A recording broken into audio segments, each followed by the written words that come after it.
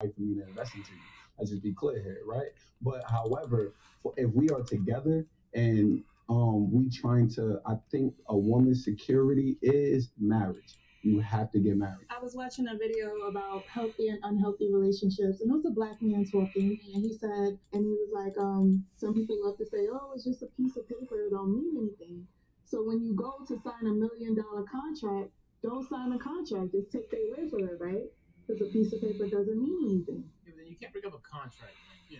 Because a contract, that's all it is legal protection. So if you want to fuck me over, contracts can give me the right to take you to court and win. The contract right here said I'd win if you did that, and you did that. So I'm gonna take you to court and get what's mine. The whole purpose of contracts. I understand what they're saying in terms of the woman. I mean, they're essentially admitting that a woman's value is at its peak in your 20s and maybe early 30s because of awful visual appearance. But then what they're all the thing that I have a problem with is saying that once that is done, like it just is going to just go to shit, and it's like I don't necessarily believe that to be true because at some point in our relationship, I would have to be acknowledgeable of that I'm in this relationship with you and I'm committed with you. What up, J Mass? How are you today?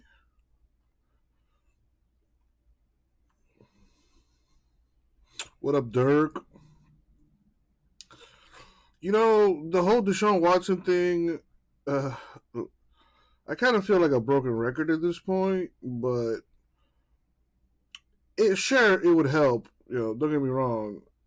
Deshaun Watson's way better quarterback than Tua at this point. But with all those legal issues, it doesn't make sense to make that trade. The guy hasn't played a single down this year.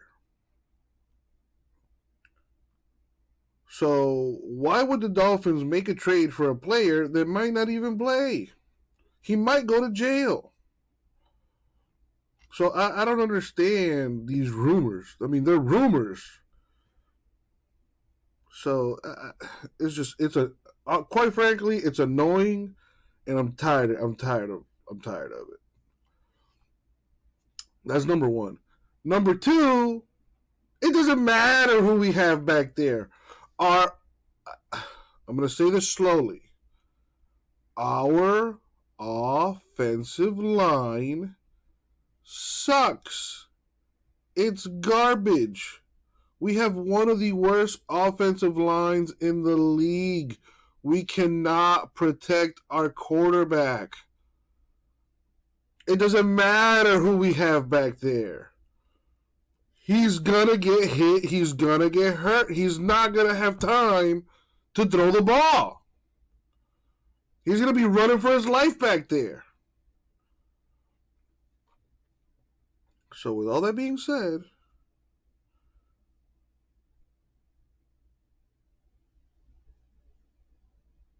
at this point, I really don't care. I'm over it. The Dolphins have been playing like crap all year. Only the Dolphins would trade for a guy that's probably going to go to jail. That's so fucking stupid. But the Dolphins would do it. The Dolphins would do it because we're the Dolphins, and those are the kind of moves that we make. Stupid moves.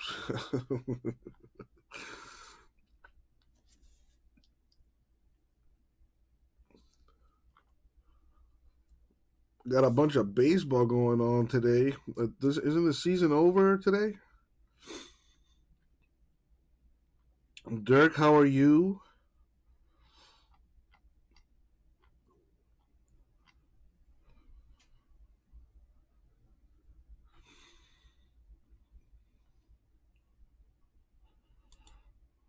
Yeah, that whole Ben Simmons thing is pretty funny too. Quote and received. Imagine playing a sport where the main objective is to score, and you can barely do that, and you're demanding things.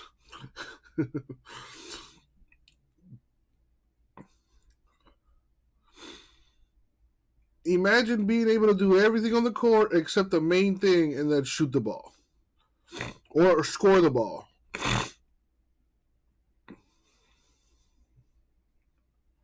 Pretty hilarious. Yeah, honestly, I hope they give Ben Simmons the Colin Kaepernick treatment in the sense that he doesn't play again in the NBA. I feel like the dude's like, who are you, bro? Who are you? Who the fuck are you? You're not LeBron James. You're not even the best player on your team. Dude, you can't make free throws. You don't even want to shoot a shot because you're afraid you're going to get fouled. They're going to put you in the free throw line. You're scared to play the game. And you want me to treat you like you're one of the best players? No, that's not happening.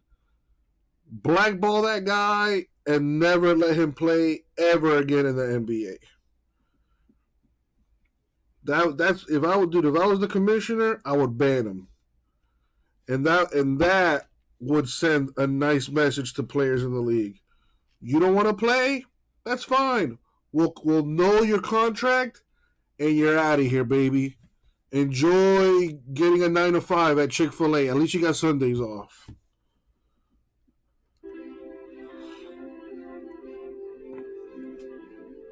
Let's show the world what it means to be a fan. The world's largest collection of fan gear. Fanatics, officially licensed everything. Well, you boys got me riled up today. So season ends Tuesday. Sunday.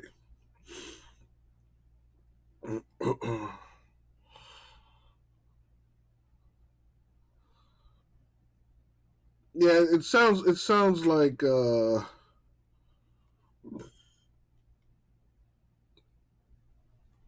I don't know. That situation's weird.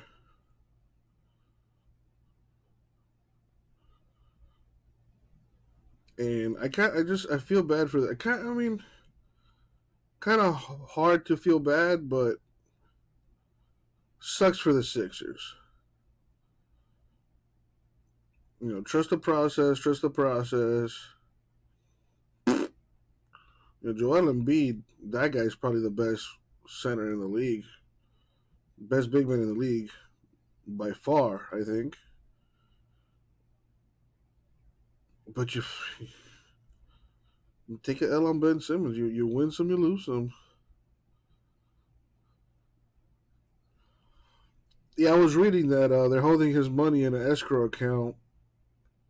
They'll be deducting any fines he gets out of that account. And then if he does decide to come back, he'll get whatever money is still left in that account.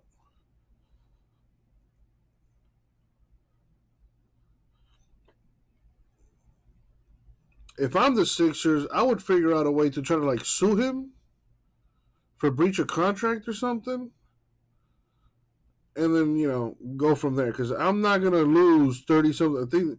I think they owe him 30-something million or something this year.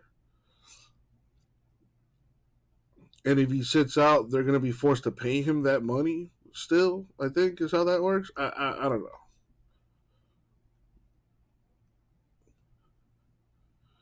Either way, if you sign a contract, you need to honor that contract. Period.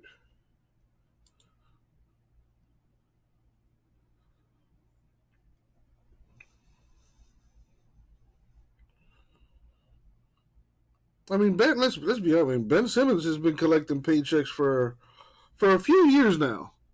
So as far as money's concerned, he should have plenty. He should have millions, tens of millions of dollars in his bank account or across several bank accounts. Because, we're not even talking about any endorsement deals that he may have. If we all remember, he signed an exclusive deal with Upper Deck for his autographs.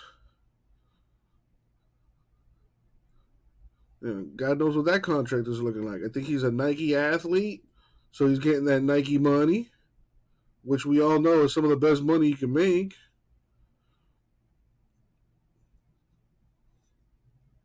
So, yeah, from a financial standpoint, I think Ben Simmons is fine.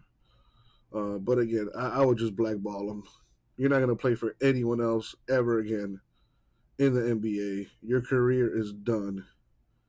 And any player that tries to pull the Ben Simmons card, guess what? You're blackballed too. I don't care who you are. I mean, you gotta. What's up, Grego? You gotta admit, man, that whole Ben Simmons situation is pretty freaking dumb on Ben Simmons' part. Dude, you know why he wants to get traded? He wants to get traded because he doesn't like the way the fans treat him. Are you kidding me? You weak little baby back bitch. Get the fuck out of here. Of course you can, Grego. By all means. I was gonna say, isn't he a fellow Australian? He's making all Aussies look bad, I think.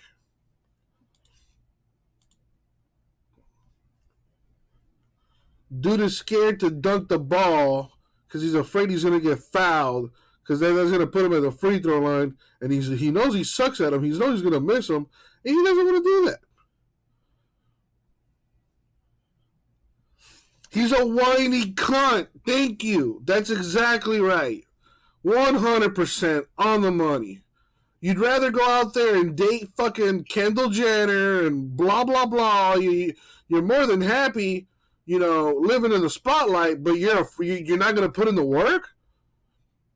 You're not gonna put in the work to learn how to shoot a fucking free throw? No one's telling you to be Steph Curry, bro. Practice shooting free throws. How hard is that? I mean, goddamn. Shaquille O'Neal was fucking terrible from the free throw line, but guess what? He wasn't afraid to take them, and he was still dominating the game. He's just a fucking privileged little bitch. And I really hope he doesn't play ever again in the NBA.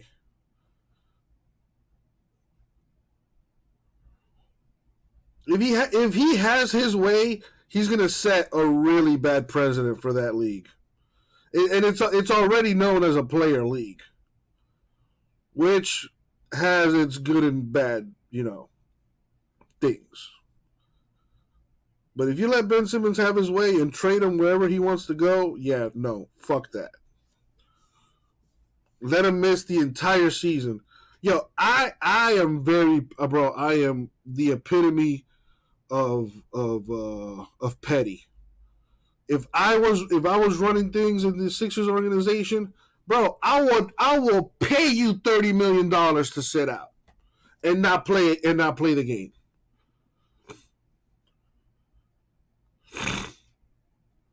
Claimed security guards were being racist when they asked him to prove his age to get into a casino. Dude, show your fucking ID. Who the fuck do you think you are, bruh? You're Ben Simmons. You're not LeBron James. Sorry, buddy, but not everybody's going to know who you are. Show your ID. How hard is that? Why would you leave the house without ID? Well, what are you, fucking stupid? Oh, my bad, you're Ben Simmons. Everybody's supposed to know who you are. Fuck out of here. And pulling the race card is bullshit. Unless that is actually true, I'm going to go out on a limb here and say that was bullshit.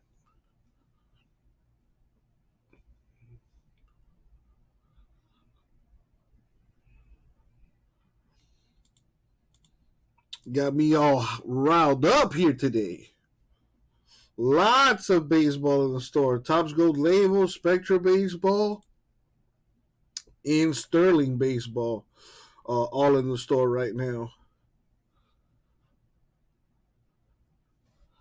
Andre Iguodala, if you want, because of his age, they could be a really dangerous team, but there are a lot of ifs that have to go right for them. One thing that is not an if, though, as Brian said, is Steph Curry's a first-team All-NBA player. Last year, this year, the year before, the year after, the guy's a god. Yeah, man, I would trade Ben Simmons to China for a few cases of top ramen and some General Tso chicken. Coming up, Nets owner Joe Tsai gave his opinion on Kyrie's situation.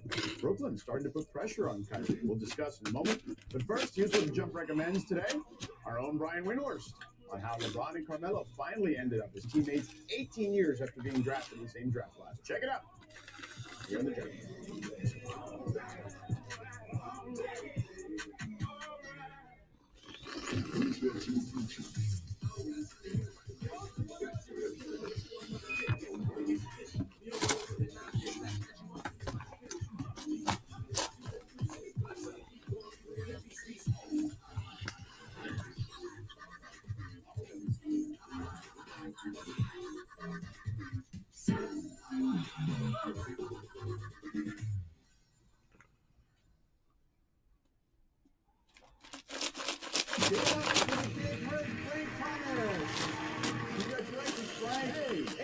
You guys look great. Hey, I feel great too. Ever since you told me about Nugenix Total T, crushing my workouts. Thanks to Nugenix, I get more energy, more stamina, feeling years younger. From the brand that brought you GNC's #1 vitality product and product of the year, new Nugenix Total T. So anyway, how's everybody doing today? Total Testosterone. To get your complimentary bottle of Nugenix Total T, text GO to 321321. I like the competitive edge Nugenix gives me. Hey, me too. Guys on 40, you need Nugenix Total T. And she'll like it too. Text GO to 321321 for your complimentary bottle of Nugenix Total T. Plus, text now and we'll include a bottle of new Nugenix Thermo, our most powerful fat incinerator ever, to help you get back into shape fast. Absolutely free. That's GO to 321321. I think when we look at the numbers, it clearly shows that one. Excuse me for a minute. Sorry about that. So as I was saying, the numbers clearly. So anyway, yep. Now if we. My leg day routine? I don't know what he's talking about. We never had that conversation. Back to the. Killing me, Neil. Absolutely killing me.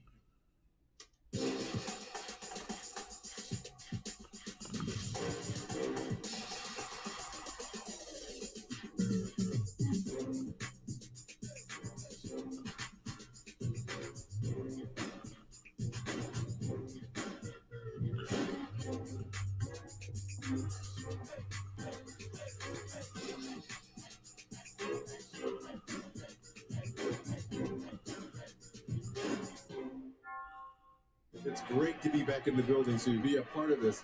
We are starting to see signs that our lives and communities can get back to normal, but there is still more for us to do. Vaccines are one of the most important tools we have to control the spread and effect of COVID-19. It is safe and effective and will help protect you and your loved ones. To learn more about the vaccine and make a plan for yourself or your family, visit cdc.gov.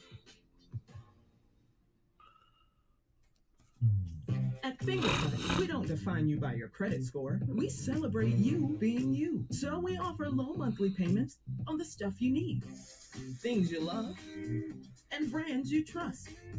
As you build your credit history with a Fingerhut credit account. If you're looking for the latest electronics, kitchen essentials, clothes, toys, and more, you'll find it all at Fingerhut. You do you, and we'll help build your credit at fingerhut.com. Fingerhut credit accounts are issued by WebBank, FDIC. When selling your home, one wrong move can cost you thousands of dollars. You need a top real estate agent who will do things right. Sell your home fast and at a great price. Introducing HomeLight, the breakthrough way to sell your home. HomeLight has detailed stats on the top real estate agents and home sales in your neighborhood. Nearly 1 million people have used HomeLight to find experienced agents they can trust to sell their homes faster and for more money. Start for free at HomeLight.com. Here's our next UFC fight night tomorrow night from the Apex in Las Vegas. Thiago Santos takes on Johnny Walker in the light heavyweight main event that starts at 7 Eastern, 4 Pacific on ESPN+. To get ESPN+, go to ESPNplus.com or download the ESPN app. Kyrie Irving was active at Nets practice in San Diego as the Nets prepare for the preseason opener against the Lakers on Sunday. Kyrie is still at risk to miss home games in Brooklyn with the New York City vaccination mandate for indoor events. Nets owner Joe Tsai was asked about Kyrie and told the New York Post, quote, "So Kyrie talks about it as sort of a personal choice issue, which I respect. But we all need to not forget our goal. A subway card. What's our purpose this year? It's very, very clear. Win a championship. We now welcome in Om Young-Misuk, who's covering the Nets and their camp in San Diego. And Om, how does Sai's quote affect Kyrie's next move here? It's going to be really interesting to see. I mean, George, look, I spoke briefly to Joe yesterday. He's a very level-headed, very rational guy, but he also is competitive and wants to win and has made it very clear. We all know the Brooklyn Nets, their expectations is to win a championship. As much as Kevin Durant does not like to hear that anything less would be a failure, this team knows what's ahead of it, and they know they need Kyrie Irving on the court as much as possible.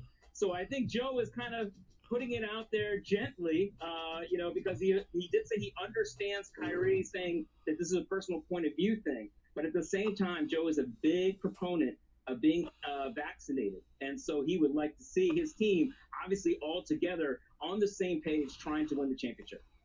Now, you've been around all week with the Nets. How does the team feel about Kyrie right now?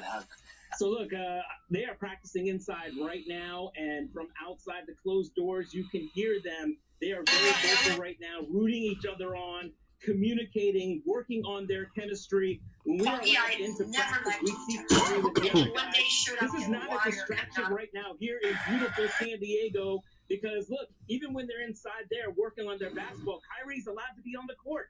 That's why being in San Diego helps.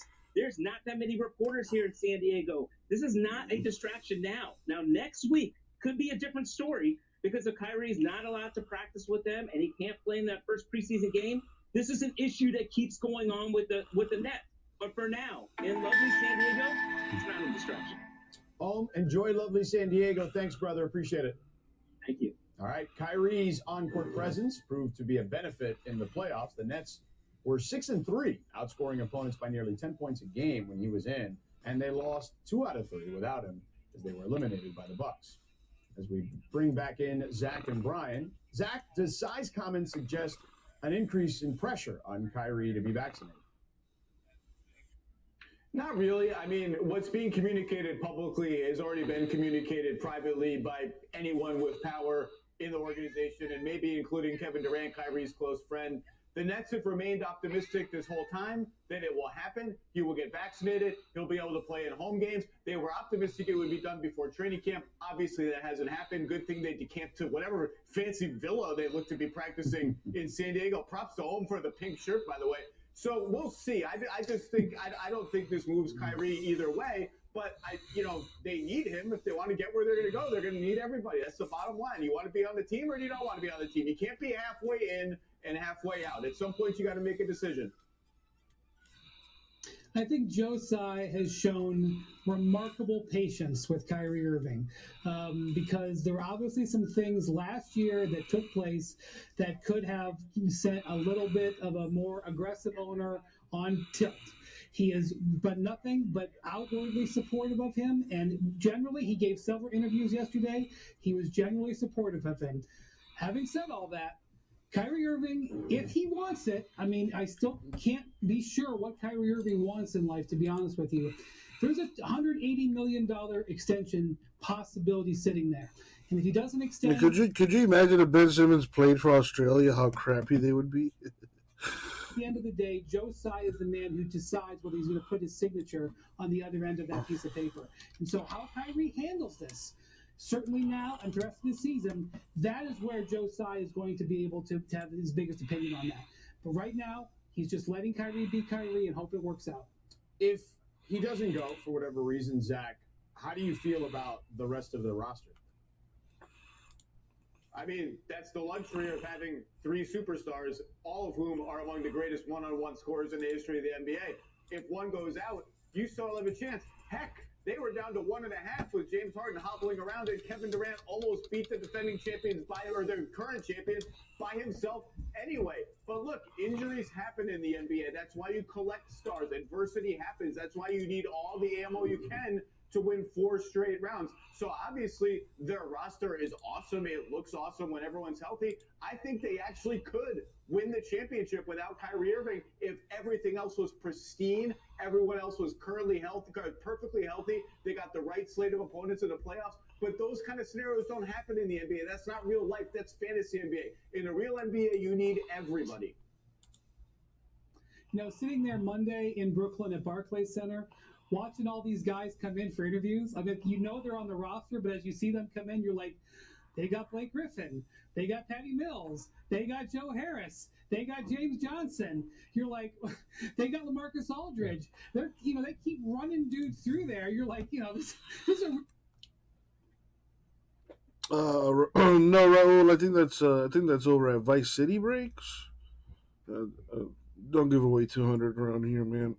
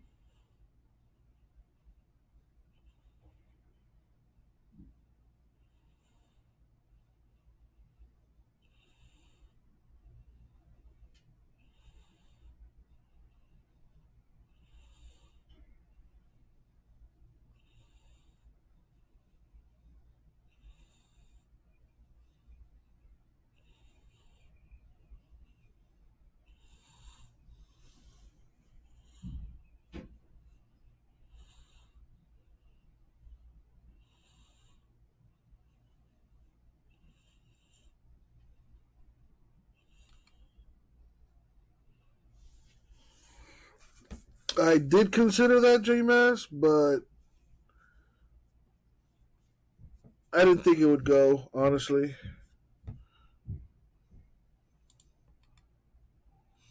I mean, I have a random team break on the store right now, and that's not exactly moving. So, figured PYT was the way to go on that.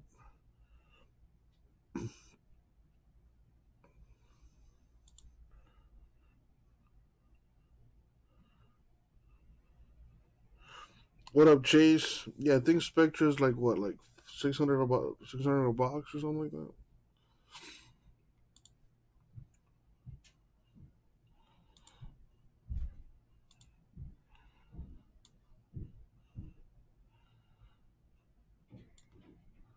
It's $6.50 a box yesterday, actually.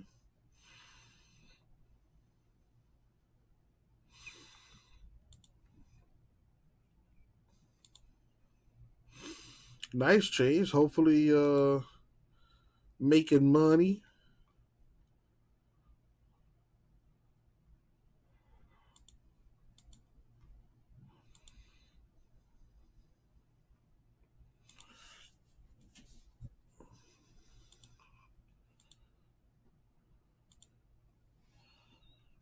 on now 3 teams, it's kind of been hard to get a judge.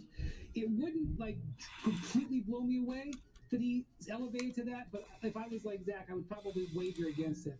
But LaMelo, let's see about that one. Oh, so you think he may not even be the first ball to get there, which, look, makes a lot of sense. Well, he's got to compete with his brother for the spot. Yeah. He's in the East now. No doubt. All right, we'll be back in a moment. Here's important information for anyone with an annuity or structured settlement. It's your right to sell making money going to the gym. Payments for the cash you need now. Whether you need to make an important purchase, pay off debt, or build a business, call the pros at Peachtree today. We can help you get the cash you need. We're professionals at buying structured settlements. Hi, I'm Maggie from Peachtree. We've been helping people for over 20 years. We can help you turn your settlement or annuity payments into the cash you need for a new car, housing, or to manage debt. Recently, I helped a customer get money for fertility treatments to start a family. It's your money, and you have the right to use it now. Get your money faster by calling Peachtree now at 1-800-PEACHTREE. That's 1-800-PEACHTREE. Call today for a no-obligation quote and receive $25. Call now at 1-800-PEACHTREE or visit PeachtreeFinancial.com. Representatives are available now.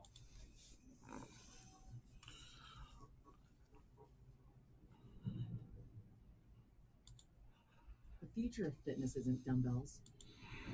It's revolutionary digital weight that learns as you get stronger.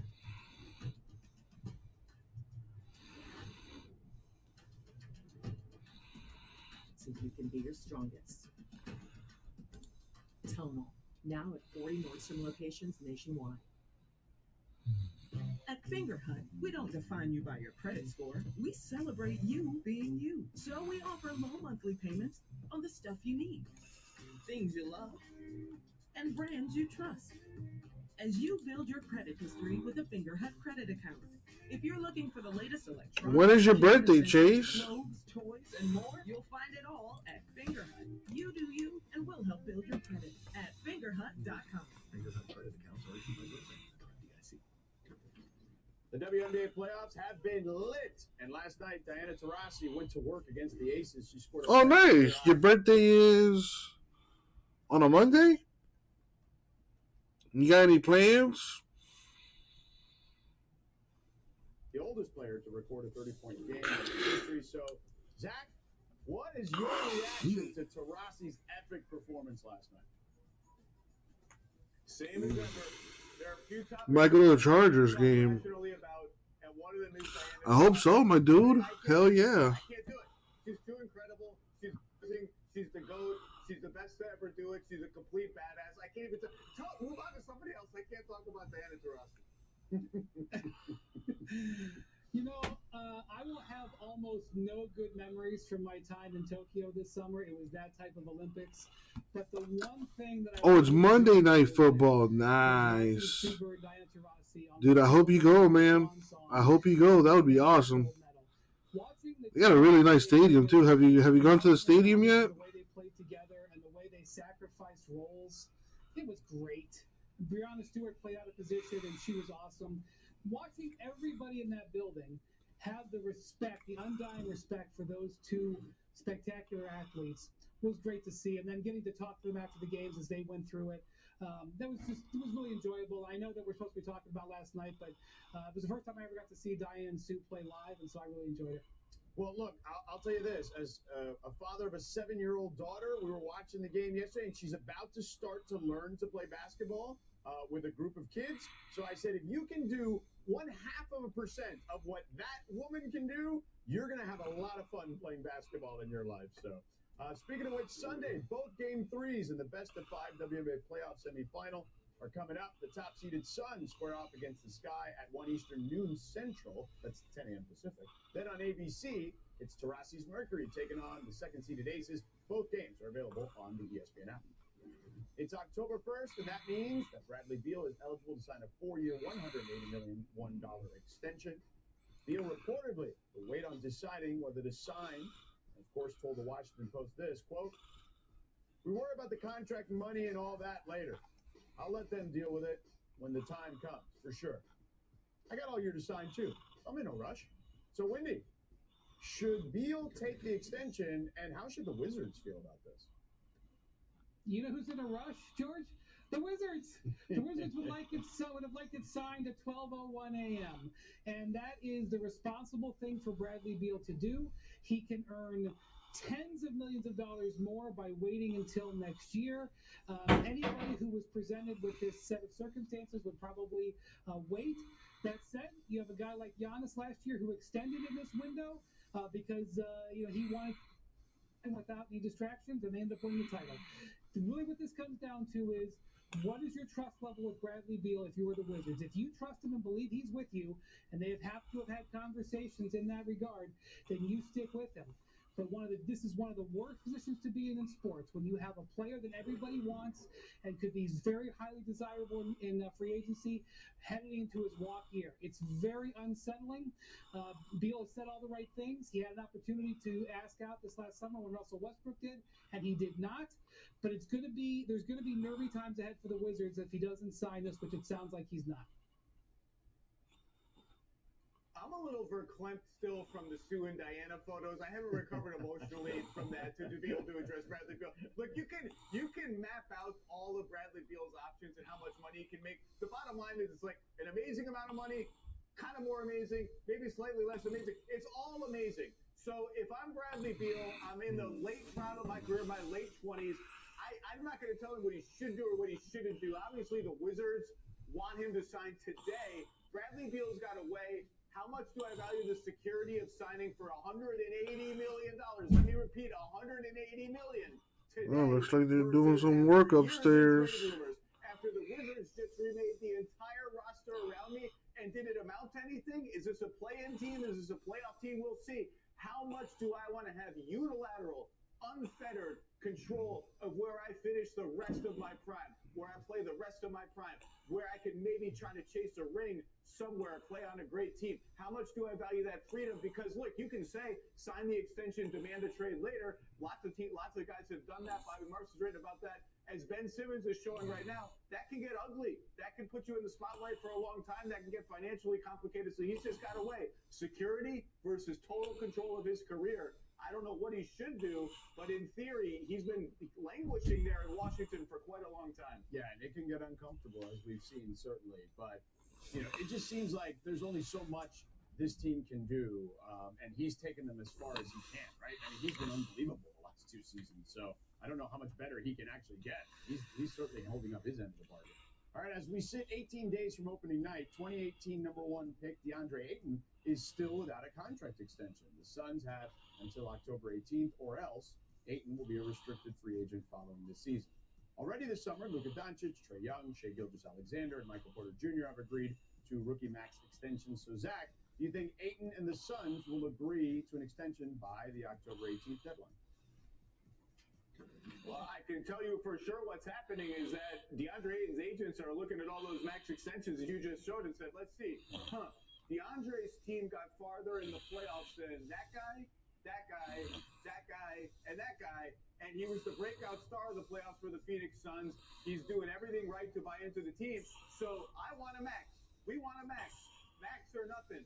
And I could see Phoenix taking it to the wire and trying to negotiate a little wiggle room here or there. I think this is a true 50-50 case. If you're asking me to make a prediction, I'll say to keep the good vibes going, Phoenix inks him to an extension before the season, and maybe they get some concessions like it's a max, but it doesn't have the escalator clauses and all that stuff that every player wants. But I think if I had to bet, I bet they get it done just to keep the vibes rolling there. Yeah, so the issue here is when you look ahead to next summer, if you're the Suns, you're saying, well, if we don't give him a max today, could somebody else come in and give him a max next summer? And there's just not that many teams with salary cap space right now. This is a factor for all of these guys looking for contract extensions in the next couple of weeks. Guys like Colin Sexton, one of Ayton's teammates, Mikal Bridges, Miles Bridges. These are guys who may not have much of a market next year because there's not much space out there, and the teams are weighing that. But that said, what Ayton knows is he's very, very important to the success of this team. He's not their best player, but he has that most important player role. When he plays well and fills his role, setting screens, playing defense, rebounding, getting out there and defending on the perimeter when on switches, the Suns are at their best. Also, he knows They've just paid Chris Paul, something around 75 to 100 million to try to get the most out of the last couple of years. The last thing that they need is drama and thinking that could be disrupted, and that is on Ayton's side, which is why ultimately I think they'll come to terms because Ayton has shown nothing but growth, and this is what I like to call the fun max. This is the max contract where you only get 25% of the cap. You're usually younger and in your prime and not yet looking to move anywhere else. Not the case with Ben Simmons. No fun there. But this is the fun max. And Seattle Mariners expecting over 40,000 fans to be in attendance for the final series of the regular season. And you haven't made the playoffs in 10 years. You made the finals. Like, what are you waiting for? Let's go. Like, get everybody back on board. You got two young stars with a veteran guy who's kind of taught them kind of the way a little bit. This makes all the sense in the world. I do think it'll get done. James Jones and company will get this done. All right, up next, Donovan Mitchell and the Jazz are only 15 to 1 odds to win the title, despite leading the NBA in wins last season. Are the Jazz being slept on, though? We'll discuss that next.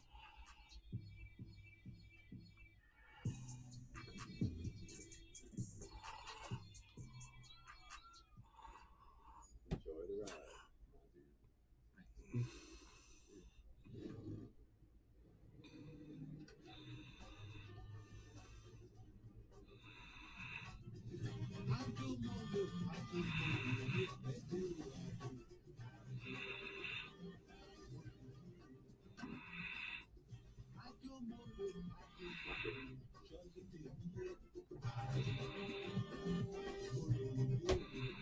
Okay, this house. Spontaneous me. Should we make an offer? Buy it. Too spontaneous. Worst case scenario me. Can we afford it? I've run the numbers. It doesn't end well. It's taking us nowhere. Let's just ask Zillow for help with financing. Yeah, ask Zillow for help with financing. Show the world what it means to be a fan at Fanatics.com, the world's largest collection of officially licensed fan gear from all the leagues, teams, and players you love. Shop now and get today's special offer. Fanatics.com, officially licensed for everything. War Machine. Play online with your friends. Destroy your enemies. Experience massive battles. War Machines. Play free now. Available on the App Store and on Google Play. Carl lost his gig as a hand model during a bizarre hitchhiking incident. It's over. But with AmeriSave's great rates, he can save money while he looks for foot modeling gigs. And that's something he can give a big thumbs up to. See how much you could save at AmeriSave.com.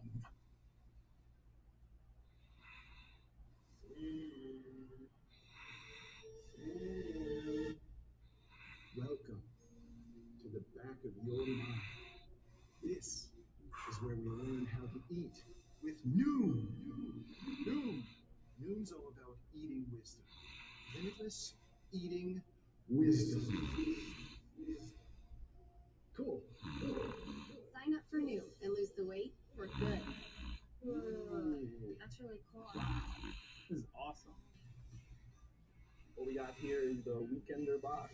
It's a cocktail aging kit. I think that's really, really cool. Drop point blade with 256 layers of forged steel. That's nuts. I just love that every time we open the box from Bespoke, we're most likely getting something from small brands. Bespoke Post sends you awesome boxes every month, and I love it. Head to bespokepost.com and get a free gift from your first box when you enter code FREE.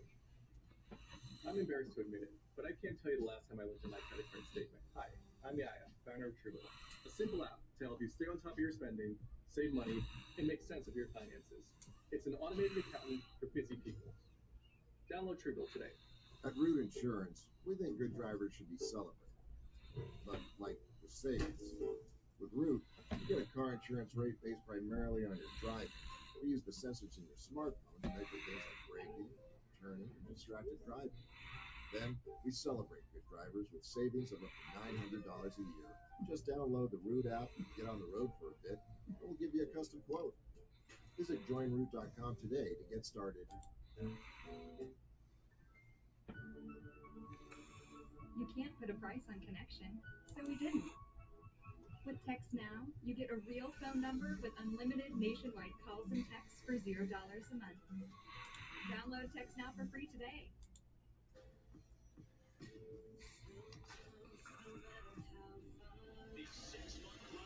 Let's check the store, see where we're at.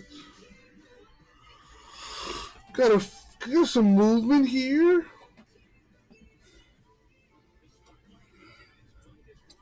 In Sterling, the Royals are gone. Shouts out to Michael. Thank you, man.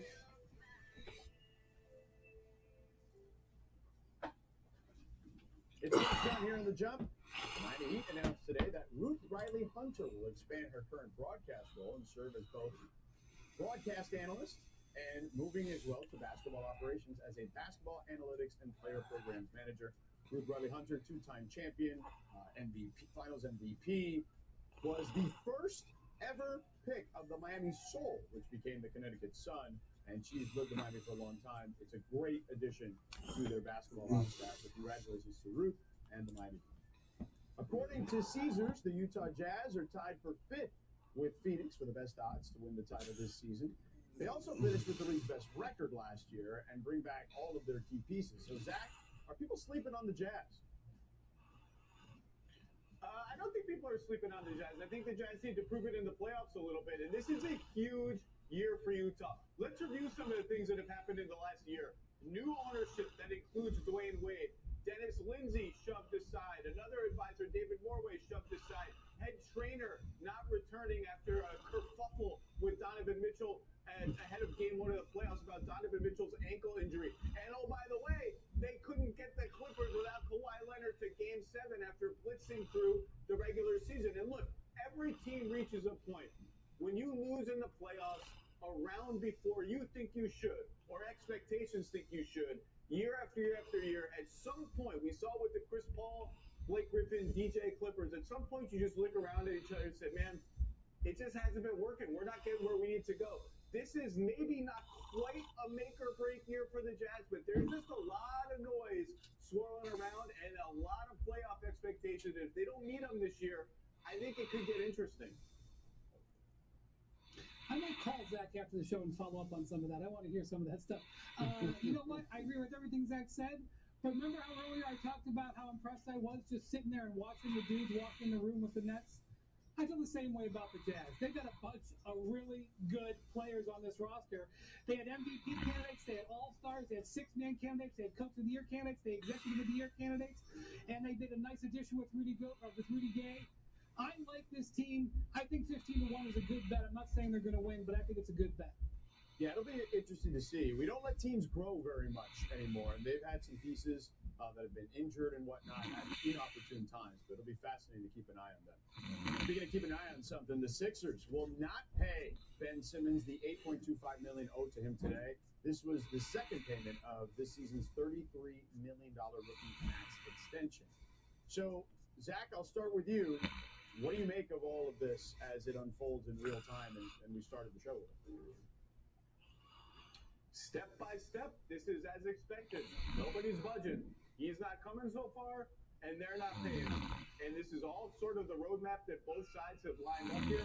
Both sides are talking tough. Both sides are saying, we're not bluffing. And the key question is, does this accelerate trade talks at all? And I don't think it does, because I just don't think Philadelphia is making a deal until they get a deal they want. This is not going to make them more desperate to make a deal. It's not going to do anything to Ben Simmons' trade value on that side of the equation. And as long as Philly doesn't get desperate, as long as they don't start off horribly, as long as they don't feel any increased pressure, I think we're either in this for the long haul or something comes out of the woodwork and a trade happens that satisfies the Sixers. If that doesn't happen, I don't think the Sixers are bluffing when they say we're going to keep playing this out. You know, this is my 19th year covering the NBA, guys. I've never seen a player with 4 years on his contract hold out. I've never seen a team not pay a guy this kind of chunk of salary, this kind of bonus. I've never seen the kind of posturing and the kind of movements behind the scenes involved in something like this. This is all so out of character from what we normally see in the league. It's very difficult to read. Just 4 days ago, Monday, and I know that some of it was just lip service, but we saw a parade of guys coming up there in Philly talking about how they still wanted to leave the door open for Ben Simmons to play. Just last week, we had the guys some of the players wanted to rent a plane and fly out to see him. And then here we are, Joel Embiid basically says, I didn't even want to get rid of Jimmy Butler, and we did it for you. amongst other things. We got, them not paying him the money. Like, it's all deteriorated so fast, even where it was a few days ago. I don't know where this is going at all. It's very difficult for me to read it. I will say this. He's going to get traded because we've seen guys get traded and go through difficult situations and all kinds of money being thrown at each other, and ultimately the guys get what they got. And Ben Simmons knows that. The Sixers are going to ultimately have to come to terms with it and trade him, and it's just a matter of how much more blood is going to be spilled between now and that moment. It'll be fascinating to see how this all plays out. I am curious to see if there's any blowback from other players, agents, etc. Well, at least not using the jackhammer today, or right now anyway. Nature of not paying him. I am curious to see how that plays out. But as we say goodbye, the Suns are reporting that Devin Booker is back at practice after missing this week while he was in health and safety protocols. So that's certainly good news. So having him back in the fold, I would imagine, Zach, is great. Great news for them considering all things that have transpired here. Yeah, I mean, the one thing about Devin Booker, he had a really long summer, so I'm probably could use that extra couple of days off. Yep. All right. Excellent stuff. All right. Well, listen. Thank you guys for hanging out. This was kind of like a Hoop Collective meets the Low Post. I know you guys do that on the podcast, but to do it on TV and allowing me to squeeze myself in, I just appreciate it. So thanks. All right. There he is. So download the Hoop Collective podcast, download the Low Post, download the Jump podcast. Thanks. NFL Live is up next. See ya. Have a great weekend.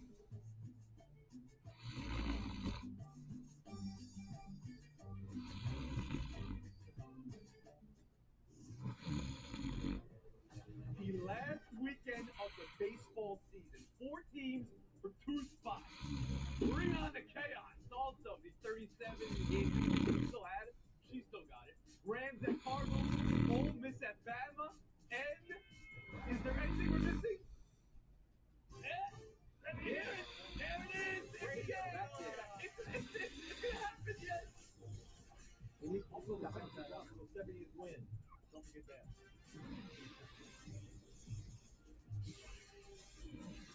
If you ask Tom to choose, give me ring 8 or let me smash Bill, he'd probably choose smash Bill. Figures will get the next ring, just let's smash Bill first. That's former Patriot Heath Evans, the Caribbean, Boston Herald. And that is all we need to start. Brady and Belichick, come here to have Patriots. Frank, what do you say? What do you know? You believe Brady wants this more than any Super Bowl? In this moment, Sunday night, does he want to win that game? Of course he does. Let's look at the numbers, though. The two of them together, 30 playoff wins, 6 Super Bowls. The two of them are defined, their greatness is defined by winning the biggest game of them all. 30,000-foot view, which is how Tom Brady looks at everything, he wants to win. I know what his trainer said. I know what his dad said about Bill Belichick. That's all coming with the Tom Brady blessing. They're not going rogue on that one. So that's been put out there. But Super Bowl, slightly more important than one game in early Bill October. Plaschke, what do you say? What do you know? Oh, Tony, Frank, I agree with you on that. I think that Brady, as much as we like to think he's above all this, he's thinking long term, he's more mature than this. He's not dumb. He's going back to the place. I can't imagine him wanting to win anything. He wants to win this game. He has shown this time he went after the NFL during the Flake game. He wanted to do anything to show up Roger Goodell and win that Super Bowl for the Flake game. Okay. Sarah Spade? That's such a flashy answer to get lost in. I don't understand that the only game players will not tell you. But no, listen, this is right? We say, I don't have any circled on the calendar. The next thing we don't do that with, the Super Bowl. That's the one that they'll tell us. That's the one we have circled on the calendar. That's the most important one. Tom Brady himself, in the midst of celebrating the Super Bowl, they'll ask which one's his favorite, and he'll say, the next one. He has told us over and over again what matters the most to him. Of course he wants to win this, but guess what? He won the Super Bowl a couple months ago, and he's walking into Foxborough with nothing to prove because he already proved he could do it without Bill. And Kevin Black. you know, his plaque at the Hall of Fame will read about all of his accomplishments, leading with all the Super Bowl rings that he picked up. It will not include his one-loss record to Bill Belichick. Of course he wants to win this game. Of course it's a big deal. But the one thing I'd say is different about his whatever grudge you may have with Bill Belichick and his grudge with Roger Goodell is the grudge with Roger Goodell over Deflategate was a potential stain, and it may still be there on his entire career. Belichick is not a Flash key you want by Talk about Super Bowls. He's won 7 Super Bowls. He's never beaten Bill Belichick. This is one thing he hasn't done. He's won them. He's won a ton of them. Well, Bill, you're really He's never gotten back on the man who dumped it. This is the psyche of human, the ego of humanity, and you believe exists, whereas Spain, Black, and Soda, and Isola don't have the trappings of ego in their life. I've never had an ego. This ego has landed. In this game, how much does Belichick's knowledge of Brady matter? How much does Brady's knowledge of Belichick matter, Frank? I think it matters a lot. I think on both sides of the ball, Josh McDaniel, of course, was with him all those years.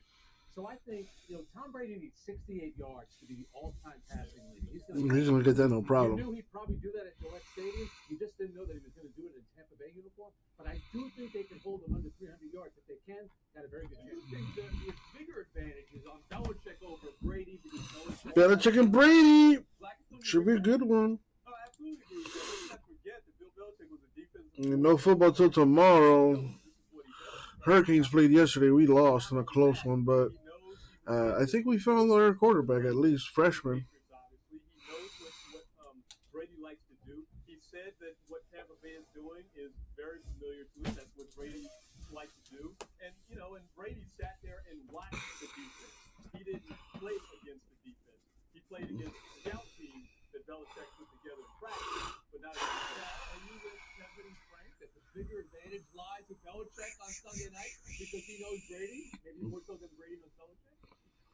Yeah, I think Brady can certainly do his best to tell them a little bit about the expectation he has for how Bill will use Mac Jones and what plays might be coming. But way more so is it that the book on Tom Brady is very public, and then you add on to that the specifics that Bill Belichick might know that nobody else does. You already know how to beat him. It's just difficult to add in some extra insight from Bill, and I do think there's much more of an advantage. It's just unfortunately Bill's working in the lesson. That's no flash.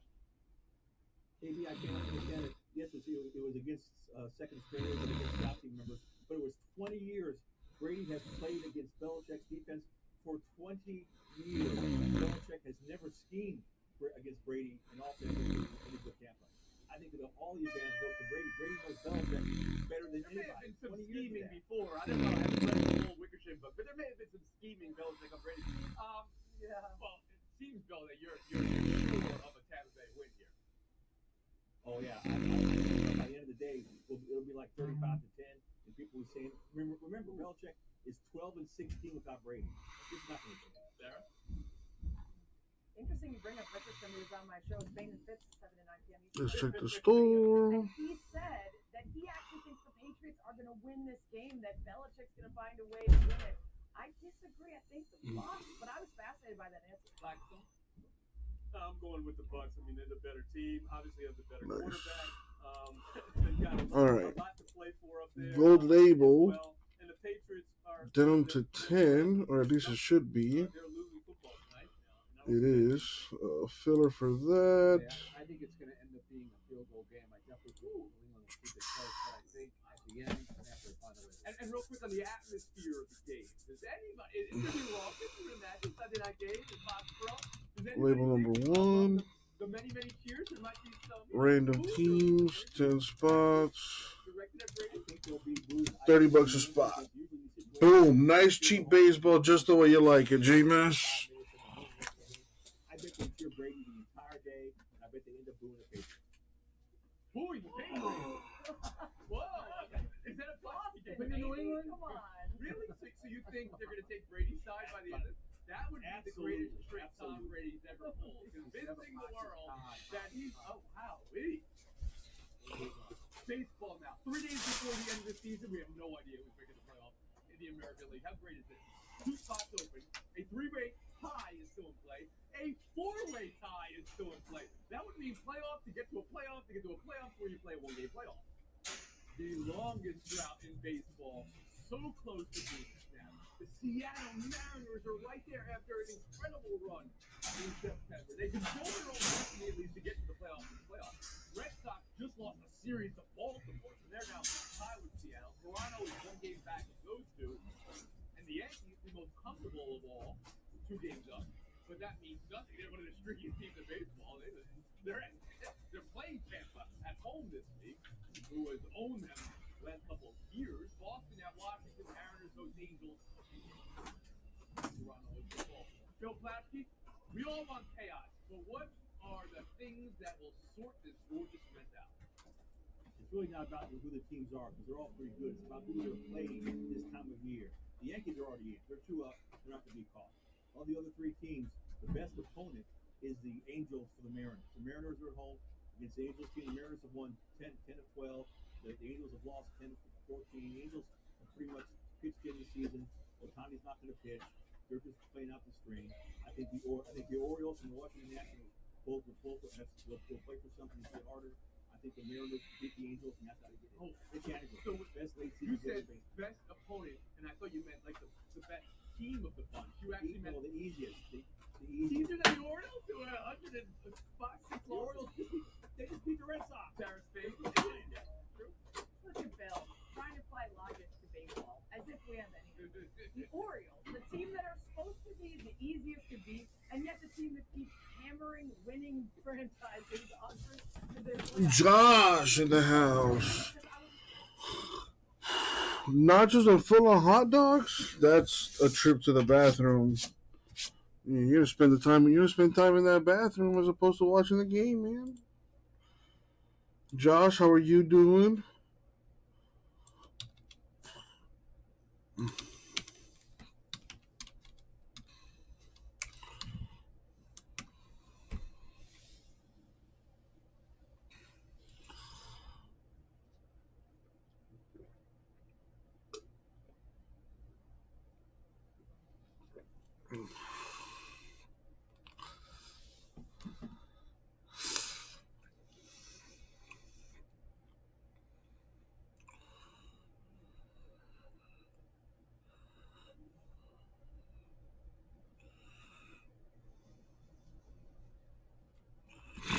Doing all right, can't complain.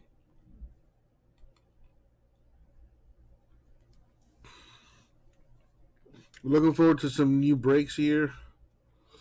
The Gold Label Baseball, Sterling Baseball, and Spectra Baseball.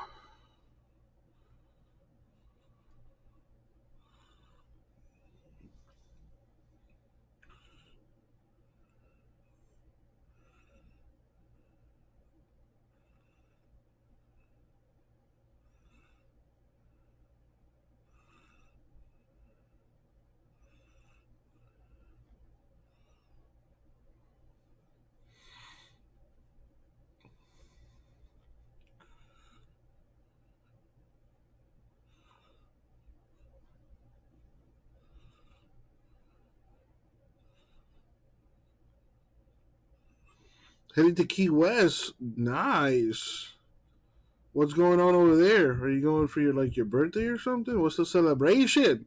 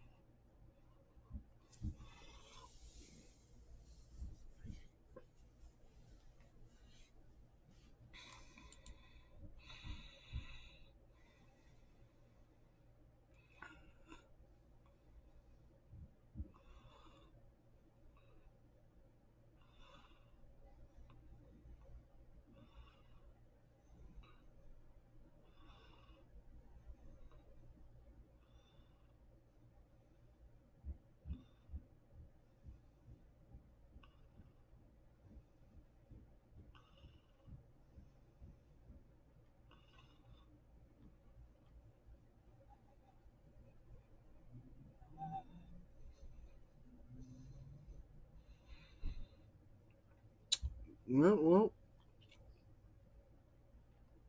Key West is a nice little getaway for sure.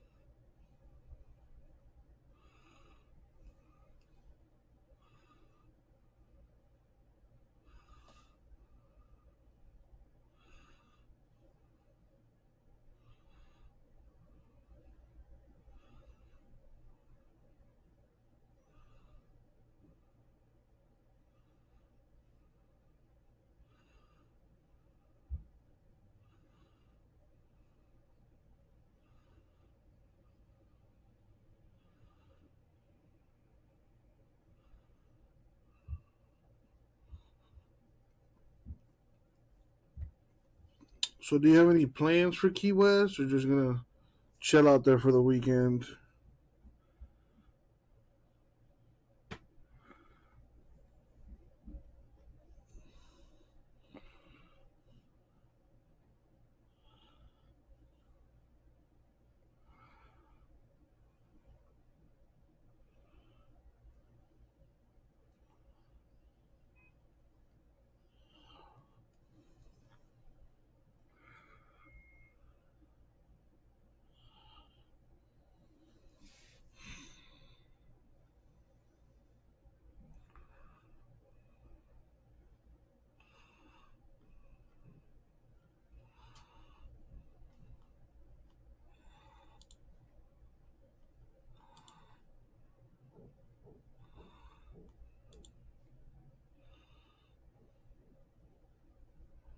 I could use a little vacation myself, to be honest.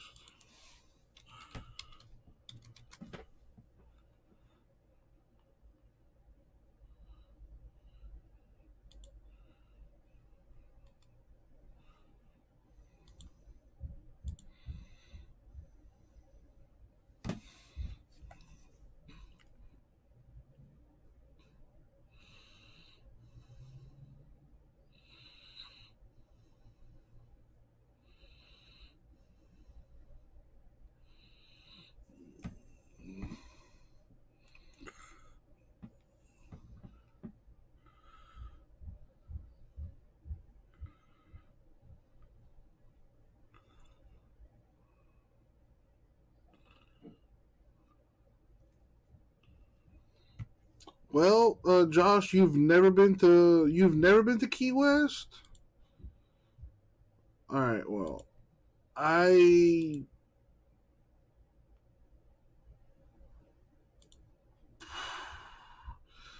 it is very what's the word? It's very laid back out there. You know, it's cool to bar hop and whatnot, but there's no easy way to say this, so I'm just gonna say it. There's a lot. I don't want to sound insensitive, but it is what it is. If you've ever been to Key West, then you know it's true. But Key West is very gay. Gay in the sense that yes, they're happy people, but it's also there's a lot of homosexuality going around, and like they're pretty comfortable with it down there. So just be prepared for that. There's lots of bars with like cross dressers and stuff like that. You're gonna see a lot of rainbow flags everywhere you go. So just keep that in mind. If that's something that bothers you, then at least you're aware now. Don't flash you a word. Would you use it? Umar's not going to last long. He thinks that's devastating and heartbreaking. That was a hopeful loss. They were on the road on a short week. Got beat by a last-second field goal. They shot the Bengals in the first half. And Trevor Lawrence looked tremendous to me. 17 of 24, ran 4 touchdowns. So you saw progress. Didn't throw interception. Progress. Sarah Spade, how about you? I would describe it the same way he did, because despite seeing some better play, they didn't turn the ball over. They blew a huge lead, and they still lost. He's looking at the schedule thinking, are we going to win a game this year? We are not definitively better than the Jets or the Falcons, but those are the two remaining teams that we got a shot against, and we had a good shot in this one, and we blew it. They might not win the game. Black. Well, I can see it being heartbreaking. I mean, Joe Burrow goes 68 yards, 5 for 5 on that last drive, and you lose the game. But devastating, this is a team that wasn't going anywhere this year. It's a complete rebuild. They were 1-15 a year ago, which is why they have right. Frank Isola. It's progress, even though the team now has lost 19 straight, second longest losing streak in the history of the sport since the merger. Hard to believe. I thought the big issue was, and this was first guessing, I thought they should have kicked to go ahead 17-0. But Cincinnati started with the ball to start the second half, marched right down the field and scored. Yep. I thought that was a big mistake by Urban Meyer, but that was proper. Meyer on the sidelines. I know you guys are the greatest body language readers of all time. When he's collapsed there on the ground there like this, looking up, it's tough to watch him. Watch how bad they are right now. College football. He's not going to last. You don't think he's going to last, Bill? That was enough for you. So these 4 games start to last. You are incredible, David. We'll move on. Look at this awesome touchdown catch, crazy catch for Virginia last night. That's how we start week 5 of college with some SEC mayhem this weekend. Thank you, Bill. 8 Arkansas versus 2 Georgia, 12 Ole Miss versus 1 Bama. And outside the SEC, Cincy and Notre Dame, 2 top 10 teams. Sarah, you buying anything this week? What do you like? I'm buying that Ole Miss is going to make this a really fun game. Only team in the nation, top 15 in passing offense and rushing offense. That being said, unless they win the game, Lane Kiffin might still be taking those USC interviews. If they manage to win, he might put off the interviews. Why don't you go out on a limb here? David picking up the Blue Jays. Cincinnati at Notre Dame. Desmond Ritter, a Heisman Trophy candidate in this country right now.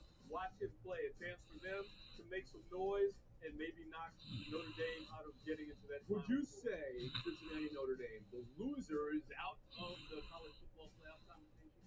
7 versus 9, I would say yes. How about you?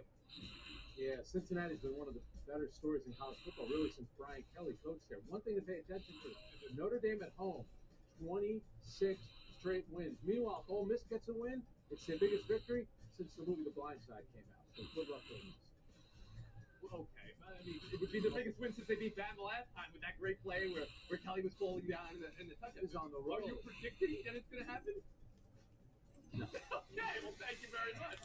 I hope you feel blindsided by this mute. Lasky, how about you? Oh, damn, Michael. Damn, David. Yeah, I just checked. Got the Blue Jays and all the gold labels. Thank you, my dude. Thank you.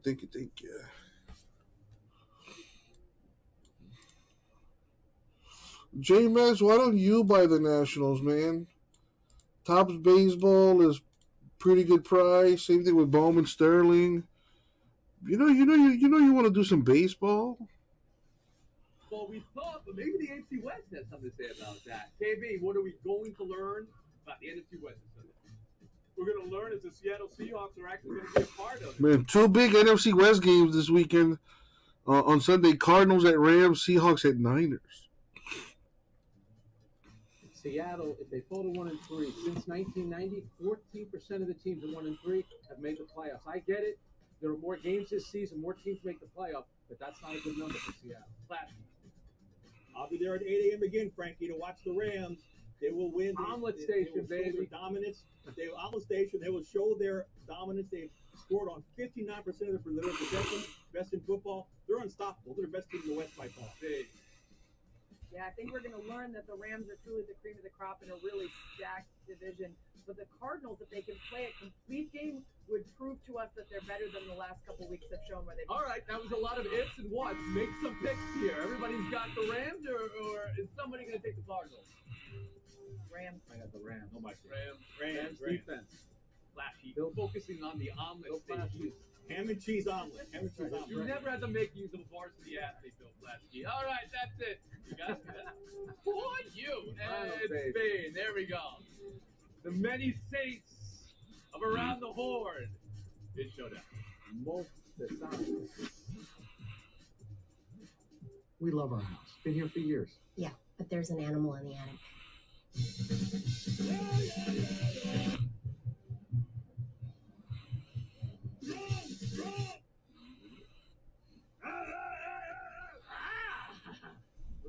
At least Geico makes bundling our home and car insurance easy. We save a lot.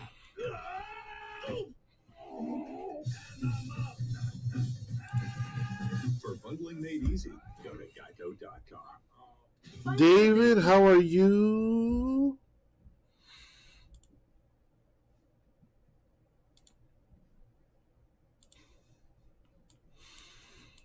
Let's drop this filler again. The Blue Jays are gone. Josh, are you still down for the filler, though? it'll still be the same price, $30 a spot, but the Blue Jays are gone. So we have Dodgers, Giants, Nationals, Padres, Rangers, Rays, Royals, Tigers, and White Sox left.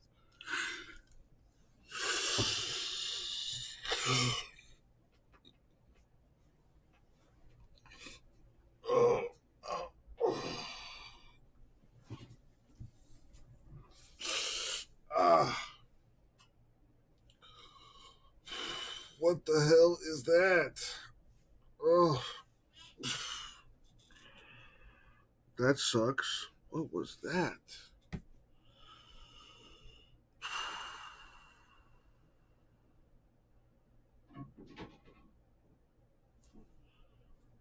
Yeah, I wish I could explain what that feeling was. That felt like I had like a air bubble in my lungs or something. Oh, that sucked. That was weird. Guaranteed Rate is a mortgage lender that helps people rise every day. Rise from where they live now to the home of their dreams. Because when you decide to believe, you will. You took my charger. Where are all the cookies? Why are you in my room? You need your own security force. Introducing Spybots, high-tech security robots. Spotbot finds intruders with his powerful moving spotlight. If his alarm sounds, he caught someone. Not this time. Robo-ear. Put him up to 100 feet away, and you hear what he hears. Oh, there's only one left. Thanks, Mom. Trip uses an electronic light beam to create a tripwire. Break the beam, and his alarm sounds and chases trespassers away. Room Guardian is your ultimate room security. Set your secret code, and no one gets in without it. Access granted. If they try, they'll be warned. And then he goes berserk. You can choose your Spybot with the TV exclusive sticker sheet for $19.99 plus $7.99 processing and handling. Batteries not included. Must be 18 or older to order. So like summer, like it's really, yeah, I don't care. You do you, girl. You do you. Oh yeah. What is your deepest secret?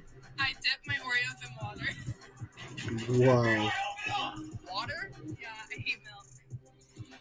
Why do you need to use water? Because I just like Kimmy G!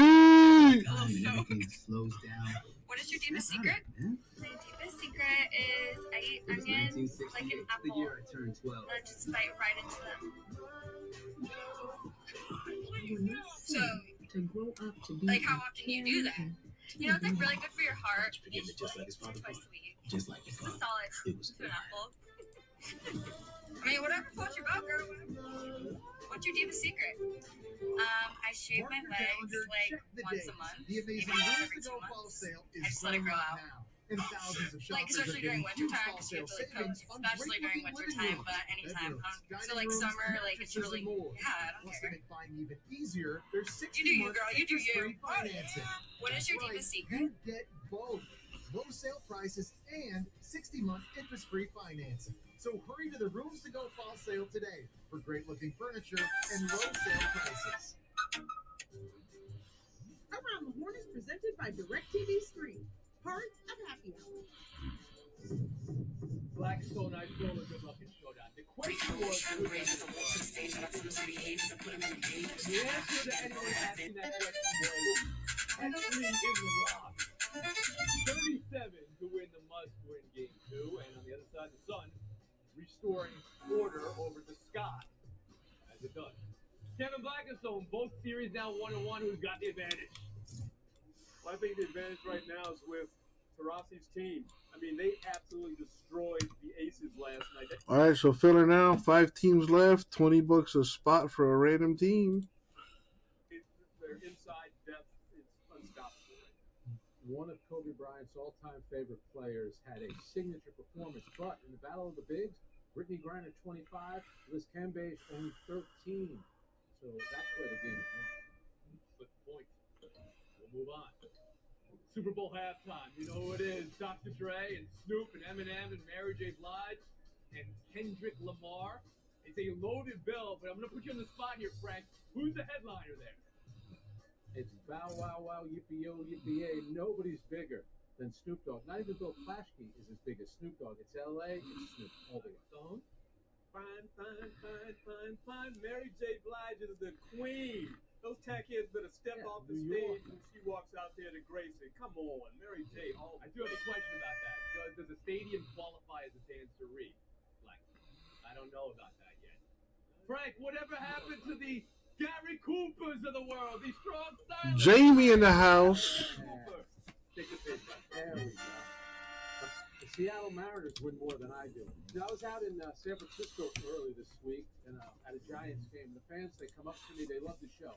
How does Tony do the scoring? Is Sarah ever nice to you? Is Kevin really a professor? Then they said, how come you don't talk about the Giants? I said, because Bill Plaschke's on the show too much. But here's the thing about the Giants. 105 minutes, their over-under to start the season was 75. Now, Tony, explain how the show is scored.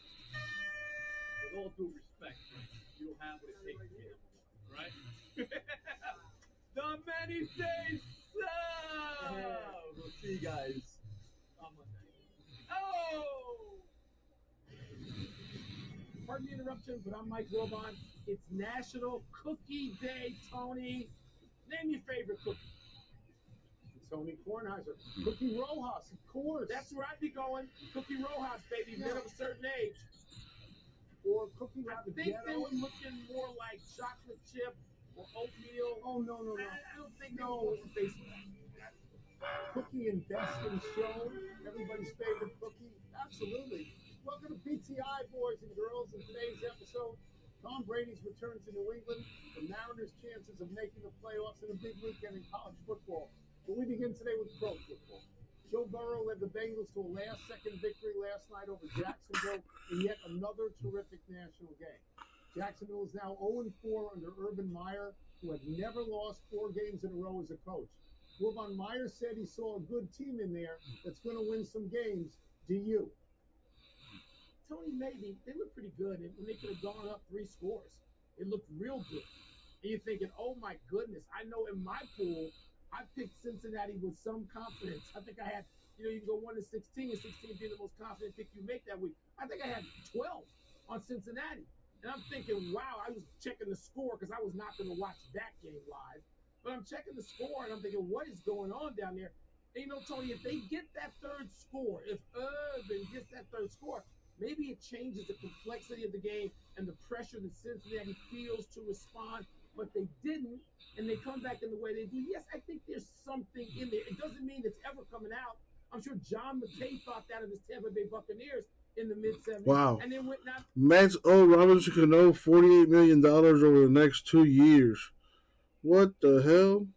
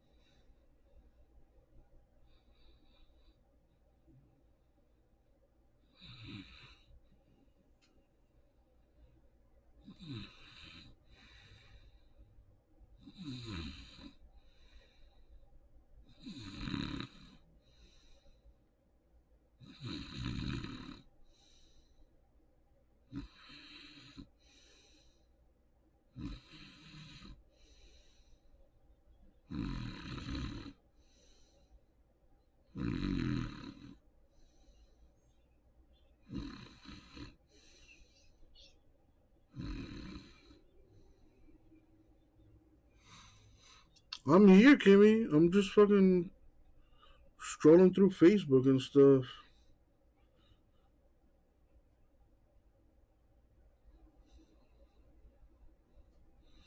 Jaguars have lost 19 straight games Tied for the second longest streak in the NFL.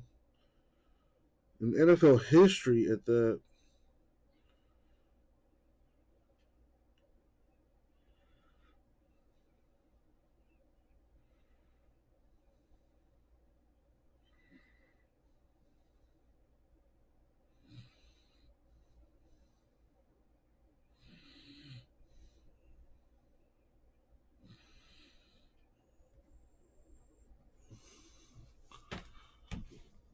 Let's check the store, see where that's at. Idea sort of what he feels emotionally. No changes in the store versus a win, and certain people that he's been involved. I don't know, but Tony, I can look at great players, GOAT-like players in other sports, and as always, I'm going to start with one I do know, Michael Jordan, and that's how he would want to smash the guy that ever tried to keep him at arm's length. He would want to crush that guy. Yeah. Michael brought a guy who replaced him on a high school team where he took his spot when they were 15 years old. He brought that guy to the Hall of Fame speech.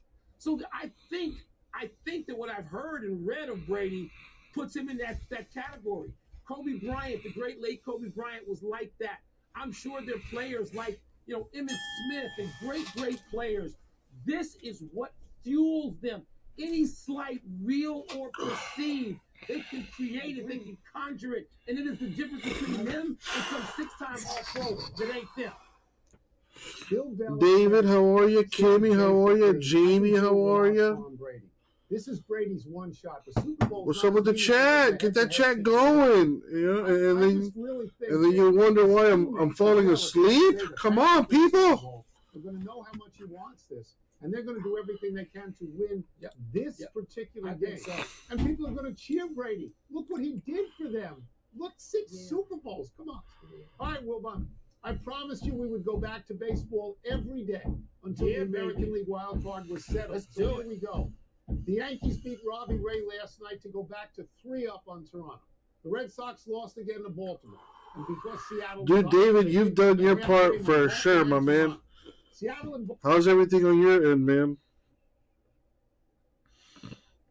How's your life going? How's the wife? How's the kids? How are you? How are things in the neighborhood? Do you have any upcoming plans? Just chat, talk to your boy. The Red Sox were on the verge of choking like dogs. They lost 2 out of 3 to the O's, and the O's are the worst team in that league. It's unthinkable that they could be derailed by the O's and the Nats. It's just unthinkable to me. But so I can't conclude it. I think they'll go take care of business, the Red Sox, against your Nationals. So I'm still going to go with Yankees and Red Sox. I'm sticking with my original pick. What about you? So the mistake I made was getting off the Yankees a little too early. They had the long ball last night. They played very, very well. And I thought that Tampa would want to keep them out of the playoffs. I don't think that anymore. I think Tampa's got to worry about Tampa because Tampa could get the Yankees in the first round if the Yankees are in the wild card and win the wild card. So I don't want to show them too much. I don't think they'll care about this. Boston's losses are unforgivable. And now, as you say, they go to the Nats. Mike, that's a National League park. There's no DH.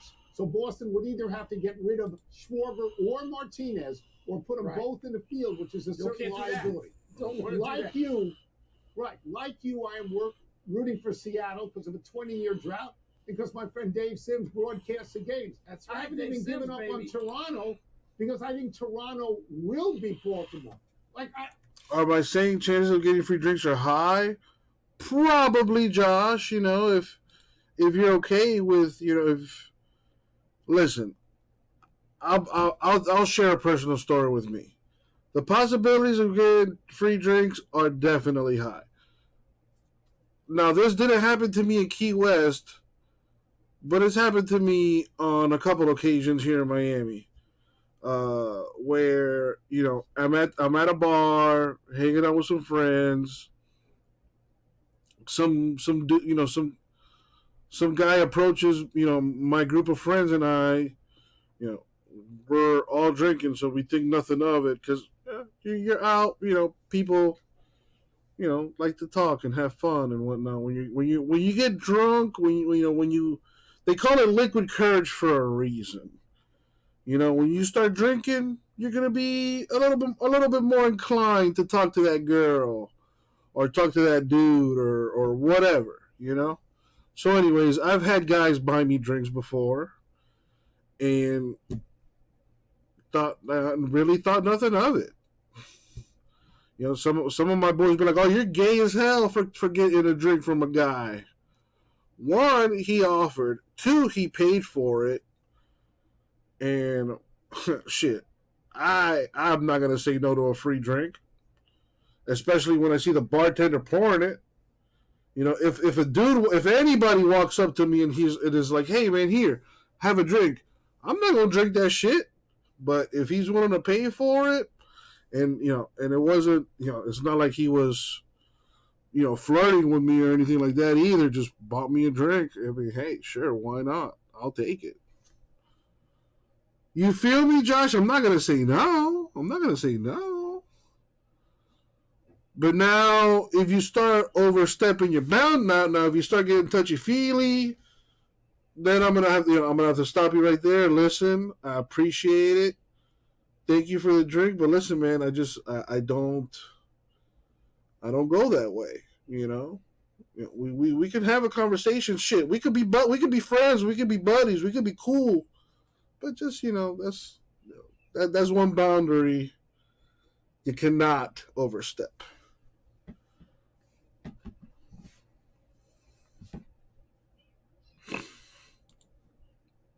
Tums for fast relief.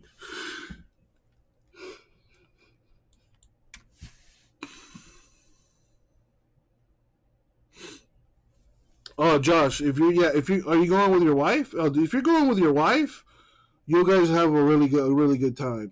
Funny enough, I went to Key West earlier this year with my girlfriend at the time, and we spent a couple days down there, and it was fun, man. We rented not a go-kart, but we rented a, yeah, I guess it was a golf cart. We rented a golf cart, and we drove that thing all around Key West. And my girlfriend at the time, she wasn't really much of a drinker, and I don't like to get drunk by myself, so we weren't really doing too much drinking. But we did have fun, walking around and driving around the golf cart and seeing the different sites and whatnot that are out there. It's very laid back. It's very chill. They get lots of good food, lots of great bars. The people are very nice. And yes, the probability of getting a free drink, pretty high. Especially if you're out with the wife. Your wife might get more free drinks than you, to be honest. That's just how it goes.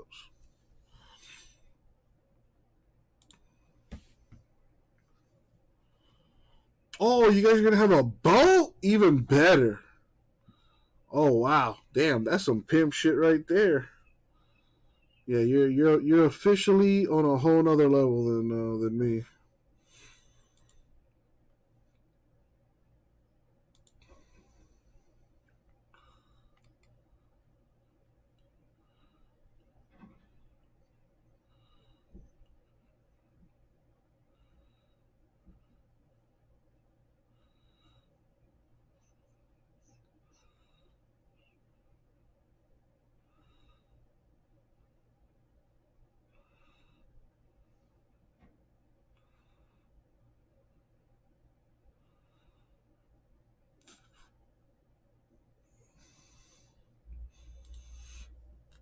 Excuse me.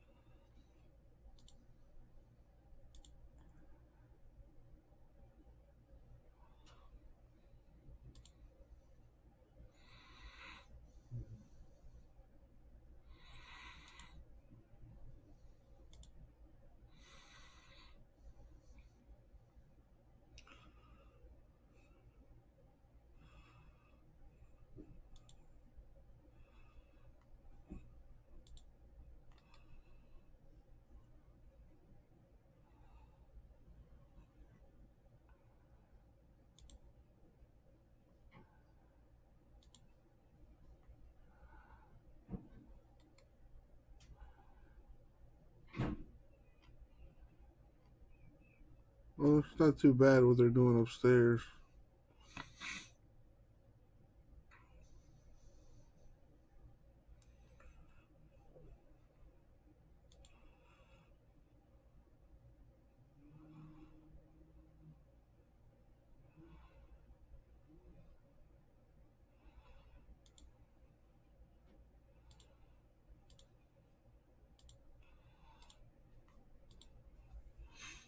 So you're going from there up to Orlando to do the Harry Potter Universal. Well, let me give you some advice on the butter beers. First off, delicious, but do not buy the butter beers to go. Just, I mean, do what you want to do, but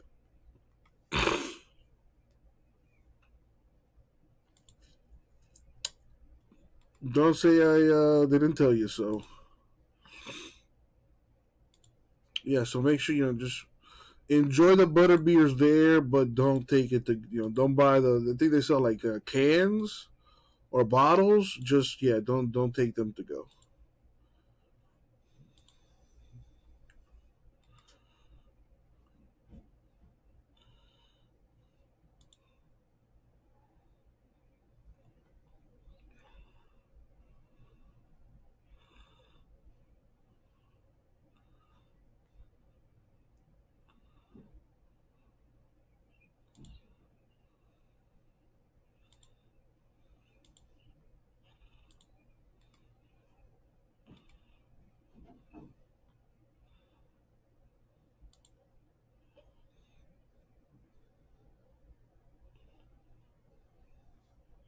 Let's check the store. Nothing's changed in the store.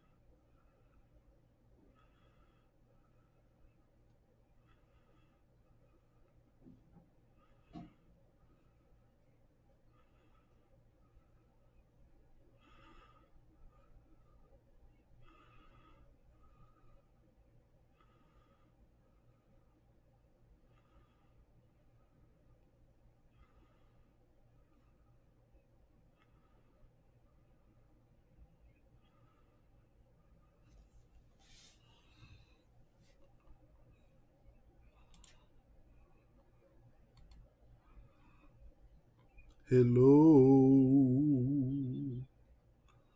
Is there anybody out there?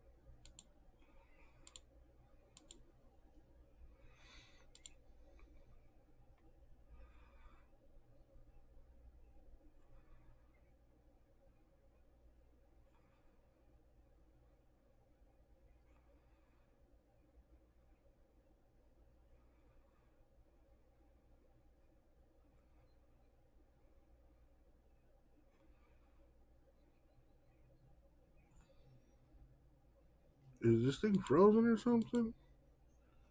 No, I'm here. Just not much happening in the chat.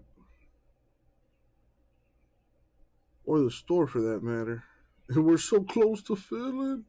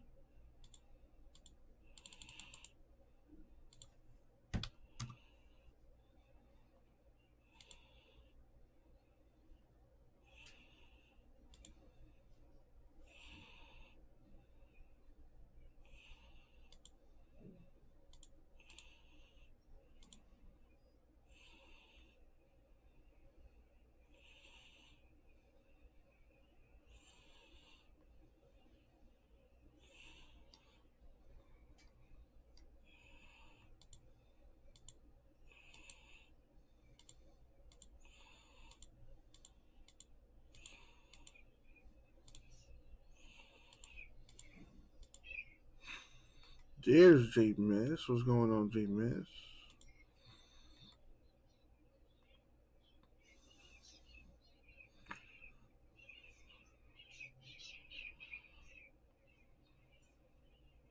Oni Storm.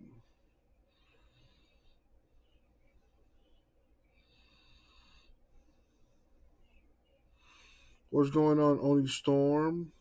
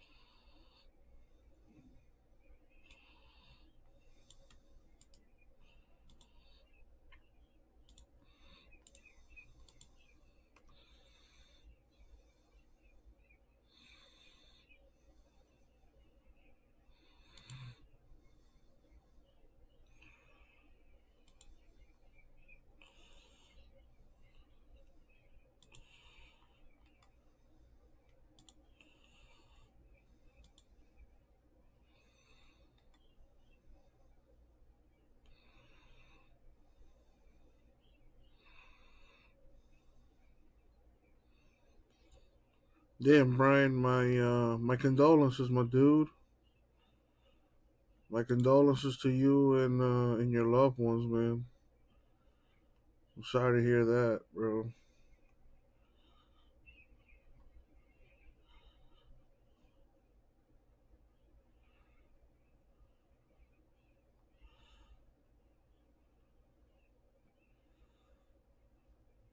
How are you, Brian? Are you good, bro? Yeah, I know it probably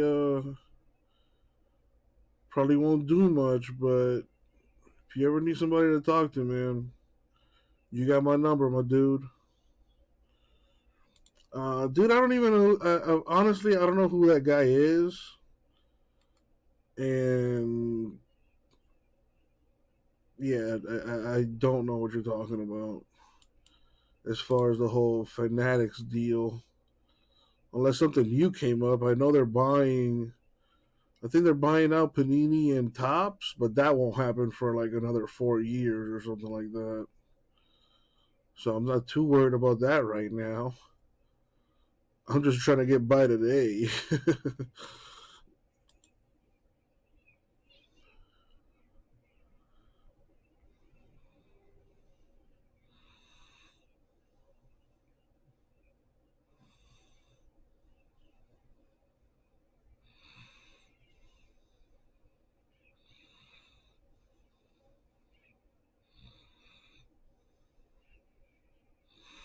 What's going on, Jamie?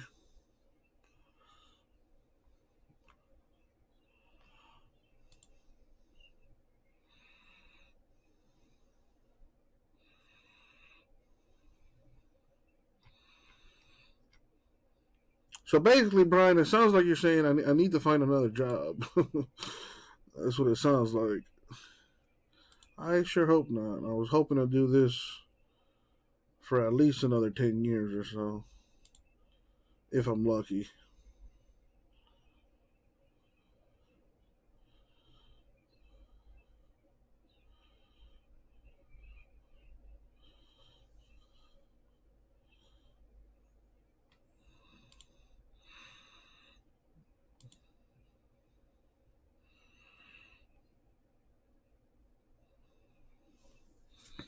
Time expired. Your thoughts?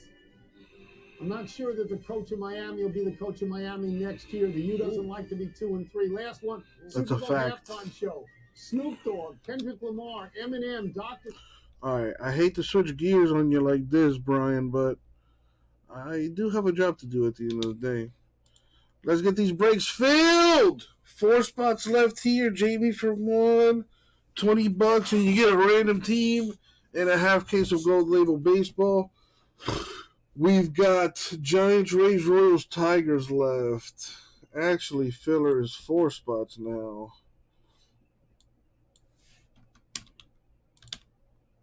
Three left if Jamie's still down for one. I'll still keep it at $20.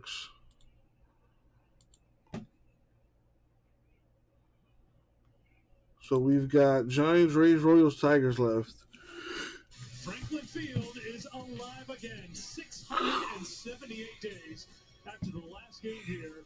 Penn plays their home opener against the Dartmouth Big Green, who come in at 2-0. The Quakers at 1-1. And it is great to have you with us here at Franklin Field with Jack Ford. I'm Eric Freed. This building never shuts down, but it did last year because of the pandemic. But we're happy to say we are here, they are here, and we're ready for football. Yeah, Eric, it's wonderful to be back, especially here. Franklin Field, one of the oldest and most iconic venues in all of college football. The Ivy League chose not to play last fall. They didn't play in the spring. So these players have not taken a snap in more than 22 months. When you talk to the players and the coaches, they could not be more excited about being back on the field, doing what they all love to do, which is play football. Let's start with Dartmouth. They're doing what they do well on offense. That's that 1-2 punch at quarterback. It's worked so well for them in recent history. And now Nick Howard is the new guy who's providing the true punch. For 3 seasons now, Dartmouth offense has taken that old coach's adage that says if you have 2 quarterbacks, you don't have any quarterback, thrown it out the window. And they've had great success. For 2 years, it was Jared Gerbino, who was second team All-Ivy, not even a starter. He was the runner. They've got a runner and a passer. Nick Howard, number 17, is the runner this year, averaging just about 100 yards. on the ground for each game. The question is for him, can he also throw the ball if everybody decides to pack the box? We might find that out tonight. And you were standing next to him on the field pregame. You say he's big as a linebacker. He looks like a linebacker. Well, they have a guy in Derek Kyler who has been a starter for 3 years. He's a guy who's been incredibly efficient. You see the numbers where he ranks. He could take every single snap, but he doesn't have to for Dartmouth. They think they're better with 2 than just with 1. But Kyler was 10 for 10 last week in the win against Sacred Heart. So he is having a tremendous season. For Penn, they are going to need their playmakers to step up, and they have a great playmaker in Rory Starkey Jr. Rory Starkey just is so talented. The Penn coaches have said they're trying to figure out what the identity of their offense is. And they're talking about that it's probably going to be through the air. And if it is, number 14 is going to be a major player for him. He's big. He's 6'2", 210. He can go over the middle, make the tough catch. He's got kind of speed to take the top off of the defense. So you have to be careful who you decide to cover him with.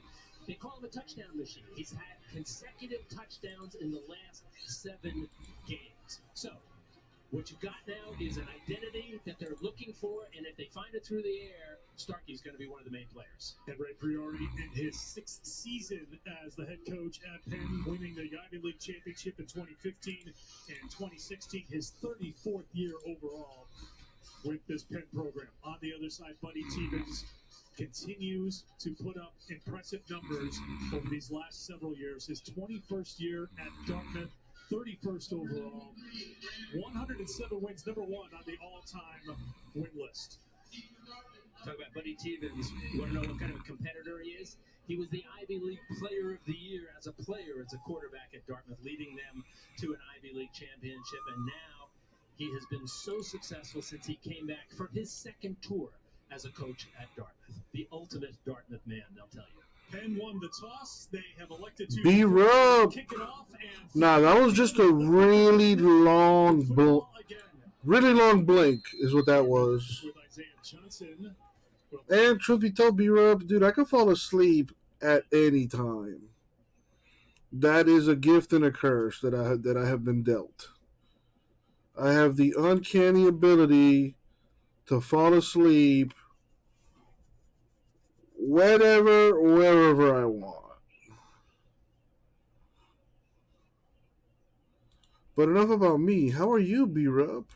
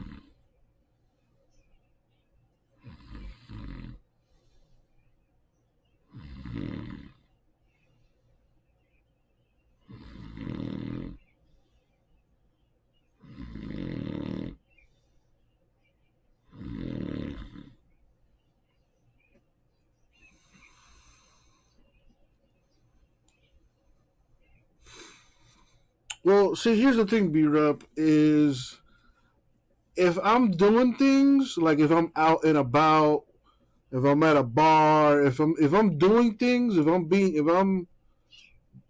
people are talking to me and I'm doing stuff, I'll stay awake. No problem.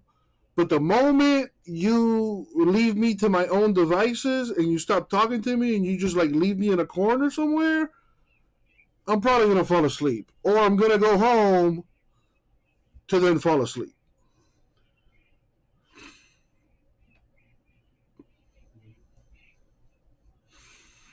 About to get busy as fuck in a week or two. What you got going on, B-Rub? You don't stop by as much as you used to, man. Need to open a window, get some clean oxygen in that room. Dude, that'd be great, but since I'm on the 15th floor, if I open up that window... First off, I don't have a window to open.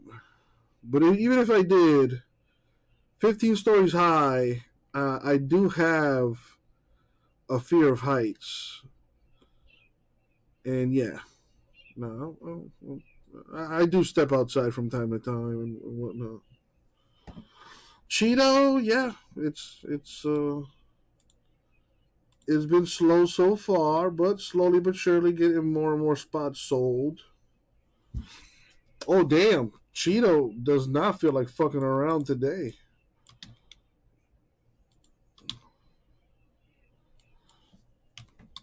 Just like that, we are full. Thank you, Cheeto.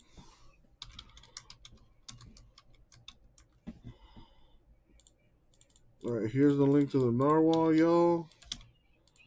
Jamie for 1, Cheeto for 3, and we'll get this thing crack-a-lacking. Thank you, guys. All hail Cheeto!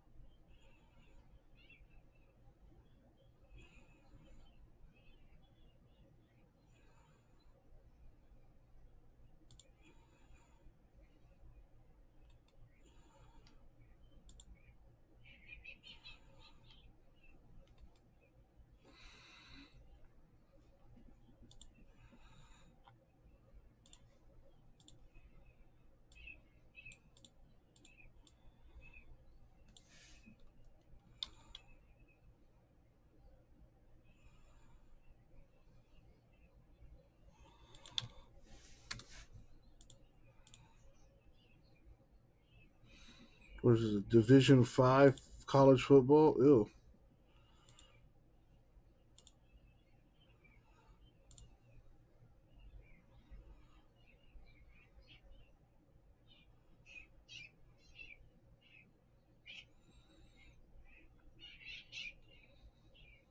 Houston at Tulsa at 7:30. I guess that's better. Anyway.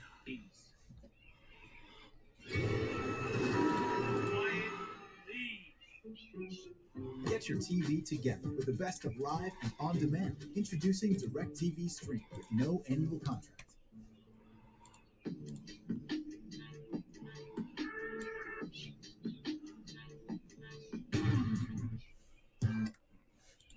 Yeah, I'm doing other stuff, Cheeto. I thought I did that already, though. Let me take care of that. Thank you for reminding me.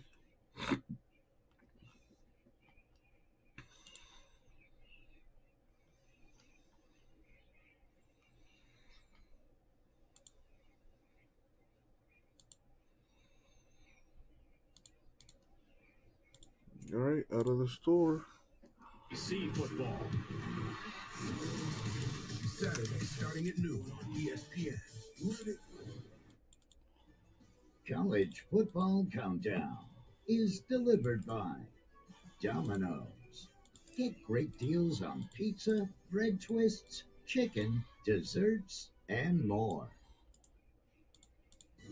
What can Davis Brin do on his home yard? Second in the Americans, having a good start to his season. Tulsa, however, 1-3.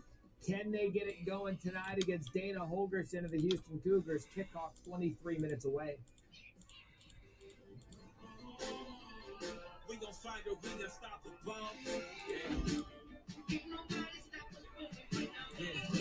Everybody kind of has this game circled on their schedule. Our players have to be ready for that. Nobody just beats these guys going in there just magically beating them. You gotta have this structure as a team, as a unit. Touchdown, Alabama. Roll Tide, roll. Just an explosive team. Just wants to dominate in every aspect of the game. Be fast, be physical, be able to run and throw the ball, and I think we will be in a good spot.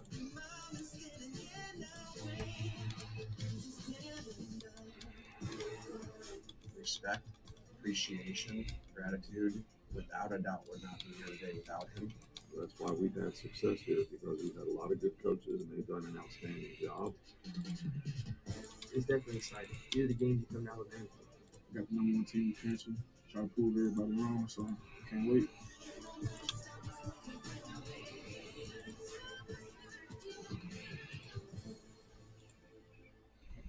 Sam, Joey, and Matt back with the Ole Miss Alabama's become one of those extra rivalry games because the Lane Kiffin factor since he's arrived at Ole Miss. Both of these teams have scored points, and last year these two combined for 111. The point total right now is 79.5. Do with that what you will. Joey, take me through this game now. Ole Miss, they can sling it all over the yard. Matt Corral has had a remarkable start to the season. What does he need to do come Saturday? It's funny, when I started watching Ole Miss film, I thought, let me do something on the defense. When I started watching their offense, like this is so much fun. Yeah. Let me stay right here. What they do offensively and their ability to sling the ball around starts with they have so many moving parts that guys aren't always blocked. Watch the linebackers. Neither guy is blocked, but they don't know where to go because there's so many misdirection guys going different places that guys that aren't blocked don't make the play. And if you get your eyes in the wrong place, thinking you know what's going to happen, all the eyes are in the backfield, looking to see what Matt Corral is going to do. And why that's happening, you give up the deep ball. So their offense is predicated upon we have a lot of different options, a lot of different guys going in different directions with motions and giving you different looks. If you look the wrong way for a split second, you're in trouble the way Matt Corral is operating this offense. So it's his second year with Lane Kiffin. They scored 48 points last year. I expect them to go at it again. All right, let's check on these payments. B-Rup picking up some teams in Sterling. Blue Jays gone, and the A's are gone. Thank you, man. Cheeto and Brandon and Jamie, I got your payments. White Sox also gone in Sterling. Thank you, CBK. All right.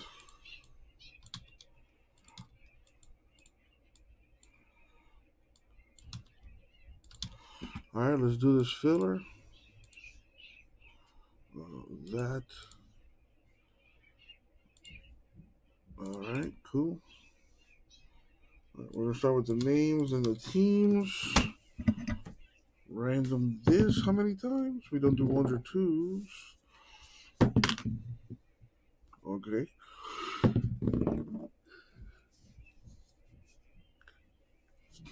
Eight times in the random, as always.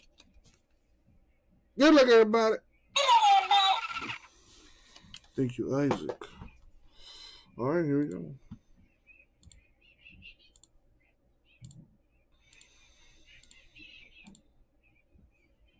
Money shot, 8. All right, copy and paste that there. And now the teams. Here we go.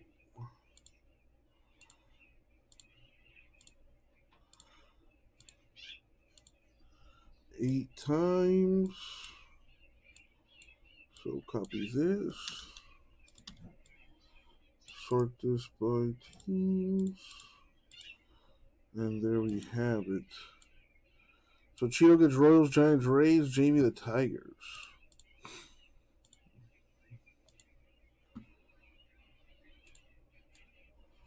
The Birds have come out to play.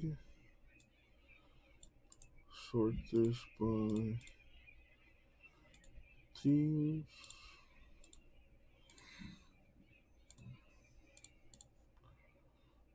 The table on the screen.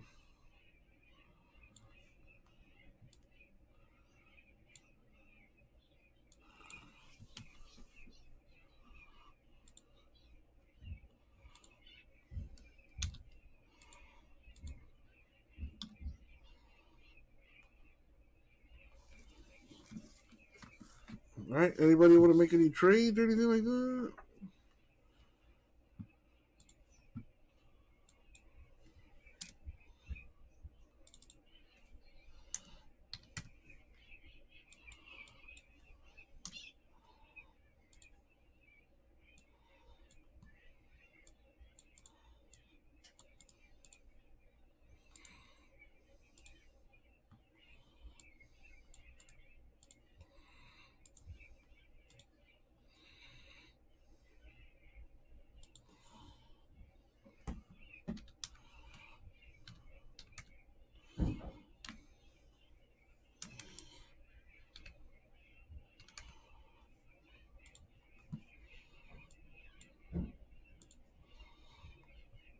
All right, here we go. Yo, what up, everybody? It's your boy, Uncle Jesse. Time to do our brand new product that came out today. 2021 Topps Gold Label Baseball half case number 1. In case you're wondering, 8 boxes in a half case. Let me go grab that.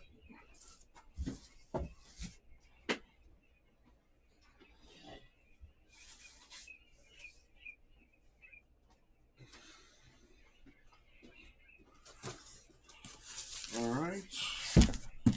Here we have it.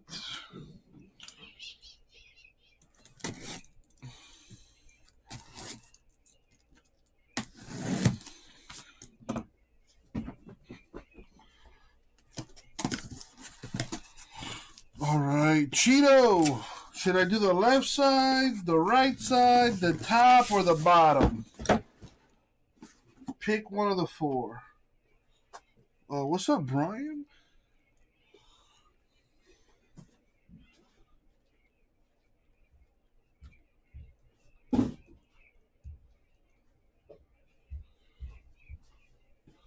Get a little crowd participation here. Brian, listening on the ride home. Nice. Yeah, make sure you keep your eyes on the road, my dude. Someone else pick. All right, someone else pick. Jamie says the left. Done. So let's put these aside. Pretty sure we can fill that today. All right. As always, good luck, everybody. Thank you, Isaac. All right, let's see what we got.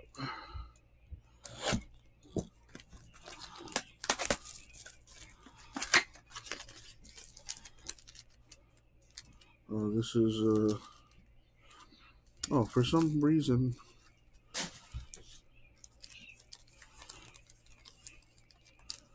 this is the frame. You get 1 framed autograph per box. And I'm thinking of saving those for last. All right, good luck, everyone. Nice tier 3 Stevenson, Reds rookie. What do you want from Taco Bell?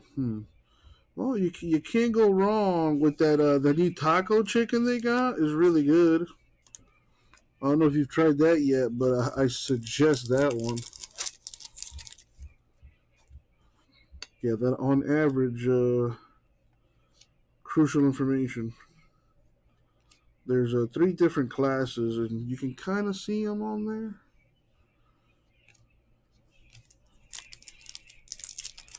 The class 3s being the rarest. And this is a class 3 here.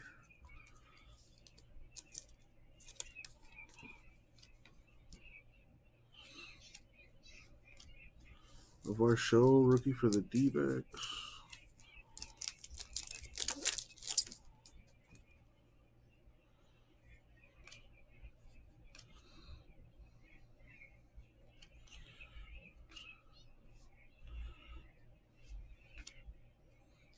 So are these numbered on the back? Yes. Hank Aaron Braves to 150. I was expecting the numbers on the front. Are these black ones numbered? No, they're not.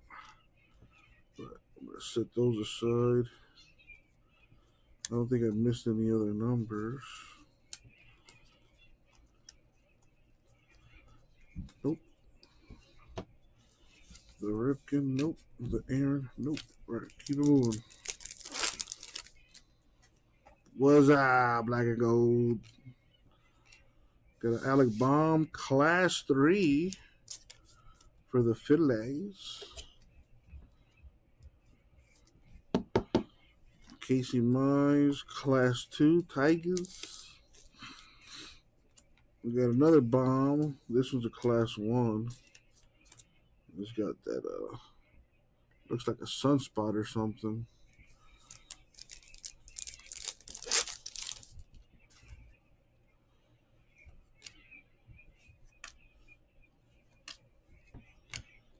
All right.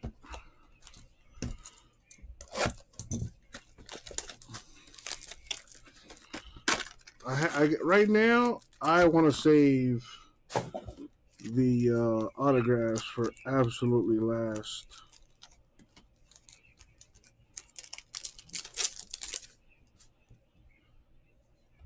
You know, build it up the anticipation. Mountcastle rookie Orioles. Got a Nola for the Phillies, Class 2 to 75.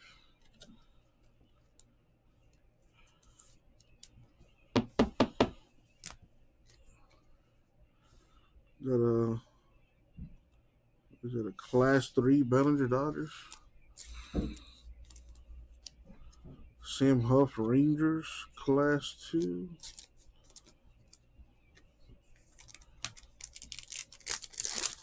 Well, you're looking at it, black and gold. Literally doing a break right now, man. Topps Gold Baseball just came out today. Got a bunch of baseball in the store right now, actually. Luis Garcia, Jay Messa's favorite player. Nationals rookie, Class 2. Yeah, Cheeto. Yeah. That's all we can get at the moment. That stuff is expensive, man. My boy Jazz, Class 3 rookie for the Marlins. Very nice. Well, aren't they worth money, J-Mass? I figured the Class 3s would be worth money. Just leaving the rookies because they're rookies, obviously. So you tell me right now, if those Class 2s and Class 3s are worthless, then I'm going to get my sleeves back and we're going to power through this thing. So what is it? Am I wasting my time here? What's going on? Jordan Alvarez to 150 Astros. So it sounds like I'm wasting my time. Got it. All right, cool. This will speed things along. Perdomo, rookie for the D-backs. What about these black variations? Are those worth anything? I'm going to take my sleeves back.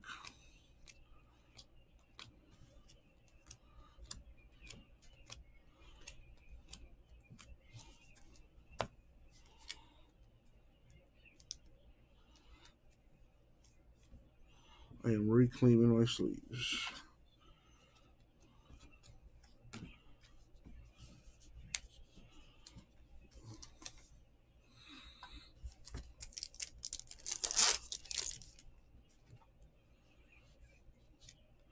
Ian Anderson, rookie Braves. Dylan Carlson, rookie Cardinals. Madrigal, rookie White Sox. And Javi Baez. Oh, Tom's, no problemo. No problem. I'll be sure to hit that for you right now.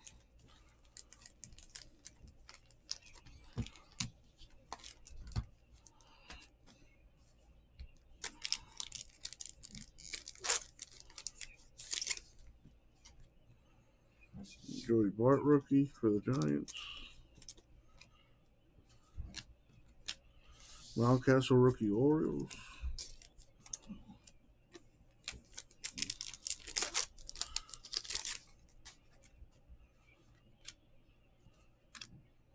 A Kalinick rookie Mariners. And another Kalinick after this one. Mariners rookie.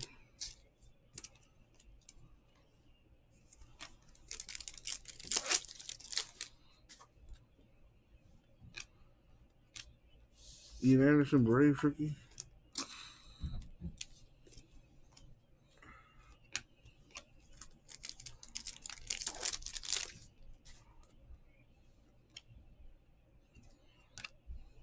And Ohtani for the Angels to 99.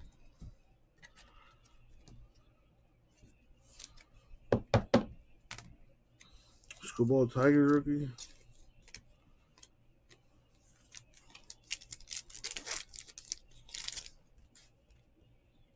Schoolball Tigers rookie.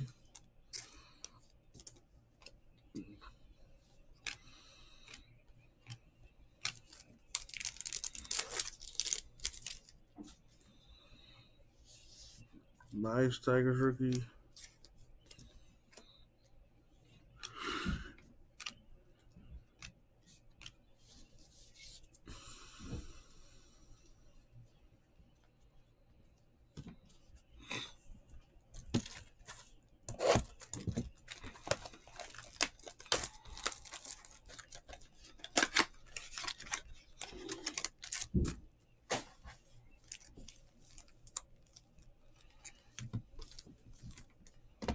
Saving the autographs for last in case you're wondering why we haven't seen any. Varsho D-backs rookie.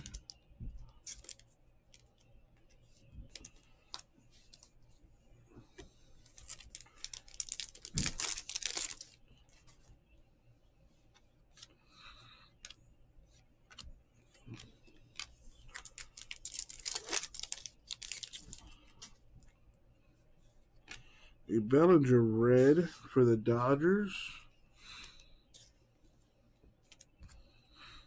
to 75.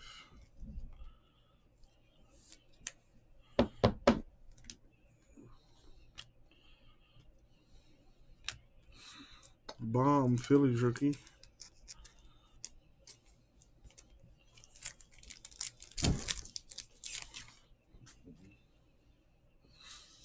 Kirilloff Twins rookie. Jonathan India Reds rookie. I know he is a good one. Possibly Rookie of the Year candidate.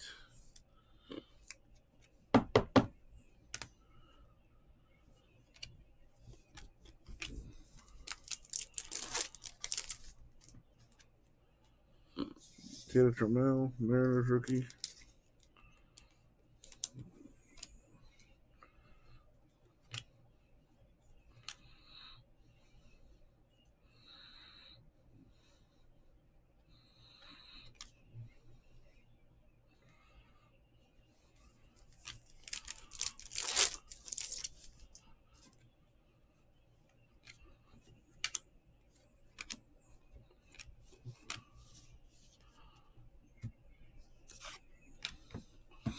All right, 4 left.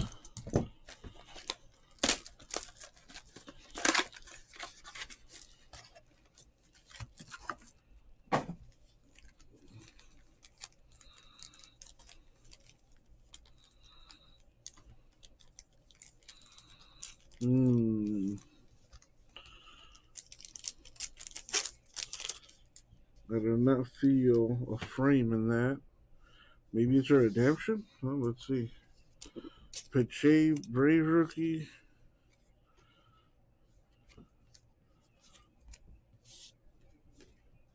Singer Royals rookie.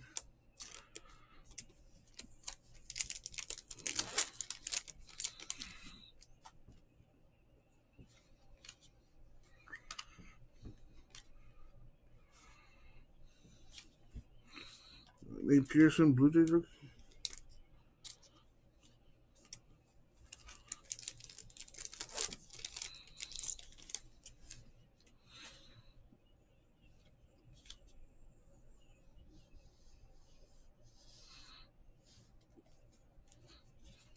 Adele, Angels rookie.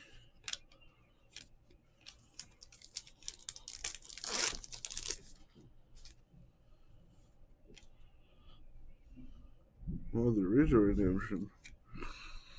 Cronenworth rookie Padres.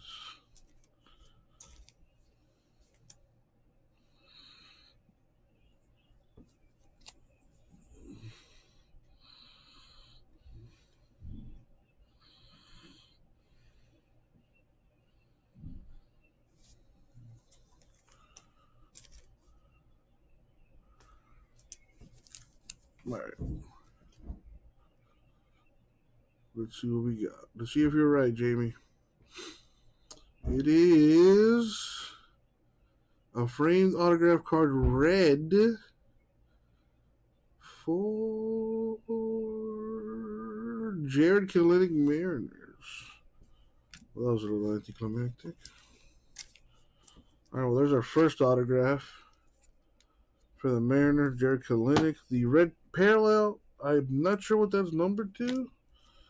It might be numbered to 75, like this red card, but I'm not sure about that.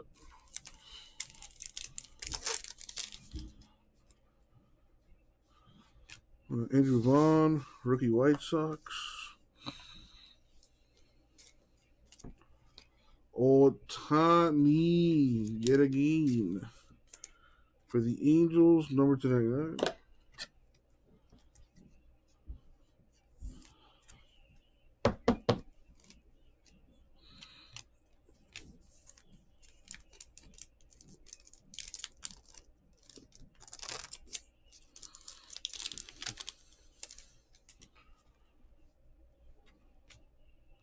Oh, look at that. Mr. Mercedes, White Sox rookie. I thought he retired. Anyway. Last pack. Stevenson, red rookie.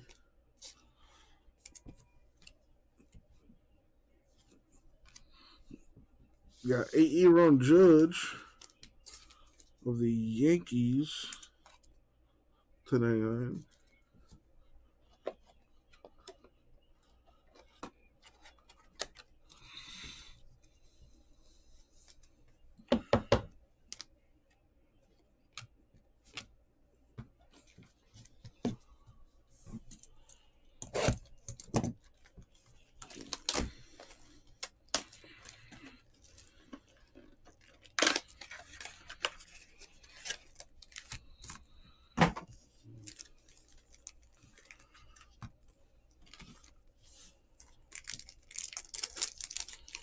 Oh, okay, buddy.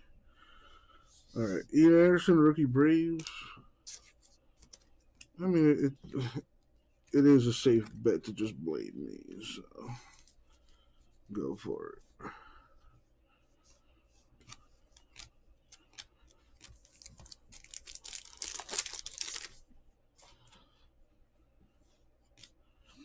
But please do, Raul. I could definitely use them.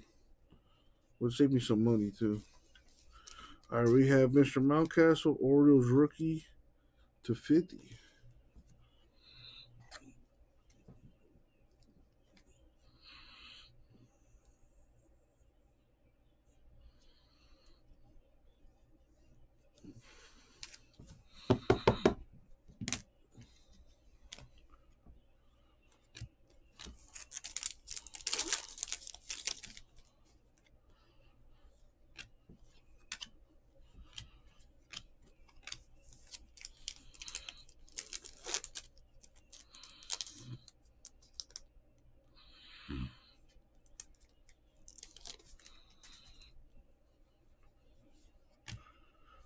Karloff, Twin rookie.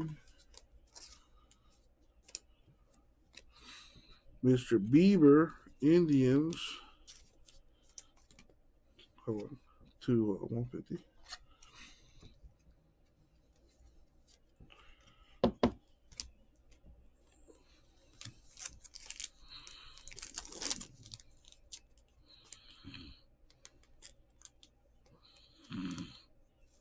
Come on.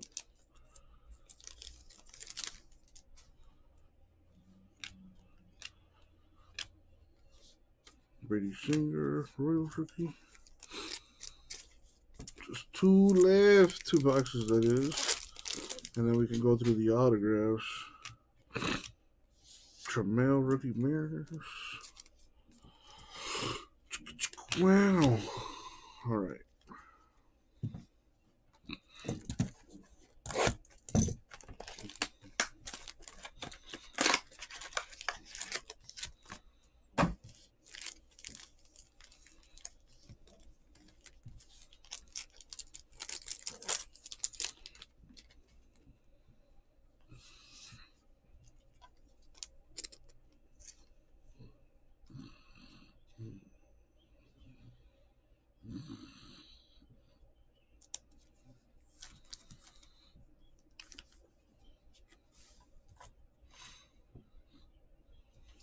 Well,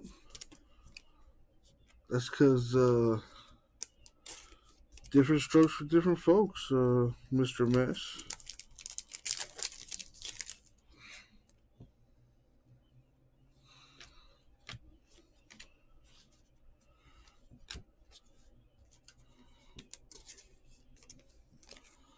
Thank you, Jamie.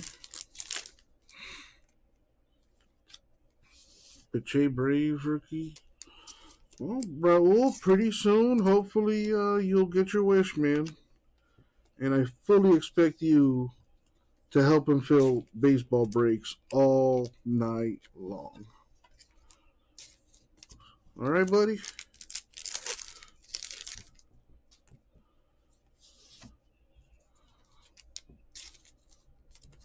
And if something goes wrong, you can text him about it. How about that? I am changing my number, and I am not giving you my new number. Tired of bullshit.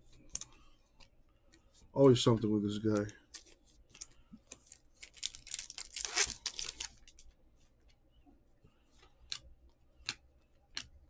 Illegal procedure. Encroachment.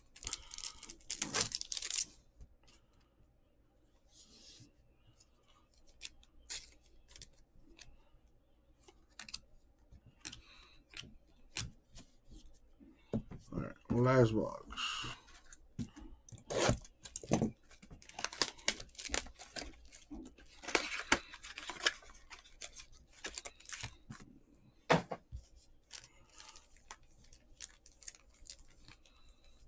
Maybe another redemption here.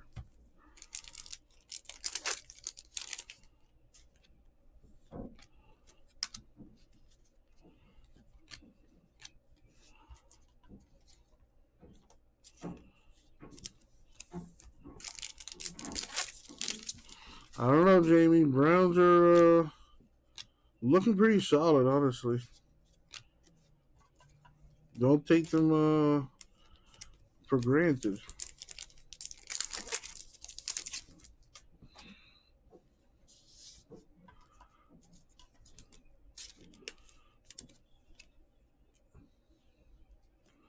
Oh, there's the redemption. Save that for I don't know. Let's save that for last. Let's annoy J Mess some more.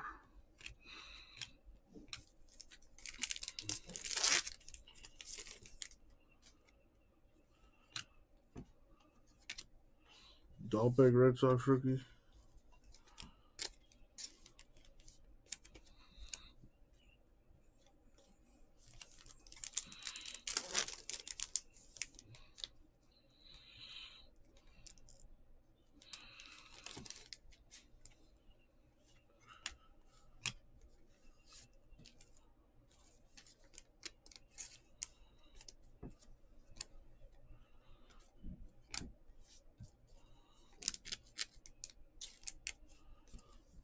Last pack.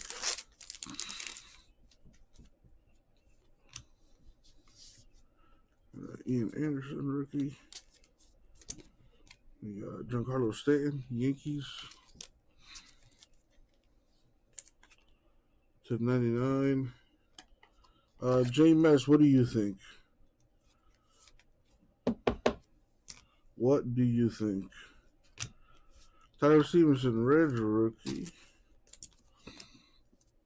All right, let's get on to the good stuff here. All right. So let's see what this redemption is. We got a framed autograph card of Matt Olson, A's. Very nice.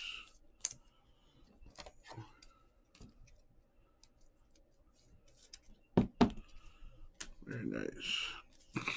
All right, let's check out these frames. Good luck, everyone. Hey, Bobby Dahlbeck with the gold frame rookie autograph. Not numbered.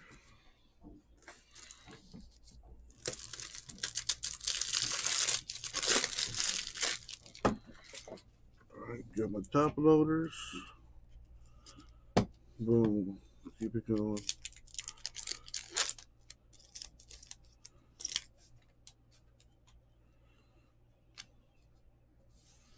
Oh, damn. Nice. For the Phillies, Mike Schmidt with the Game Used Relic on there. eBay 101, 125. There you go, Cheeto.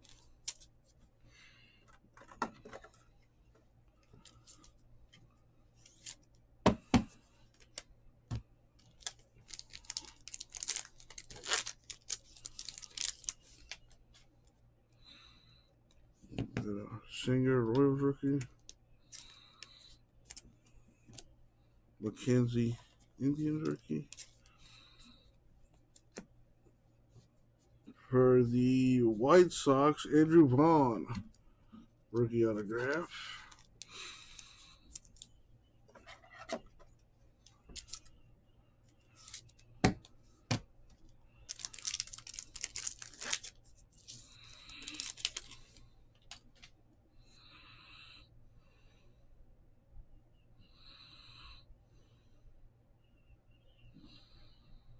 All right.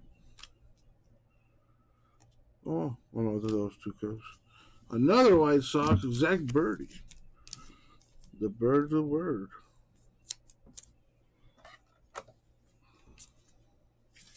All right.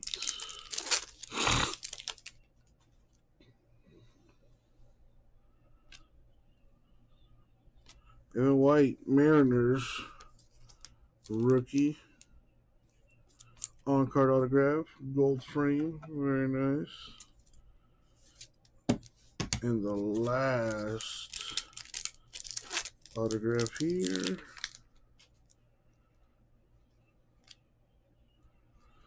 We got Casey Mize, Tigers rookie. That was a filler team right there. Decent.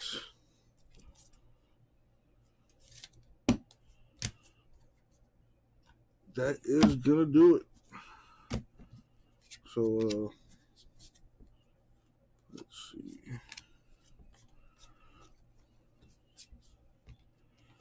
So a little recap here.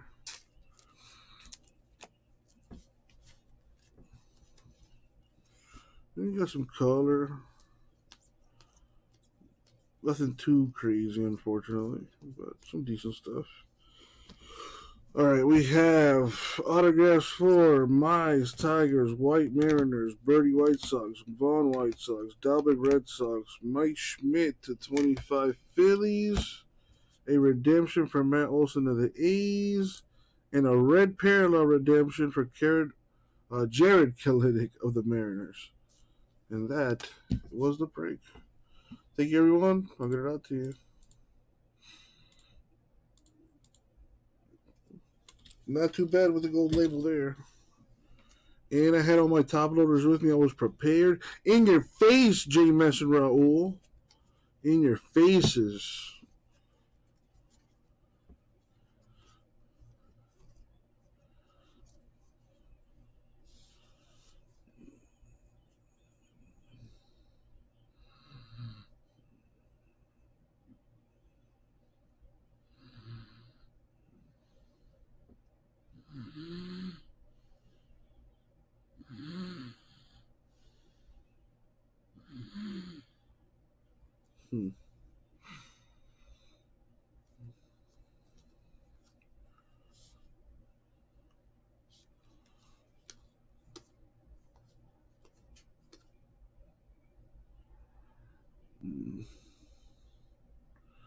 Yeah, I should probably do that.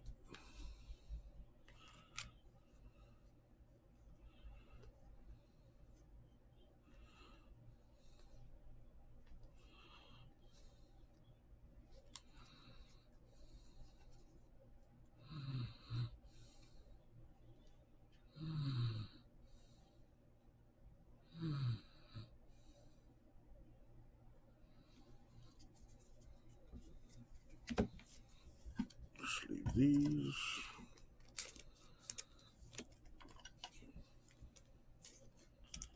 And let's leave these two.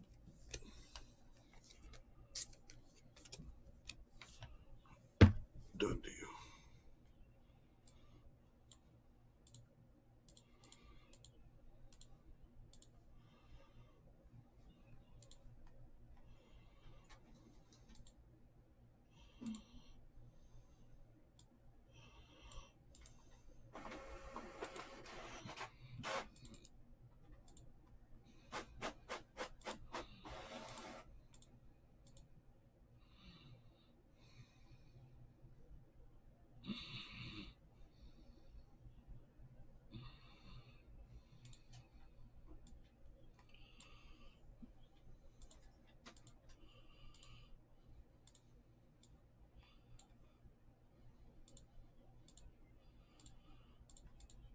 Cool. All right, let's see what teams are left.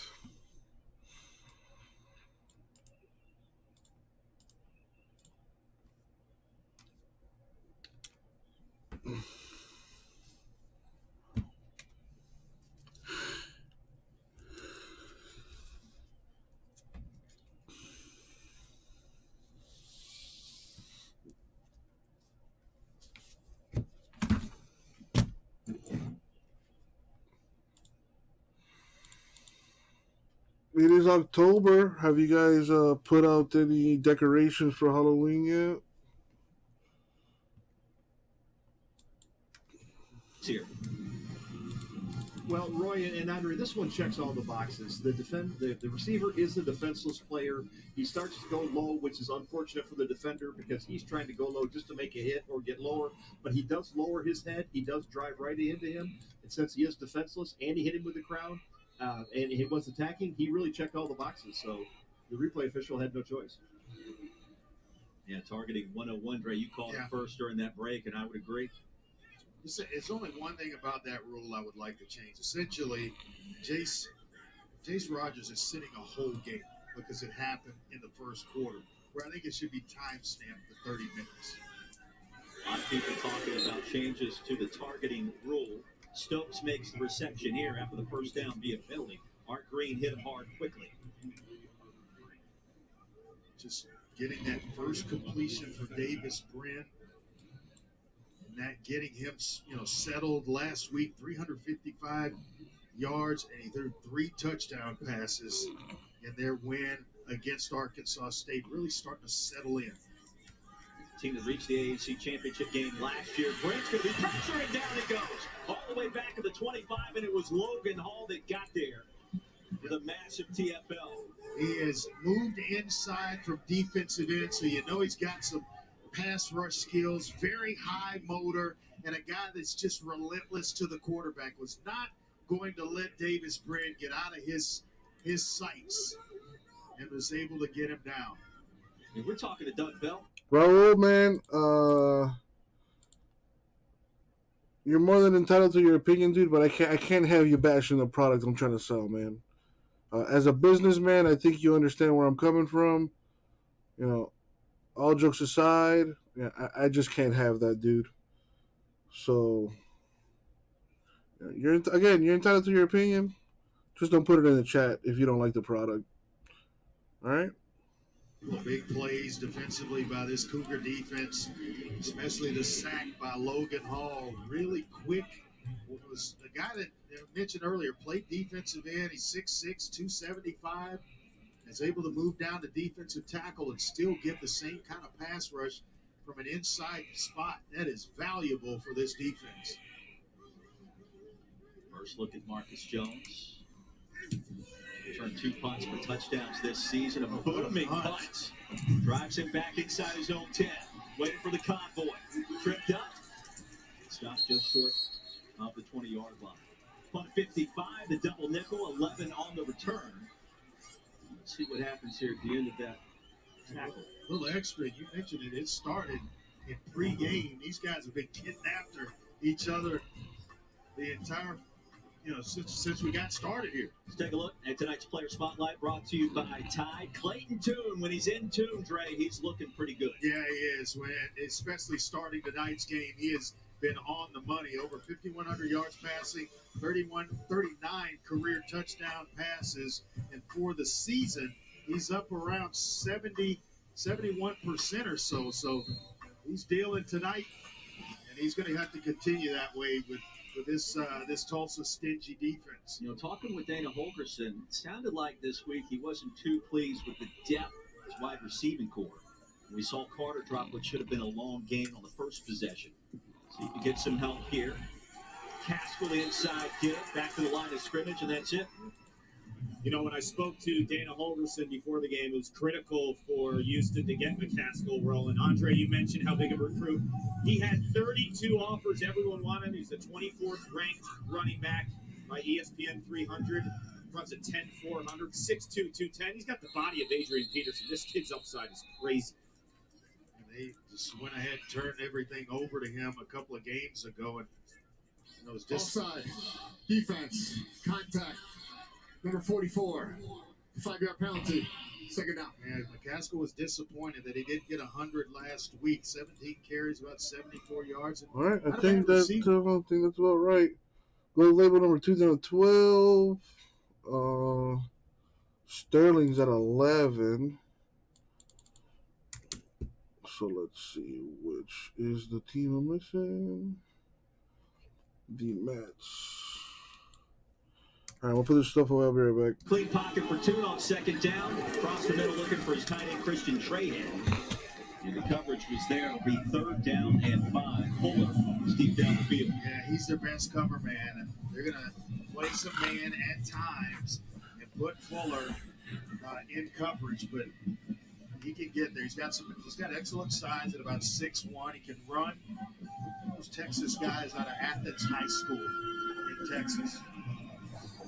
Crowd making a little bit of noise. Fuller transferring in from Texas A&M. A lot of transfers on the field tonight. Common theme in college football this season. 4 wide on 3rd down. Tune has it. That'll be enough to move the sticks. Jake Perslow reels it in. Tune's been impressive. He's been on point so far, Dre. Yeah, Johansi Burnett, the inside linebacker, who's got the responsibility of the tight end here, he slips down, and that allows leverage to get outside of Tulsa's defense and a big-time completion to move the chains. 14 on the play. Shovel pass. McCaskill with a crease. Has a little daylight. Puts the head down. He'll gain 4, maybe 5 on 1st down. So he's starting to get lathered up a little bit. Yeah, early in the season, they didn't turn things over to McCaskill because you have a young back, so you got to learn to protect the quarterback. It's about protection. We know he can run. You know he can catch the ball out of the backfield. Can he protect, the franchise quarterback being Clayton Tune, so to speak? And once he picked up that aspect of his game, then they were trusting and going ahead and turning things over to him. And Cody Russi told us he actually met with him about pass pro, try to help out a signal caller. How many freshman running backs like to talk about pass protection early in their careers? Carter catches this one right at the line to gain, and that'll move the chains. shoved out by Tyler Martin. The thing here is this is an offense. It's a rhythm offense. Once Clayton Tune gets going, now he's starting to spread the ball around a little bit, starting to mix it up, getting into different receivers. They start hitting you different ways, and then the success starts to happen with this Cougar offense. 4 straight pass plays for the Cougs, who have won 5 of their last 6 since these two programs joined the AAC. Houston, of course, on the move to the Big 12 the next couple of years. They're going to have another false start penalty. A lot of laundry on the field early on. Yeah, it really is. And it just makes things tough when you start driving behind the down and distance marker. Offense, number 65. 5-yard penalty. First down. So the captain, the center, Cody Russi, who, as you mentioned, we talked to this week. Usually you don't see that. Maybe double clutched the football before snapping it. Transfer out of Louisiana Tech. Card tells us he could put down a lot of food. Get to that in a little bit. Great barbecue here in the Tulsa area. I don't know if he experienced any of it yesterday with our late flights due to bad weather. Here's Toon. He escapes. Has the hamstring problem. Delivers a strike down the field. Pass is caught by Trahan. And how about that dime drop? They'll be 1st and 10 from inside the 20. I think that would make the 6th receiver that Toon has hit here early in the game. Starting to spread it around, and we documented and talked about the hamstring, but looks pretty mobile there and getting the ball out on the move, squaring his shoulders up. Gain of 40 yards. Cougars, their first threat here. Movement at the line, and there was contact, and that was Tyara Stevenson offsides.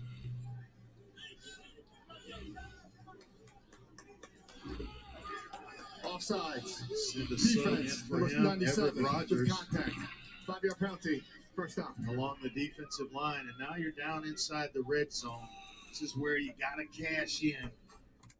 J Mass, I don't know what you're talking about, man.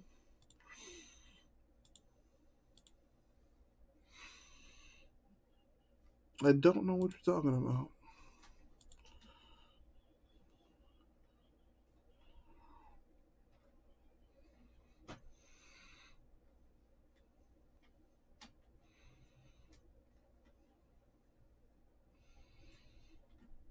Let's fill some breaks. Got that gold label too. 12 spots up. $30 a spot.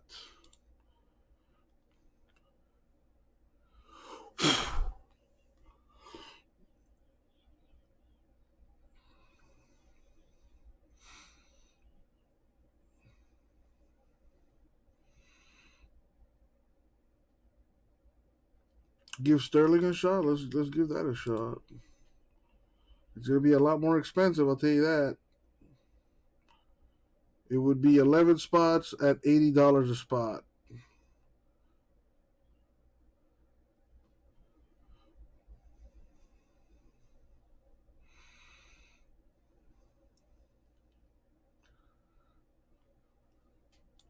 All right, CBK said he would be down for 3 in Sterling. I assume that's for Sterling, CBK. I'll tell you what, if we can fill another break, I'll unlock Free Stuff Friday. Because other than that, it's been a pretty slow week so far.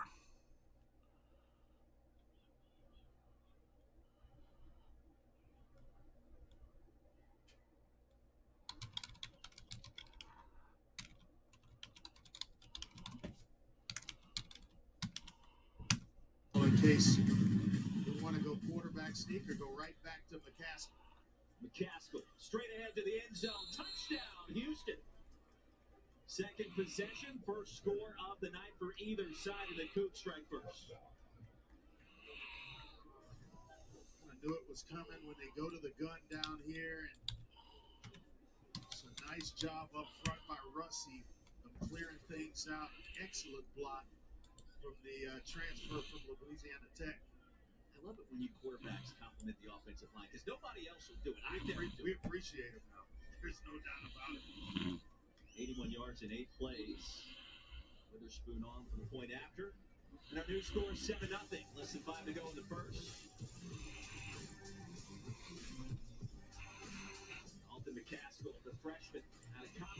boxes, getting it done. Touchdown number 6 in his young career. Nah, you know what? Fuck it. Let's do a little Free Stuff Friday. Why not? Free Stuff Friday. Oh, would you look at that? J-Mess wins Free Stuff Friday. That's pretty funny, I think.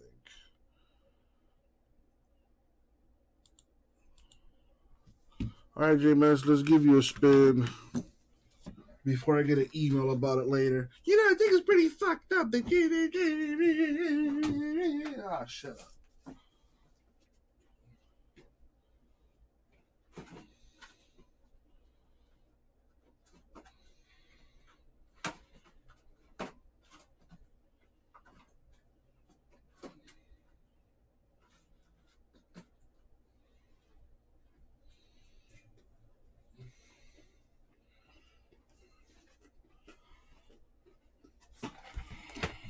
Well, J-Mess, I hope you get another whammy for violating the first rule of Free Stuff Friday, and that is talking about Free Stuff Friday.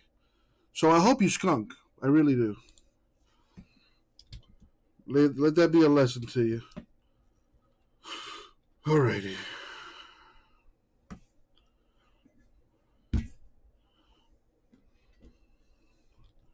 I would wish you good luck, but I don't want you to win, so.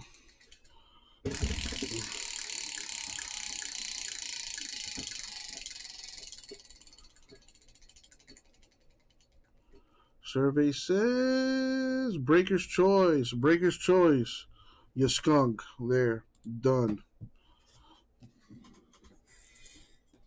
That was easy. Hey, that was fun. Let's do that more often.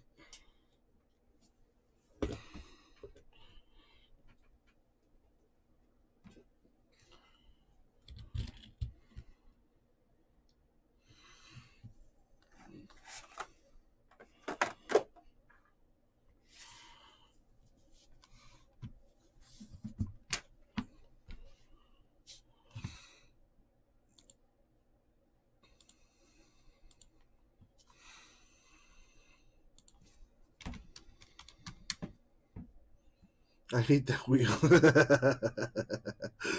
I'm kidding, J-Mess. I put $10 in your account, man. It's not much, but, you know, who knows?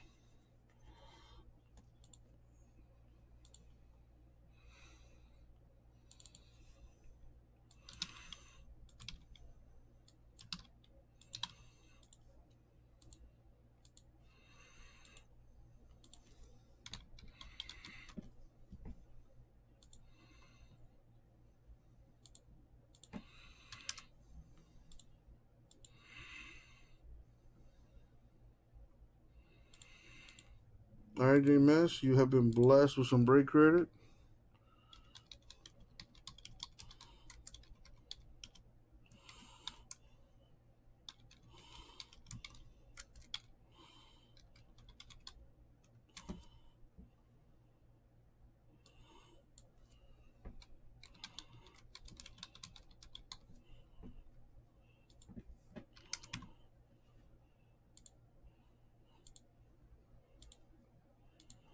And let's check the store.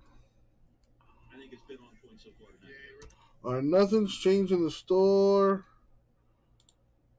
But let me make sure I have everything correct, though. Obsidian's at 16. Sterling number 1's at 11 still. And Gold Label's at 12. Spectra is at 27.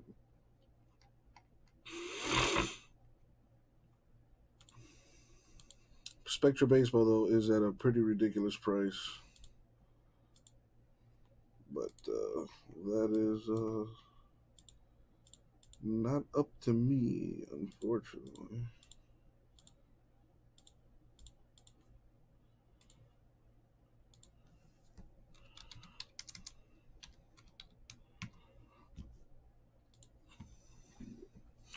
All right, nothing really happening right now, so I'm gonna step out for a bit, get some fresh air.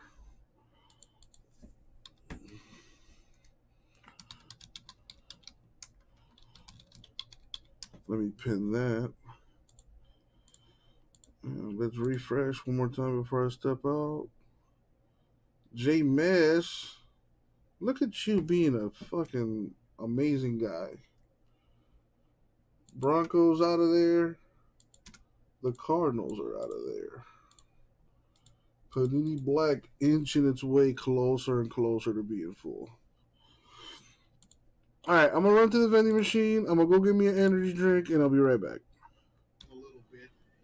You hadn't warmed up a whole lot. Might have me a little smoke, too. I'm not going to lie. I'd get Brooks upended after a 3-yard gain. He's about 2 yards away from 3,000 in his career. The tackle with Williams. Always did that. When a guy left the game for an injury or somebody new comes in. We had a coach upstairs that would look down on the field. Hey, somebody else, this DB's just coming in the game. You know, that's who you attack. Now Art Green is switching sides here. Those are the guys you attack. Houston defense, one of the best against the pass in the country. And that pass nearly picked off by Marcus Jones, and he was thinking about 6. I tell you what, just a misread and keeping your eyes there a little bit too long. I tell you what, one of the better slot corners in the country, and if he gets his hands on that, it's good night. He knows how to find the end zone. Dana Holgerson said this week he's the smartest player he's ever coached. High football IQ, that speaks volumes. No doubt. This is exactly where the Cougs want you. 23% on third downs for the season. They get off the field. 3 to play in our first quarter. Bren with time heaves one deep. Man-to-man coverage and batted away at the last minute. The coverage was there by Jones against Keelan Stokes. And a couple of penalty flags down with 1 down in plus territory. Let's check that. This was late. Like, 2 players mixing it up a little bit. And one is Alex Hogan. I'm not sure of the other. One of the receivers for Tulsa. After the play, personal foul, unnecessary roughness, number 5 of the offense. 15-yard penalty, 4th down. Juan Carlos Santana mixing it up with Alex Hogan. Tulsa just notorious for their slow starts. That way against Arkansas State last week, trailing in that ball game. Claude scratched their way back to win it, but a little slow start tonight on both sides of the ball. And Andre Tulsa in that game gave up a punt return for a touchdown and a kick return for a touchdown. Jones will get it, looking for blockers. Escapes one defender, driven back to the 25, and 2 penalty flags fly simultaneously. Yeah, we got a couple of blocks in the back. I tell you, there is some chippiness going on between these two after a punt of 51 and return of 3 by Jones. So they're going to start with poor field position. Again, it's going to resemble the very first drive where they started at their 10-yard line.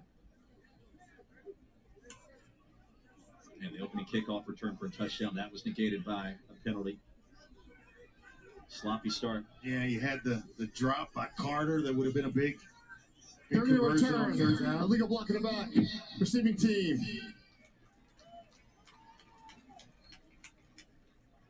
So instead of 1st and 10 from the 25, they'll go back to inside the 15. One more look. I think it was multiple players. One early and then one a little bit later. You see here, I think it's Art. I thought Art Green was one, but it may have been Ahmad Willis Dalton working on special teams with a block in the back. Cougs starting field position has not been desirable. First possession from their own 10, second at their 19. This one from their 15-yard line. Faison Henry on the field for the first time. And Toon will dump it off to his running back. It's a couple of defenders missed. Down the cart. Yeah, Roy, you were talking about Cody Russi and food, and every week him and the linemen go out for barbecue. I asked him what he eats. You ready for this? 20 wings, 3 brisket tacos, chips, salsa, and queso, buffalo shrimp, ribs, and he washes it down with peach cobbler and vanilla ice cream. How many calories do you think that is? You got to take a guess. About a week's worth. I think that's 4,000 where I come from. I don't know, Clark. It's a lot. He told me he got over 300 pounds. I said, well, it's easy to stay there when you're eating like that. He's ready for a different challenge after a nice career at Louisiana Tech. 11-yard pickup on the last play. There goes Henry again, plus territory. As he rumbles his way down to the 46-yard line, give him 17 more. Well, forget about field position or bad field position. 2 runs by Henry, and all of a sudden they're across midfield. Excellent change of pace back to Alton McCaskill. He's more the quicker type. Excellent patience when he runs. A little bit more physicality to him than you would get, or you would think, from a guy that is 5'7", about 170 pounds. I mean, honestly, it's just hard to see at that height. Yeah. 3 plays, 3 first downs for the Cougs on this possession. Now in Tulsa territory, tunnel screen. Another big gainer. Jeremy Singleton stays alive, and there it goes. Singleton to the end zone for a touchdown. And this Houston offense coming out on fire on the road for the first time this season. Missed tackles, one by the sure tackling Kadarin Ray on the back end, and it allowed Singleton, who came into this game with just 4 catches, to get in the end zone. Big missed tackle early, and then all of a sudden he's off to the races. Tyron Davis missed the first one. Ray misses the second one, and that allows Singleton to get himself into the end zone. It's a 47-yard scoring strike. 38 of those yards coming after the reception. Cougs got to love this start here in Tulsa. First meeting between these two in 2 years. Witherspoon true with the extra point. And our new score, 1:14 to go in the first, 14-0. We're just getting cranked up. This is the appetizer for all of these beautiful entrees this weekend, Trey. What do you like? Maybe TCU bouncing back at home against Texas. They took one on the chin last week against SMU. I don't know, something about that Arkansas team this year I really like. Sam Pittman getting it done. KJ Jefferson at quarterback. I like what James Franklin's doing as well at Penn State this year. They are every bit deserving of a number 4 ranking. A tough schedule and getting it done. It certainly has been refreshing to hear about new programs emerging as significant college football playoff contenders. You've got Oregon, you've got Penn State, Florida, and what it did against Alabama. It feels like that they're in the mix a little bit with Dan Mullen. Yeah, Stanford, to your point, had a really bounce back week and has really gotten things on track after an early season loss down in Tiffy, to see him against Arizona State next week. That'll be a fun one for sure. Late night game on a Friday night. Backs his kickoff into the end zone, but it was out of bounds before crossing the goal line. So Tulsa gets a break here. What do you want to see different? Well, I tell you, it's reached a point, the way this game's going, that Tulsa's going to have to get in the end zone. They're going to have to score on this drive. They need some points, some way, somehow, to change the momentum of how things are going. Otherwise, it could get ugly here early. They have got to find some rhythm for Davis Brin. They've got to change things up, especially on first down. Every possession, it seems like it's been a run on first down. So now you're predictable in how you're doing things offensively. Philip Montgomery, year number 7. This is an opportunity with Houston thinking run to really catch the Cougars in some man-to-man. You just find the best matchup you like and spin the ball out there. Anthony Watkins in the backfield. Brent loads one up. Pass is incomplete, looking for Sam Crawford. Those two connected on a big play last week against Arkansas State, but not there. Just seems like he's still, that adrenaline that you have to start a game, it's still there. Still in the belly of Davis Brin, where he hadn't settled in yet. And that tends to happen when, the only time you're throwing is 3rd and long. A lot of pressure. What Montgomery said this week, really takes coaching well, seeing the field now at a higher level. Watkins bounces that one outside, a first down for Tulsa, plus territory. First big play of the night as he rumbles down to the 40-yard line. That's a gain of 25. Last week, 7 carries, 115 yards. Excellent block by Bryce Bray to really clean things up. for Anthony Watkins to turn the corner. And that's maybe the shot in the arm that Tulsa's offense has needed to get itself going. Tulsa had 17 total yards before that run. Watkins coming off a career-high $115 last week. He'll get 2, maybe 3 here. He's got a different gear to him, doesn't he? Yeah, he does. I mean, how about Watkins in this running game? That's why I think Philip Montgomery has run so much on the early downs. You have Brooks that went over 150 yards, and you had Watkins at 115. It's a lot of production on the ground. What point does Tulsa try to take a shot here now in plus territory for the first time? Right. Keep an eye on Sam Crawford. They threw a couple of slant routes last week. He caught one. Josh Johnson caught one. You know he wants to dial one up. That's in his DNA, Coach Montgomery. He actually go deep. Red will take off here. And some real estate. He slides in safely, just short of first down yardage. And they're going to spot him where the slide started. He's just shy of the first down marker. Well, the Houston Cougars on the road. Nearly 200 total yards in the first 15 minutes. Cougs lead it by 2 scores. Tony, big game today, man. Let's get to work. With me and you out here spreading the word about Mission Tiger, sky's the limit. A mission to help bring back school sports. I'm all in. Nicely done. Not everybody can pull off stripes. Buy a box. Support the mission. As someone who resembles someone else, I appreciate that Liberty Mutual knows everyone's unique. That's why they customize your car insurance, so you only pay for what you need. Oh, yeah. That's just fine. Only pay for what you need. Liberty, liberty, liberty, liberty. Angie's List is now Angie, and it's easier than ever to get your projects done right. With Angie, you can connect with top pros and see ratings and reviews. And when you book and pay through Angie, you're covered by our happiness guarantee. Check out Angie.com today. Angie, and done. Little Caesars so crazy, calzone, julienne pepperoni. It's so tasty. I like white sauce. Here comes the bite. Here comes the... Yummy! The dream about the crazy calzone again? You also said some weird things about giraffes. We're not Big Pizza, we're Little Caesars. The new crazy calzone for $8.49. Pizza, pizza. USAA is made for the safe pilots, like Matt, who can come to a stop with barely a bob. With USAA Safe Pilot, when you drive safe, you can save up to 30% on your auto insurance. USAA, what you're made of, we're made for. Get a quote today. Rated mature. Out here, you're trapped. We're free. The only way to protect the cycle. The only way to break the cycle is to kill it.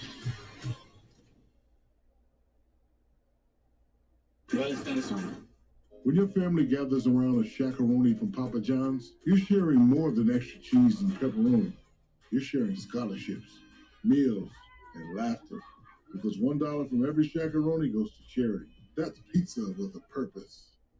I've seen how cancer can affect the people I care about. That's why I'm helping protect myself against some cancers, like certain cancers caused by HPV. For most people, HPV clears on its own. But for those who don't clear the virus, HPV can lead to certain cancers in both women and men. Gardasil 9 is the only vaccine that helps protect adults through age 45 against certain diseases caused by HPV, including cervical, vaginal, vulvar, anal, and certain head and neck cancers, such as throat and back of mouth cancers, and genital warts. Gardasil 9 doesn't protect everyone and does not treat cancer or HPV infection. Your doctor may recommend screening for certain HPV-related cancers. Women still need routine cervical cancer screenings. You shouldn't get Gardasil 9 if you've had an allergic reaction to the vaccine, its ingredients, or are allergic to yeast. Tell your doctor if you have a weakened immune system, are pregnant, or plan to be. The most common side effects include injection site reactions, headache, fever, nausea, dizziness, tiredness, diarrhea, abdominal pain, and sore throat. Fainting can also happen after getting Gardasil 9.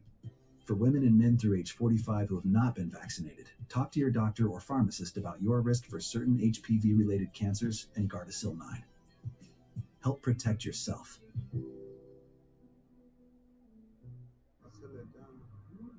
Acelerar, que me va a frenar, que me va a frenar. Se acelera, y se acelera, me para, el viento pega. Se acelera, me para, el viento pega en mi cara. Estoy brillando con mi drip drip, una luz que no se apaga.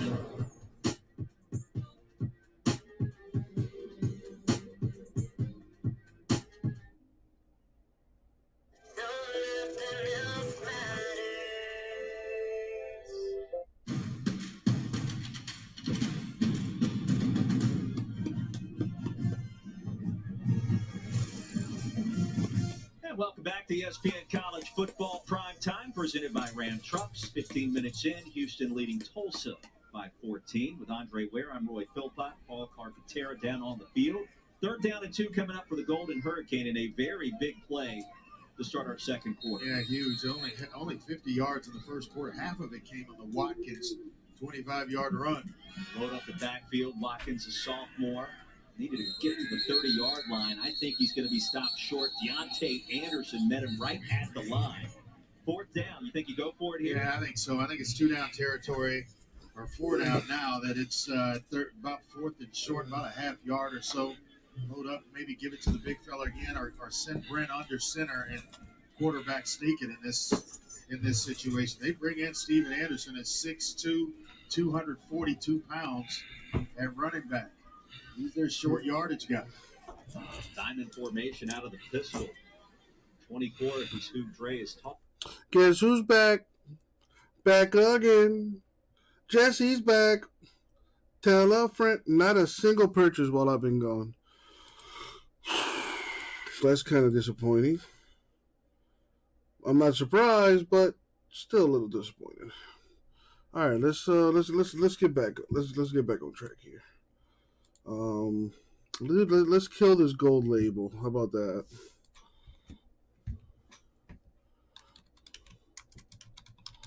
Gold label number 2. Random teams. 12 spots. $25 a spot. Let's kill this thing. Phillies up 3-0 on the Marlins. Not surprised.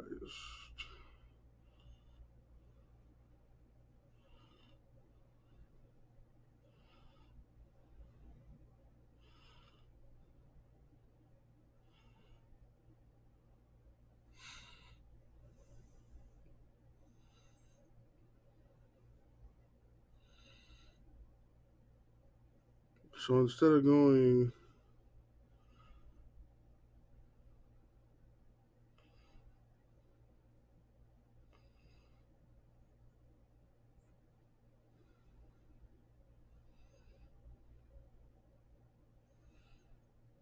So I didn't go to the vending machine. I went to the corner store real quick and got me a couple drinks.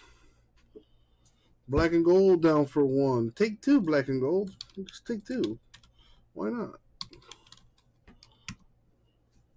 So I got me a Red Bull in my vitamin water, which I love. Thought about buying myself a beer. I'm not going to lie. I was going to get like a tall can and pour that into my green Flanagan's cup and pretend it was water. But, yeah. I got to draw the line somewhere, right? Takes his 1 foot to establish possession with full control of the football. There's the left. The right's coming down almost simultaneously. It may have been in the air a little bit. And I think that's the decision for our replay booth. Did he have possession when that left foot was down initially? Let's check in with Matt Austin, our rules expert. Matt, what did you see? CBK putting dents and breaks everywhere. Oh, hold on. Wait a minute. Okay, so those were in 2. Okay. Either way, still putting in major work in. Thank you, CBK. There is only 1 CBK, but if I had like a good 5 or 6 of you CBK, store would be sold out like on a week-to-week basis.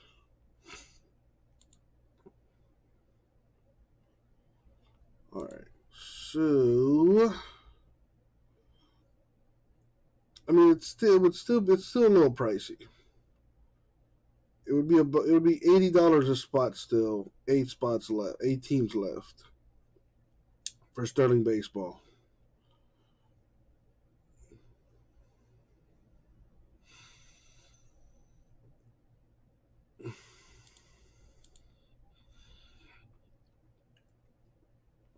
J-Mess, you still watch that woman? I will say this, man. You're a loyal guy.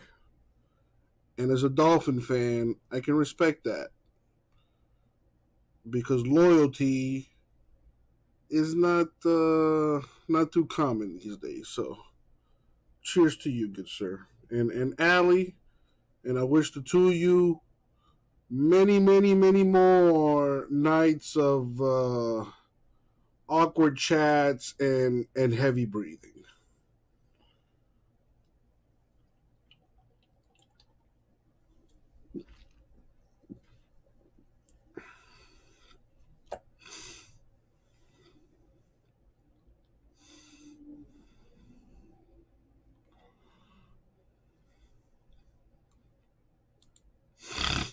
I remember Digimon, but never got into the cards. The show was pretty fun though. Same thing with Pokemon. Never got into the cards, but I did like stealing them from kids. And I did like playing the Game Boy game, I can't lie. Allie hit a calamari helmet? Nice. Like a full size helmet? That's pretty badass.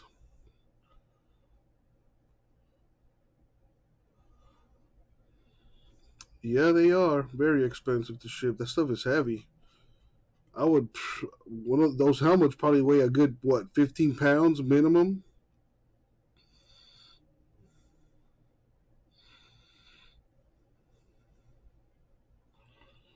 Yeah, we've done mini helmets before. Like, but before you. Well, no, I think, J Mesh, I think you remember when we would have mini helmet breaks and you know, we did have those hockey coins once upon a time.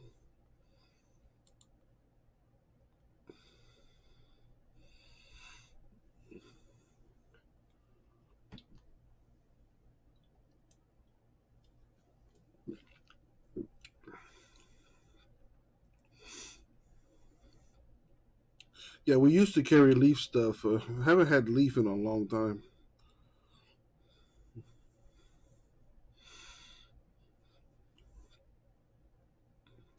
Houston putting the smackdown on Tulsa 21 zip. Yeah, this is not fun to watch.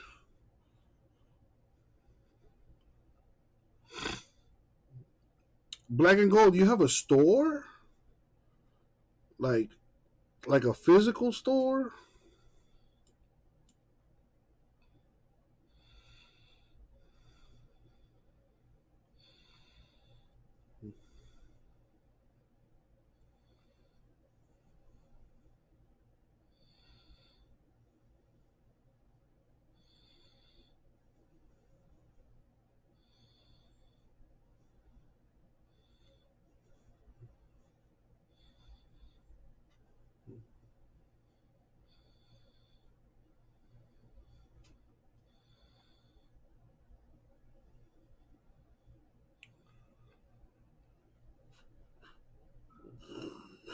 Excuse me. Excuse me.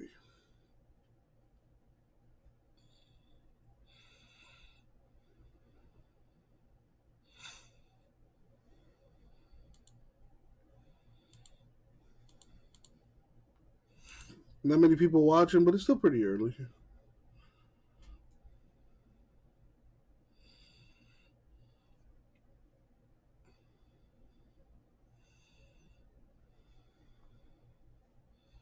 Yeah, CBK, I did not know that you had a physical store.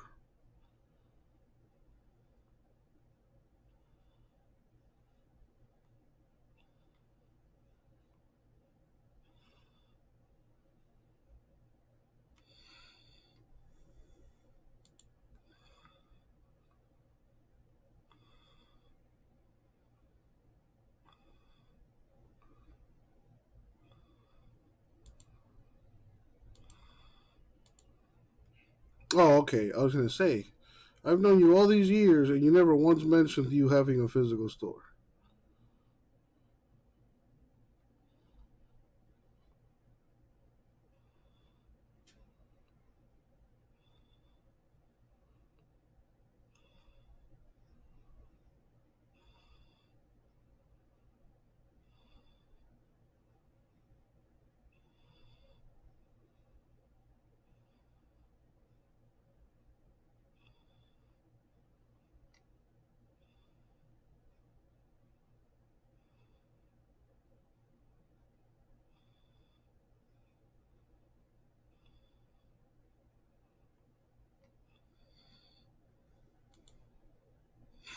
Brian wants to fill some Sterling. Well, you know what? You're not the only one. So let me put a filler together for that.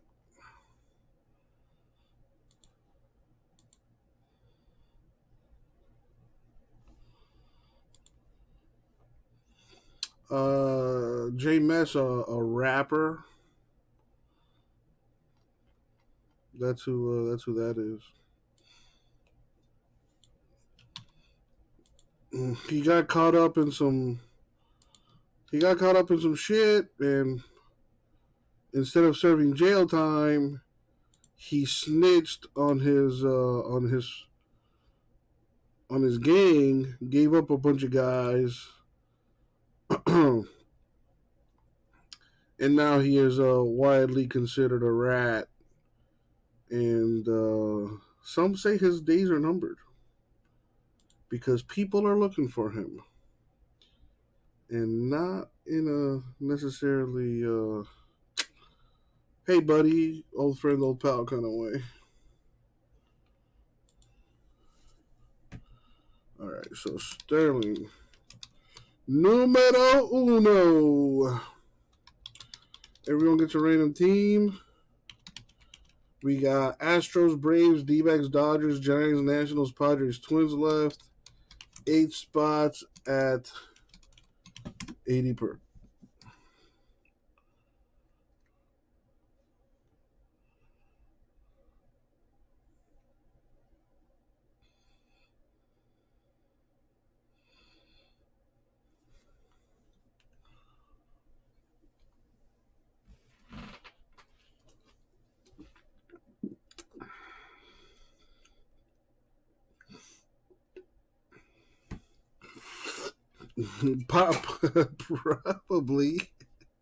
Probably not. I don't know.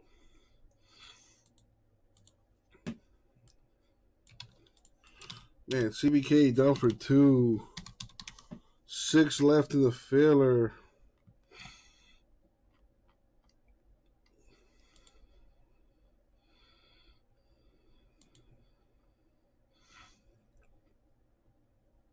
Mets, Braves going on right now.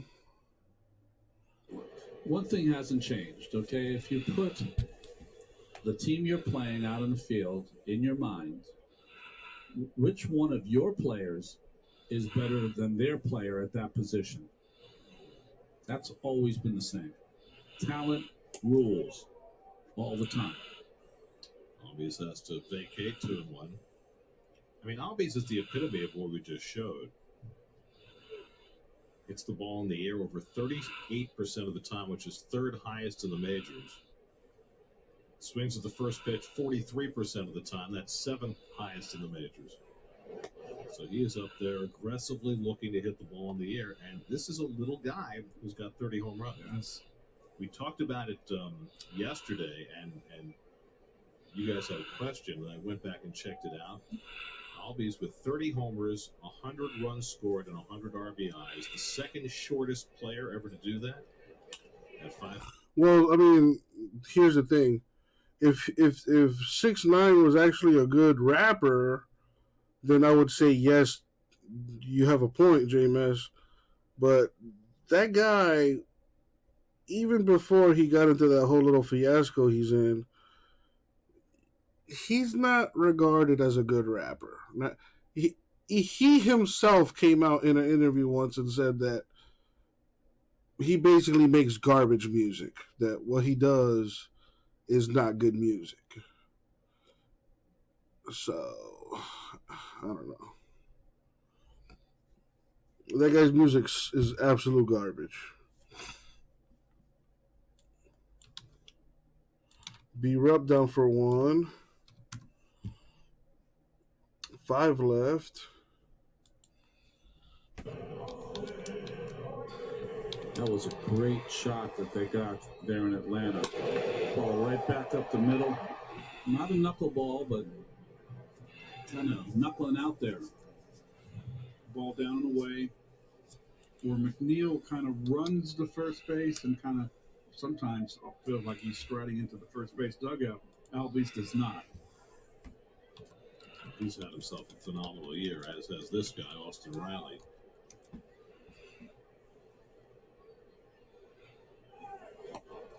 There goes Albies, the throw by McCann, too late. Albies got a great jump, and he steals his 20th base of the year.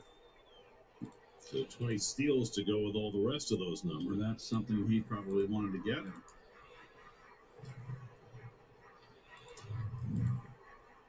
So he needs 2 doubles for 40. That would be something, if I was in his shoes, I would be striving for. So you mentioned, Gary, 100 runs scored, 30 home runs, 20 steals, could get to 40 doubles. Whew. And in the lineup the night after clinching. It was interesting. I looked at who's sitting and who's playing for the Braves tonight. It's pretty clear the way Brian Snitker drew it up. The 2 younger regular players, Albies and Riley, they're playing. All the older guys, they're sitting. It's probably as it should be. To another Riley. Well, in that red-hot American League wildcard race, not much has changed. Tampa Bay still leading 2-1 in the 5th. Red Sox still scoreless with Washington in the 5th. Toronto leading Baltimore 2-0 in the 6th. That's Steven Matz on the mound for the Jays tonight. That's Rogers on the mound for the Nats. Josh Rogers, yeah. Someone's parents, I would think, or...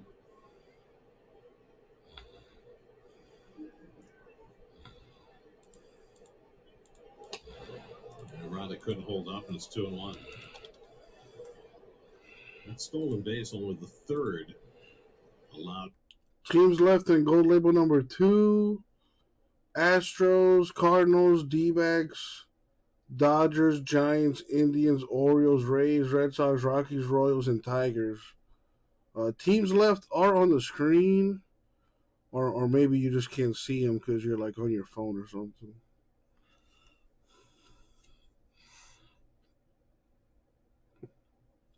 So I'll repeat it again. The teams left in gold label number 2. We've got Astros, Cardinals, Diamondbacks, Dodgers, Giants, Indians, Orioles, Rays, Red Sox, Rockies, Royals, and Tigers. Out. Yeah. But he has really made himself better. First round pick by the Braves in 2015, coming out of high school in Mississippi. He hit a bunch of home runs when they first called him up a couple of years ago, and then cooled down drastically and looked like one of those Kevin Moss deals. Yeah, well, it was 2019 when they had Donaldson here, so there's no place for him to play at third, so they put him in left field. Yeah. But he has had a second act, which has been very impressive. I remember you telling me, because you had done some Brave games with Turner, that he struggled with the breaking ball, and he learned how to hit it. Obviously. 3-2 coming, and he struck him out. Good pitch by McGill to Fan Riley for the second out. That's a money pitch right there. I don't care who you are, you can't handle that pitch. Great hitters might be able to foul it off, but it started on the corner. Change-up away. Change-up's a good righty, lefty. When you put that change-up down and away on the corner, knee-high, it's a tough pitch. Do you guys remember him visualizing like that, McGill, in between pitches or before like the batter? Like Alonso. Yeah, I've never seen that. Mm-hmm. 2 out. Here's Eddie Rosario, who popped short his first time up. He takes a fastball in the corner.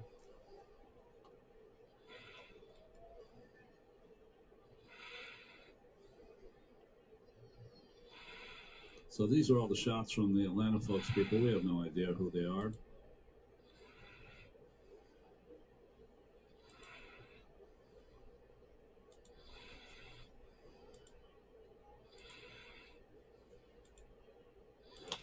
And Rosario yanks one on the ground. Beautiful play, Alonso, and McGill gets over to cover. Alonso making a big play every night.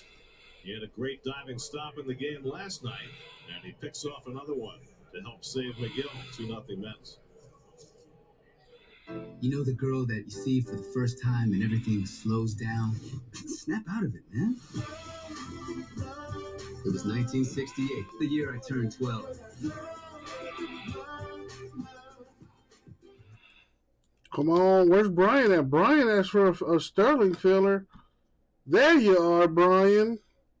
There's the Sterling filler, man. $80 a spot. 5 spots left. Astros, Braves, Diamondbacks, Dodgers, Giants, Nationals, Padres, and Twins left. Still got some good teams. Braves still in. Nationals still in. Padres still in. Dodgers still in. Bedrooms, dining rooms, kids' rooms, mattresses, and more. Plus, to make buying easier, get 60-month interest-free financing. That's right, you get both low sale prices and 60-month interest-free financing at the Rooms to Go 12-day fall sale going on now. Rejuvenation begins with cell-renewing miracle broth, a proprietary formula known only by a few scientists. This potent anti-irritant is biofermented to bring skin into a state of age-fighting calm, while flooding cells with energy for repair, opening up a world of rejuvenation. Gotcha, Brian. Discover skin's potential. Well, thank you, my dude. And I think we should be able to get this done. Just trying to speed the process along, you know. Everyone can play and anyone can win. I asked some of my friends to join in too. What are you doing? Working on a different dance? For when I win? Just fine. Wake your way to victory and a year's supply of candy crush is yours. Delicious. I've been getting in there. You guys are in your polos, and they just keep me out here in the elements. TV aux box 1 with the windows open, so I've got the long sleeve shirt and the jacket. But, you know, I guess that's what happens when you're low man on the totem pole. You know what I mean? Well, just remember that. Steve, you should be used to it. Steve, what is going on in the stadium that we have been relegated to the You know, actually, there is a Future Stars Series main event game going on, which I'm not suggesting you all should know what that is, but apparently, I looked into it. Apparently, some of the top high school players from around the country are playing from the Scouts right here all throughout this weekend. So it's a relatively new event, started in 2018, but there have been some high draft picks. None from this game have been in the Mets organization yet, but potentially some future stars right out here in front of us. You taking some notes? Maybe pass them along to the appropriate authority? No, I'm not. The season ends in 3 days, and I'm finished taking any notes. Okay? Well, I know you have another season that's already underway and pretty much is over too, right? Oh man! I have to promote that show. I do have a report here, by the way, as Greg Picker. Well, we try to promote these games too, but there's only so much you can do. Go ahead, Steve. I really don't know where to go with that, Gary. So speaking of prospects, actually, this leads in nicely. Nimmo drives one deep right field, headed toward the wall. It's out of here. Brandon Nimmo with a bolt of a home run, his 7th of the year. And Steve will have to wait a little longer because it's 3-0 New York. You didn't want to hear about the prospect either. Forget it, guys. We'll talk next week. Nimmo crushing a 3-1 pitch, 414 feet to right field. Steve, save that one for next year. Here it is, fastball, Brandon turning. Very nicely done. How many's that for him now, Gary? That would be 7. Threw it in the chop house. 111 miles an hour off the bat, right into the cotton candy. 111 miles an hour. Wow, that's fast. Steve, I believe you can talk now. All right, fantastic. So, as Francisco Lindor grounds out, we talk about Francisco Alvarez, who many Mets fans, I'm sure, have heard of at this point. He's the top prospect in the organization. One of the top 10 prospects in baseball now is the position player of the year in the minor leagues throughout the organization. Just had an incredible season, only 19 years old. Hit .272, an OPS of .941, 24 home runs split between low A and high A this year. And you know, it's just exciting so many people in this organization. Jeremy Barnes, the Mets director of player development, said he is a dream, called him a once-in-a-lifetime talent. But guys, as you know, organizations tend to speak highly of their own guys, so I decided to talk to people outside the organization as well. And they concur. At a scout, Is this thing not he is the updating or one guy something? that you can never trade. He likes a lot I need to log out of this top thing. prospects the Mets have, but he is the guy that you would absolutely make untouchable. The big separator for him, he hits the ball so incredibly hard for a guy that is his age, certainly a premium position as well, has a great understanding of the strike zone already. Nice play in the hole by Garcia, and he throws out Baez to him. Does have to work a little bit on the defensive end. Yeah, his tools are right there, but it's the same thing you hear about catchers all the time, that you've got to get that experience, especially the soft tools, with just calling a game and working through a pitching staff. But a lot of excitement inside, outside the organization. And I asked, how close could he be to the major leagues? And I was told that it would not be crazy to think that he could make his big league debut as soon as 2023. He would be, what, 21? 21, yeah. Well, it's exciting. It's always exciting to have that kind of prospect on the horizon, even if it's still a couple of years away.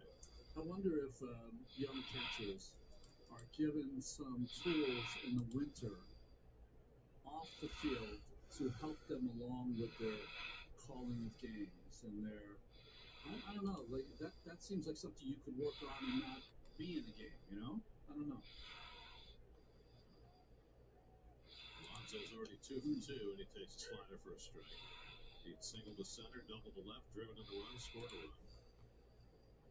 I don't know how we could do that. I'm thinking about DeGrom throwing a gem, watching each and every pitch, how it's called, where the catcher sits. To replicate that, if you get a start with DeGrom in the mount, those kind of things, I don't know. I'd be interested in if I were a catcher trying to speed up the process of being a good defender. You know? I don't know. Braves have bullpen action going. Jacob Webb was up in their bullpen with about to throw his 80th pitch. Threw 86 in his last start.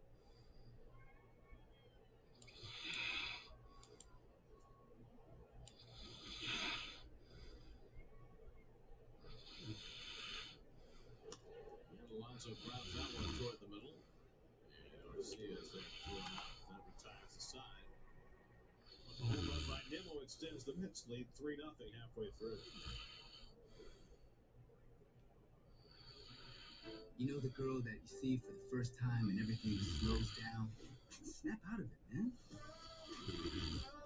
It was 1968, the year I turned 12. I want my son to grow up to be a caring and tender man. Aren't you forgetting it just like his father fought? Just like your father. It was blood.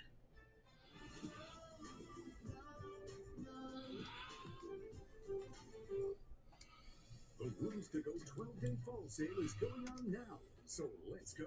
Hurry to Rooms to Go. Check out our amazing selection and save big on the great-looking furniture you need. Living Padres are rooms, gone. dining rooms, kids' rooms, mattresses, and more. Plus, to make buying easier, get 60-month interest-free financing. That's right, you get both low sale prices and 60-month interest-free financing at the Rooms to Go 12-day fall sale going on now. Well, Sterling number 1's at 7, number 2's at 11. Sweet. Everyone can play and anyone can win. I asked some of my friends to join in too. Don't. What are you doing? Working on a victory dance? Oh, when I win. Divine. Swipe your way to victory and a year's supply of Candy Crush is yours. Delicious. Come and get it, America. May the best crusher win. Join the All-Stars Tournament Excuse me. Candy Crush today. Nature Sweet presents The Birds and the Bees. Our devoted associates know where the best tomatoes come from. That's why they use bees to pollinate our tomato plants. Just the way nature intended. Aren't they just the sweetest? Nature Sweet. Tomatoes raised right. Jerry Seinfeld booth visit. Plus, discuss the potential future for Noah Syndergaard in New York on the latest Shane and Nick podcast presented by Verizon. Subscribe wherever you listen to your podcasts. How do they set that up? Do you have like a day every week that you You guys convene to do All right, filler now is $70 a spot. 7 spots total, $70 a spot. On my iPad. Set up the Zoom. And how long do those shows last? It's 20 minutes. Haji, no Haji. Sometimes Haji makes an appearance. Orlando Arcia hits one toward the right field corner, but that'll slice away from him. So some big doings in the American League wild card chase. The Red Sox got back-to-back home runs from Hunter Renfroe and Bobby Dahlbeck. Renfroe's with a 3-run. CBK for 2, beer up for 1 still, so that puts us at 4 left. 2-1 in the 6th. And the Blue Jays added a home run from Corey Dickerson. And Danny Jansen drove another run with a double, and they're up 4-0 now on Baltimore. So Jansen's had a big night. Homer earlier. 2-2 now to Arcia. So the Yankees could lose. Boston and Toronto could win, and we'll be waiting on the Mariners game later. Mariners play the Angels later tonight in Seattle. They've already sold that game out tonight. Ground ball past the mound, circling it is Baez, and he throws out Arcia 1 away. I mean, that's a big deal in Seattle because they have not been in the postseason in 20 years, the longest postseason drought of any major league team. I'm pulling for them. Their mantra that they're going with is believe. I think they've been done before. Well, you gotta believe. In fact, I saw Jared Kelenic hold up a believe sign after his big hit the other night. He's done a nice job. He's gotten some big hits. He hasn't gotten enough of them, but his defense has been impeccable in center. I mean, he's hitting, what, about $180? Yeah. Got off to a terrible start. Got sent back to the minor league, so it's been a rocky rookie year for Kelenic, but some of the other ex-Mets on that team are just having fabulous year. Flexen and Seawald especially.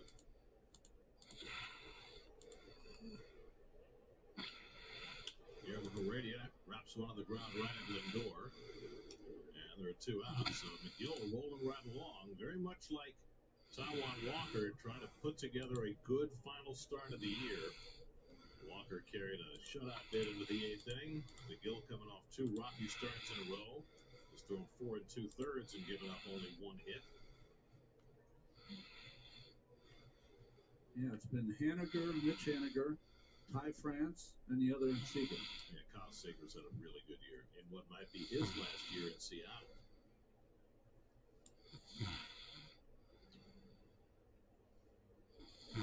If I'm not mistaken, both the Seager brothers are free agents. That's right. I wonder if they would attempt to find a place to play together. Wow. I don't know. The team's going to have to come up with some major glue. So you have to need a whole left side of the infield. Yeah. The change up by McGill and this 1-1 to Contreras. The pitcher spot due up next. Jacob Webb's still up in the bullpen, and it's interesting because Kevin Pillar is due to bat in the top of the 6th. I remember back in May it was Webb who hit Pillar in the face with a pitch, and was so distraught afterward, wound up getting sent back to the minor leagues. Well, Seager's definitely going to be a free agent, the Dodgers Seager. It's one of the reasons they traded for Trey Turner. He'll be the shortstop moving forward. Seems like that. And Contreras pops one up foul. That'll go out of play. 2-2. The Dodgers this year will have Trey Turner at short and Gavin Lux, who hurt himself yesterday or the day before as an outfielder, will be there. Yes, sir, Jameis. On Wednesday. Seager, the team has an option for next year. Okay. But if they don't pick up the option, then he would be a free agent as well. He'll be 34 next year. Breaking ball hit on the ground toward the hall. Long throw to make for Lindor, and it's right on target to retire the side. Nice play, Lindor. 3 ground ball outs for McGill in the bottom of the 5th. He's got 5 scoreless in a 3-0 lead. ABC Wednesdays. America's favorite family is still keeping it real. How'd you get a ball signed by Walter Payton? Just like this. As in real honest. I don't like people. Speaking on behalf of people, we don't like you either. With a season of shocking revelations. Mom had a Bible? There's a few times she wanted to smack you with it, but I said that's a mixed message. The Connors, Wednesdays 9, 8 Central on ABC. And stream on Hulu. You can achieve anything with good sleep, and over 1 million dreamers have trusted City Furniture to help. And from mattresses starting at $129 to a $300 gift card with Tempur-Pedic, you can rest assured we have the best price guaranteed, so everyone can live like this. Rejuvenation begins with cell-renewing miracle broth, a proprietary formula known only by a few scientists. This potent anti-irritant is biofermented to bring skin into a state of age-fighting calm, while flooding cells with energy for repair, opening up a world of rejuvenation. Discover skin's potential with Creme de la Mer.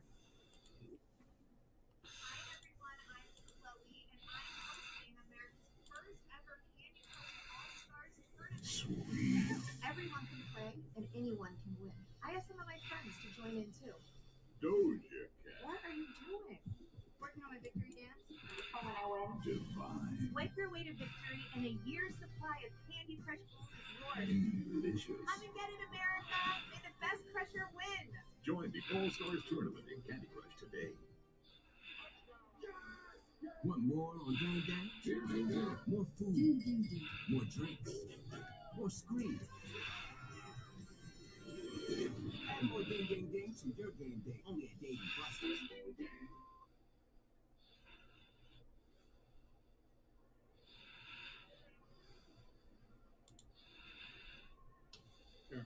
Gary. Oh.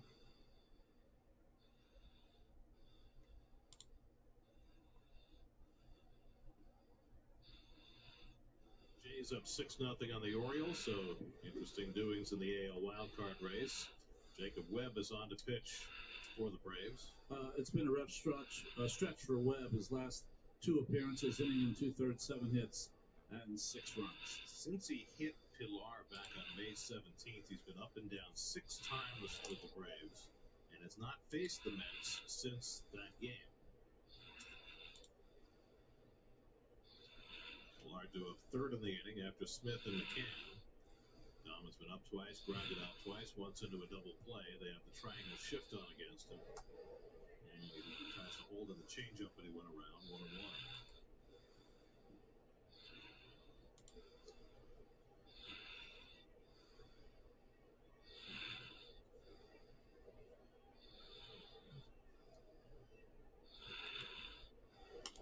And the breaking ball hit sharply up the middle, a base hit for Dom Smith.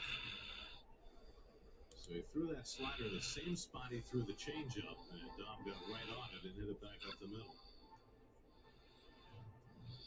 Dom, 1 year ago, was wearing out breaking balls just like that. Had a hit on a breaking ball in his last start. Yes, he for did. the Mets. Yep. He's been amazingly even-keeled and effective since he's been benched. You know, part of that, I guess, is just his personality. But not everybody would handle the demotion quite as well as Dom has. James McCann, who drove a run with a base hit his last time up, and takes a fastball for a strike.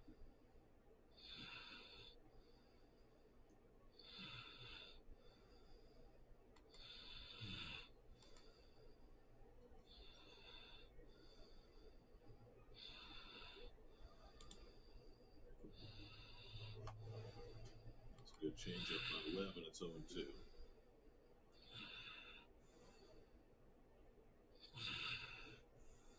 I think it must be beard night, because every shot's got someone with a beard.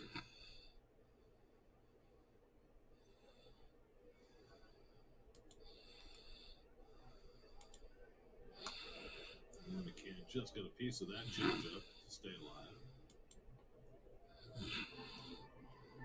I think it's November that you're not supposed to shave. Like all the No entire shave month. November? Russ Reltman, our stage manager, is agreeing. No shave in November. What's your hockey plan? Then it's Well, you May. gotta wait till the end of the season. Playoff beer. Yeah.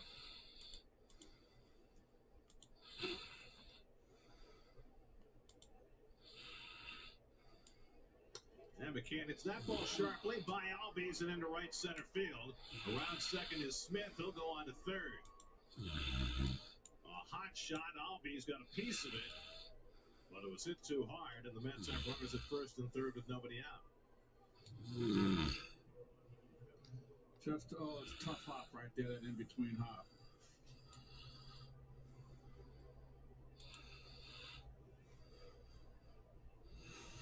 Come on, 4 left. Let's kill the Sterling.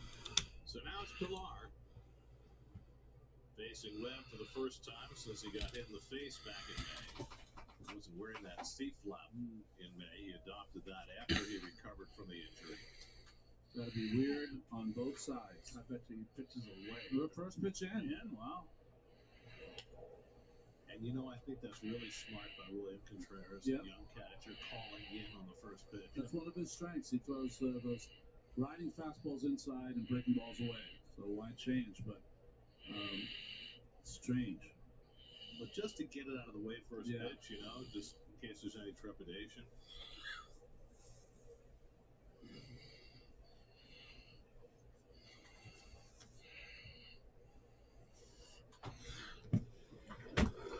Never hit anyone in the face professionally, but as an amateur, I did in the middle of the summer, and I never pitched the rest of the summer. I said, "That's it. Do not give me the ball. I'm not pitching the rest of the summer." It was traumatizing. It really was. Well, Webb certainly appeared to be affected by it. You could see it. He was visibly shaken.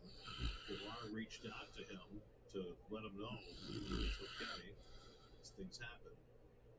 It wasn't the first rodeo for Pilar. He'd been hit in the face before.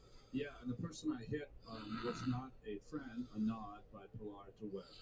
That's before they started the AB. Same back. That's great. That's a nice pickup. Very, very nice.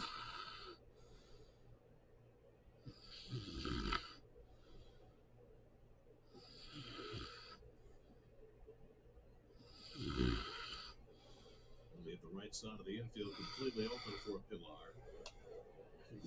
CBK, don't do it. It's still early. It's only 9 o'clock. I was saying that the person I hit, I was not. We should be getting some more people from the West Coast and just more people in general soon. At least that's what I'm hoping for. Traumatized. Were you friendly afterwards? Yeah, we were. But it still was in the moment for the next couple of months. I didn't want to touch a ball on it.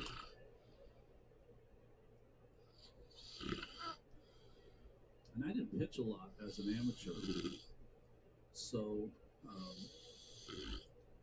I was, just throwing as hard as I could and had really no clue. There was no business for me to be out there. Smith at third, McCann at first with nobody out. Well, I haven't seen Angelo here in a while. He's also West Coast.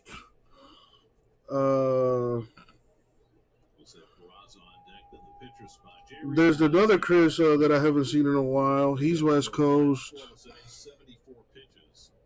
Haven't seen Edgar in a while. He's West Coast. His cousin either. He's also West Coast.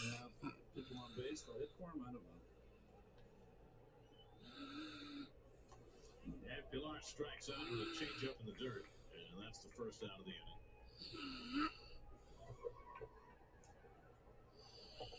Well, McGill's thrown 89 2/3 innings in the big leagues. If you add in his innings in the minor leagues this year, he has by far exceeded. Got to be over 130 now, isn't he? He's exceeded anything he's even come close to before, so they just want to limit him. I don't know. Momentarily.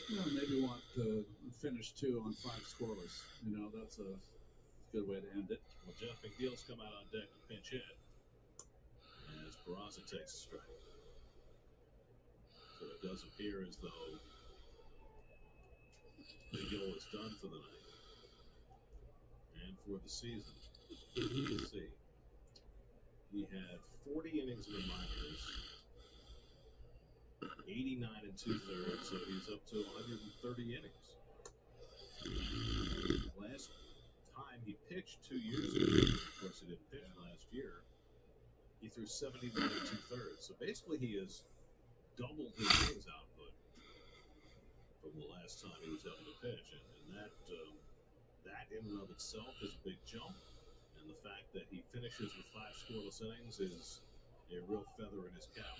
And then taking off early is McCann, and they've got him in a rundown. And he's tagged out before Smith can make a move on third. I don't know what that was all about. But McCann drifting towards second base, and he's thrown out. Trying the old double steal trick here.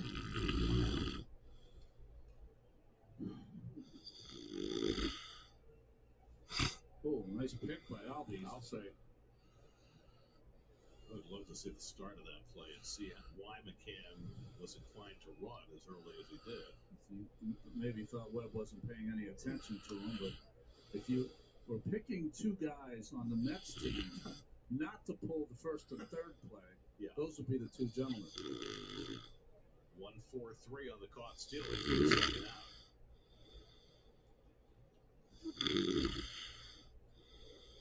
One of the places where we're a little bereft watching on monitor. It's hard to see exactly what happened to start that play. Let's see if we can pick it up on our all-nine monitor. Unopened half case of Contenders Optic. Football? CBK? What year? No answer. Keith, pick me up. You're the everyday player. I have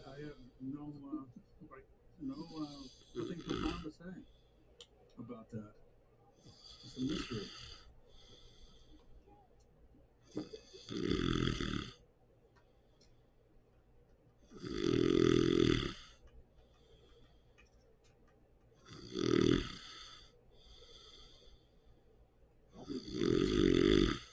Hey Dave, what was that about? I just don't understand in today's game that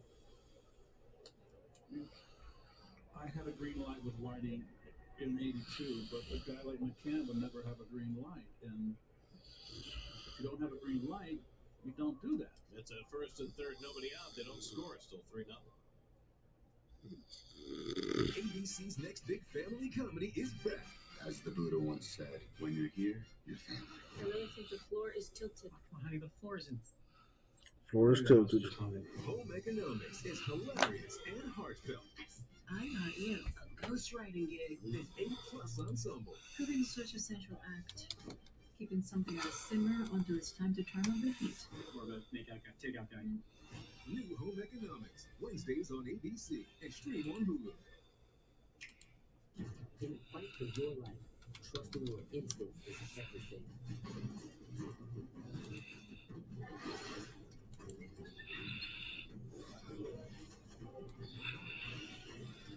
The key to escaping this treacherous planet lies deep inside it. So upgrade your arsenal and hone your greatest weapon. You, Metroid Dread, rated T for T, available October 8th. Want more on Gang Gang? More food, more drinks, more screens. Add more Gang Gang Gang to your Game Day only at Dave & Buster's.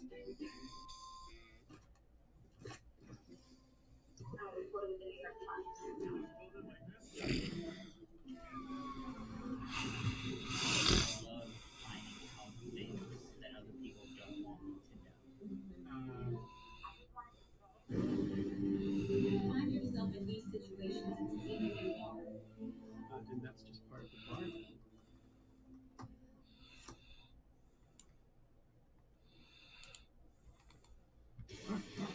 This gold means you're a champion.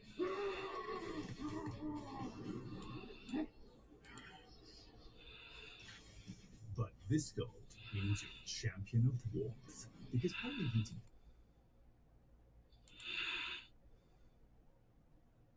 Jets-Titans game. Join Bart Scott, Willie Colon, Leger Douzable, Janae Coakley, and a young Fred McMurray for up-to-the-minute news and analysis leading up to kickoff on Jets pregame presented by WinBet Sunday, only on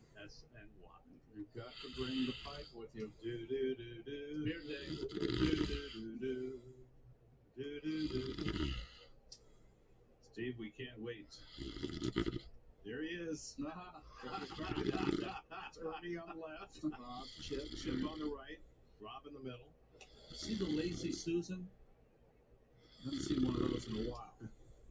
Oh, that is incredible. Nice cardigan, Steve. Kind of looked like the Jet shirt you guys had me on the graphic yesterday. By the way, that's not too far from what you wear every day.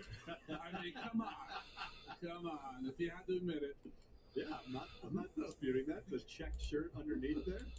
Yeah, that's my brand right there. Fred McMurray. You nailed it, Keith. Let me tell you.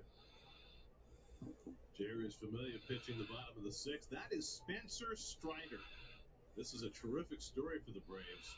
Strider just called up today and getting ready to make his major league debut. Jacob Webb taking the turn at bat, and he takes outside. So Strider began his year in low A ball. He was drafted last year out of Clemson, and he might be on the Braves postseason roster. Throws 100. He threw one game, one inning in AAA. Now gets called up the last weekend of the season. I mean, it's not unprecedented for pitchers with minimal big league experience to be thrust into the postseason. K-Rod did it with the Angels with, 5 outings under his belt? Matt Moore did it with Tampa Bay after one start. Swing and a miss. And Justin, yeah, I'll put him back in the store because that filler's stalling. Name, I'll tell you that. Spencer Strider. We'll see him, I would suppose, in the top of the seventh. Meanwhile, Familia. We talked a lot last night about Mets who are potential. How you doing, Justin? Of the year. We didn't mention Familia. He's a free agent too. He is.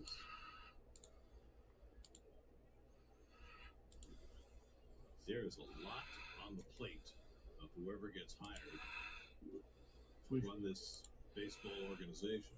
We forget that early in the year in spring training, they made a lot of moves to win this year. They made the moves to win.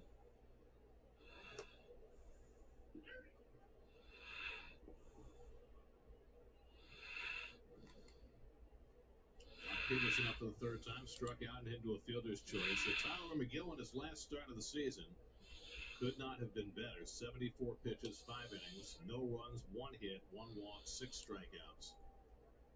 A terrific marker to lay down going into the offseason for McGill in his 18th and final start of his rookie season. Finishes with a 4.52 ERA. And Peterson chases a slider, and it's 1-2.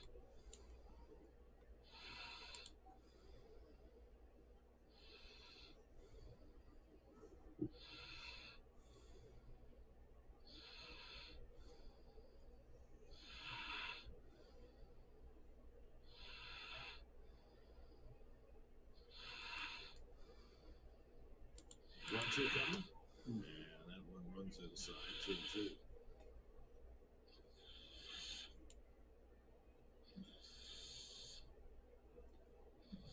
I think you're right. I'm trying to guess. What's that? That's my guess. What? Beard Day. Every person they've shown in the stands on the Atlanta telecast, which we pick up,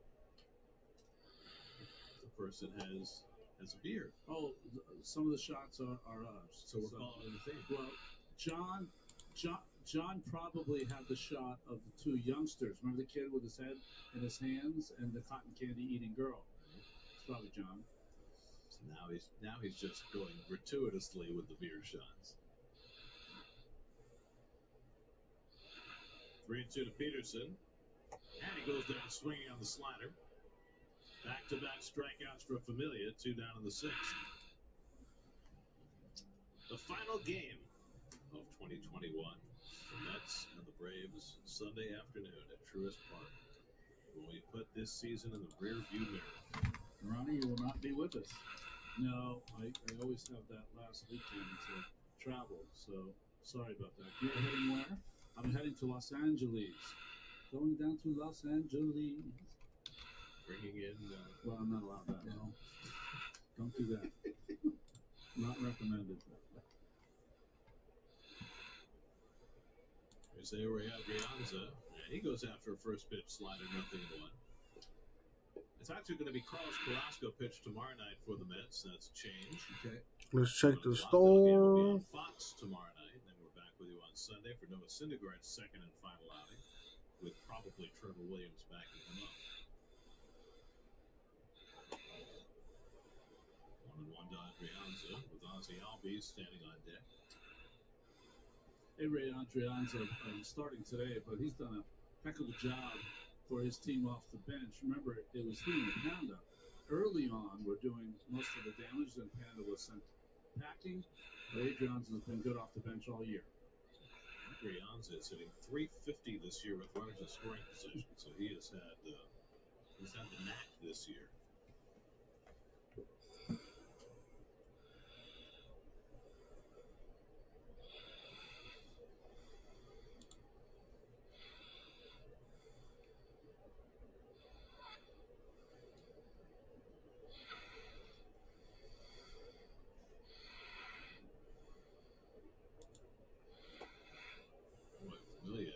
Himself a nasty slider tonight. Yeah, he's got them fishing for that down and in slider. I feel like he's thrown more strikes this year. Do you feel that?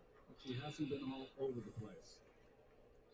You know, it has not been a smooth season for him, but he has definitely had an overall good season.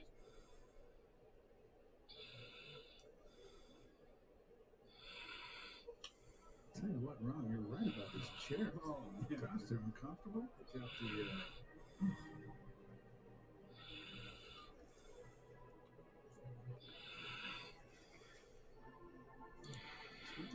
Get you a pad or something? Maybe a back brace? Maybe I need to go in the IL. A couple of Till's pills? Get something, get time on Sunday. 2-2 coming. And that slider's hit the left field for a base hit.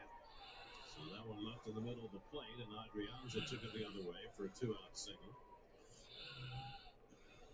I don't think you were there because we were doing the game in Stanford Keys, but Todd is known as the young Todd to us now because he's young to us. Yeah, Justin, I said yeah. Go for it. It's in the store. I put it back in the store. I was wondering why I didn't see any changes. Here's a link to it.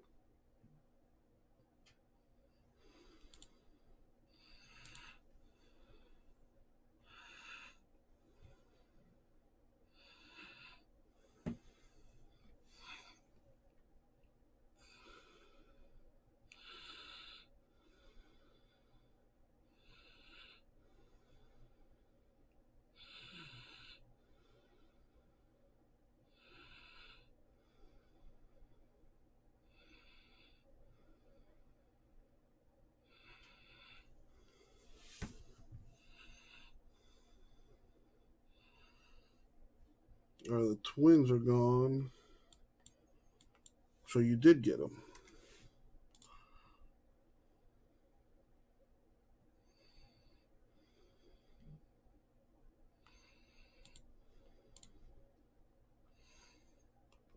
But wait, what? Hold on.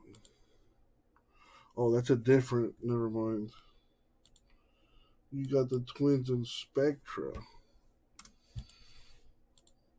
And you said you're going to get them in Sterling, too.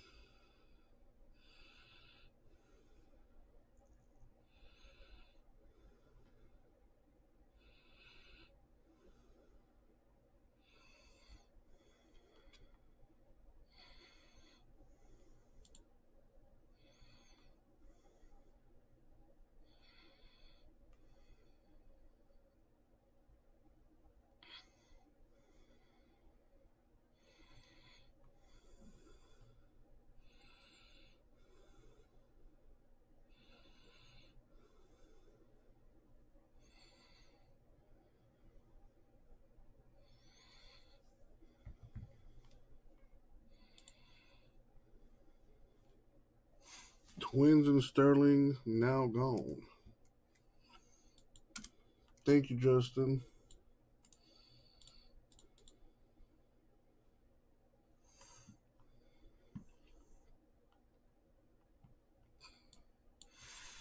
All right, so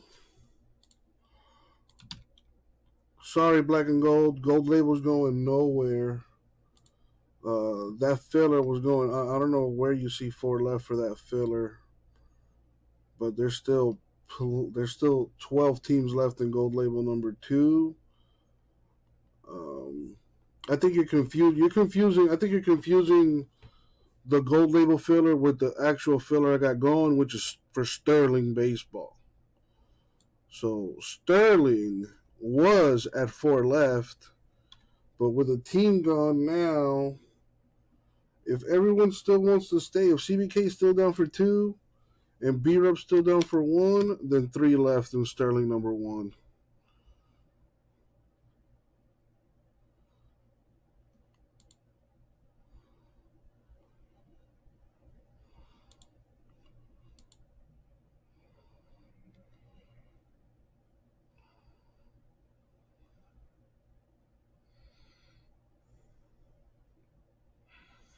CBK's still down. You're good, Justin. No worries. You're good.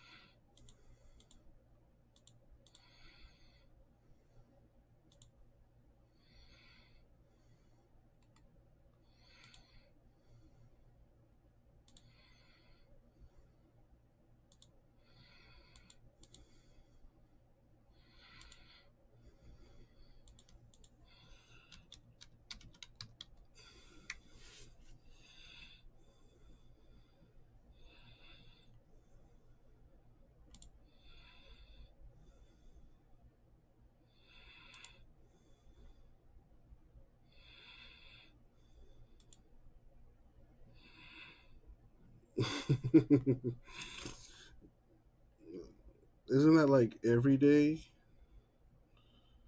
James?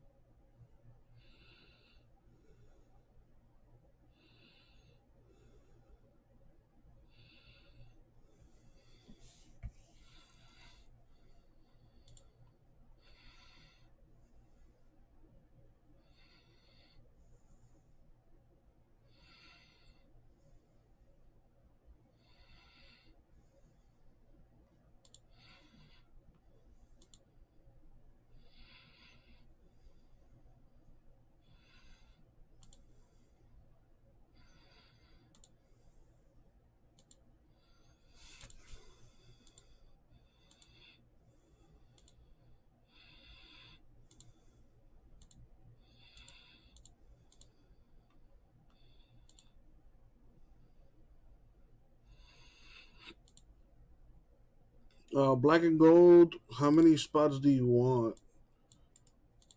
I have 3 left. B-Rup, are you still down for 1?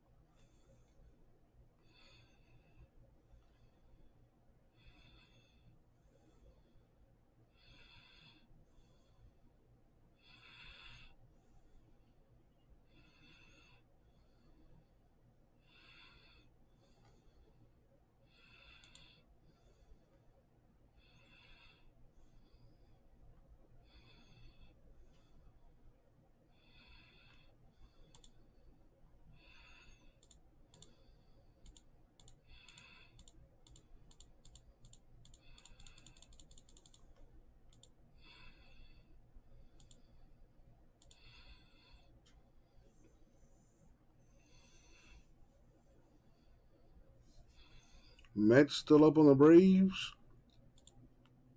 Top of the 7th.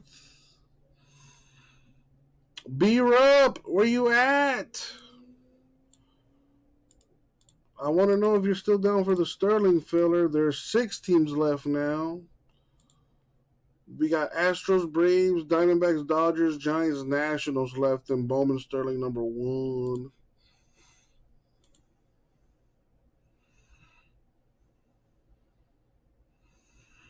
Nice. What you sipping on, Black and Gold? I hope you're not drinking like Michelob Ultra or some bullshit like that.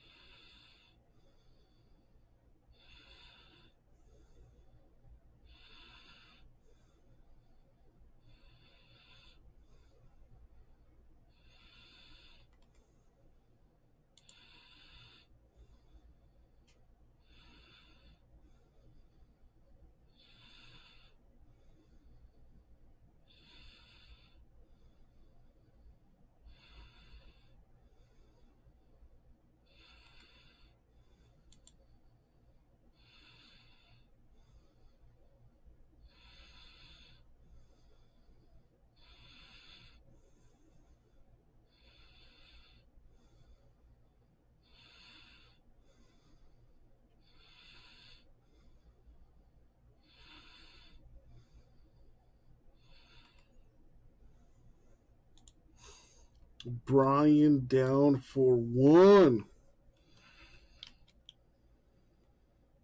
So, Black and Gold, I'm going to assume you want 1 spot in this filler because you didn't really respond to my question. But you did say to take you out of Gold and throw you in Sterling. So, I assume you want 1 spot. Brian wants 1 spot left. CBK for 2, B-Rup for 1. Black and Gold is drunk. He's down for 1. And Brian B might be drunk. He's down for 1 spot left.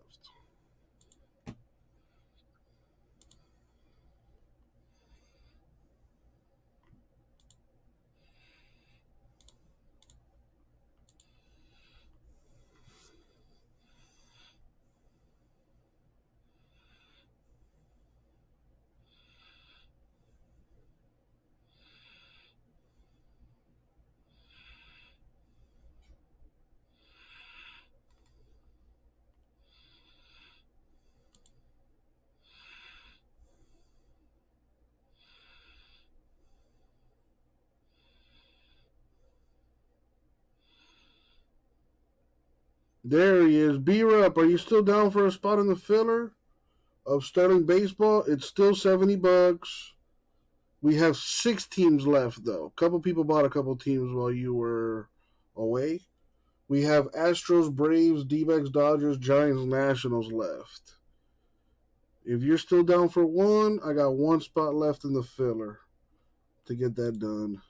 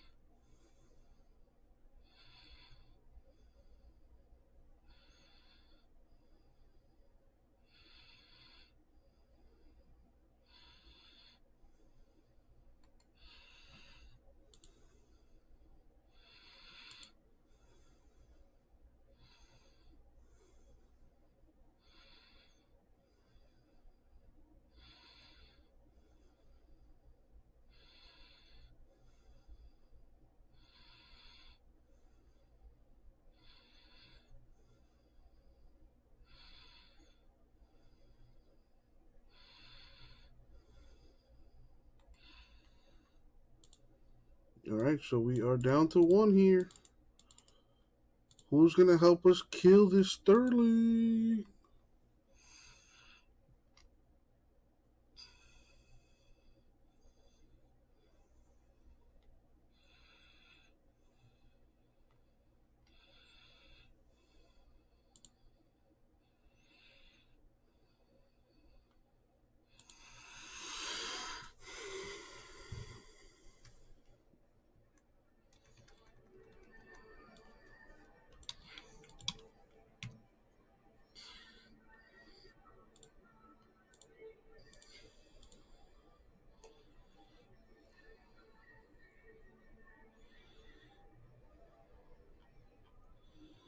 Josh kills it.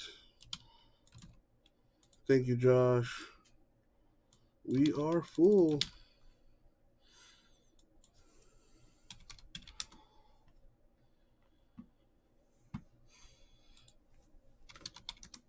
All right, here's the link to the narwhal. Let's do this thing. Thank you, guys.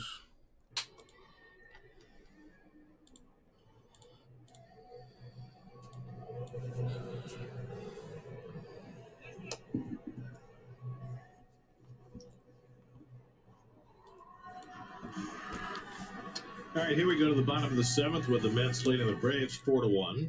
Heath Embry, fresh off his game-ending snag of a line drive, will come into pitch. Boy, I don't know how he made that play. Keith was right. That ball was headed maybe for his jaw, and he stuck up the glove and made the play. So thank goodness for that. Let's check in with Steve. So, Gary, we've been spending all week talking about the minor league rule changes this year as Major League Baseball attempts to inject some more action into the game, maybe limit the length of games. And, you know, for the most part, the ones that we've talked about so far, the robot umps, the pickoff. B-Rep, you forget the first rule of Free Stuff Friday, and that is you do not talk about Free Stuff Friday. Come on, man. It's on today have been a little bit inconclusive, and Major League Baseball is still working through some things. So let's start with the rule change in AAA, which was slightly larger bases. Bases changed from 15 inches on each side to 18 inches on each side. The stolen base success rate went up, but it went up nominally, 73% to 76%, and just a barely noticeable uptick in attempts per game from 1.7 to 1.8. The bigger positive that came out of this, though, is that they found there were less injuries around the bases because there's more surface area around those bases. And that, Major League Baseball says anyway, was actually the primary reason why they wanted to test that out, to see if they could limit injuries around the base paths. And they feel like, at least in that regard, it did work, and it seems to be an easy change to make. Well, the other question I would have, Stephen, I don't know if you have any information on this, as that's slugged to right field by Rosario, and that ball is out of here. Rosario with a long drive for his 14th home run of the year, and it cuts the Met lead to 4-2. So Hembree greeted rudely. Where was he pointing? At that family, I think. Jeez.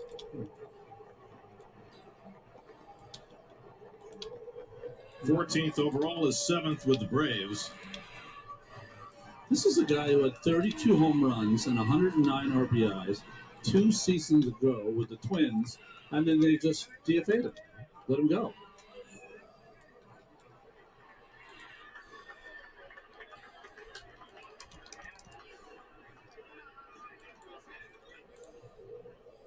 So now it's a 2-run game. Here's Orlando Arcia. All right, B-Rob, Josh, and Brian, I got your guys' payments. Only one I'm missing is Black and Gold and CBK. CBK is a text away. Black and Gold is a little more complicated. So let me text CBK.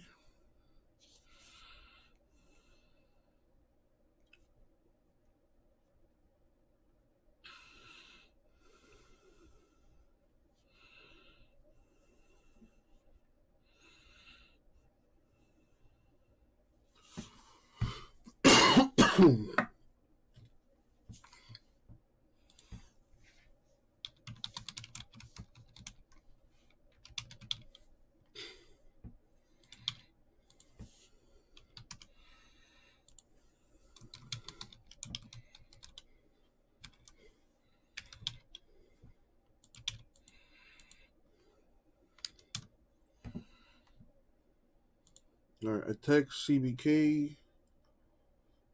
He's probably eating or something. There he is. Now, Scott, Black and Gold, a little more complicated, like I said.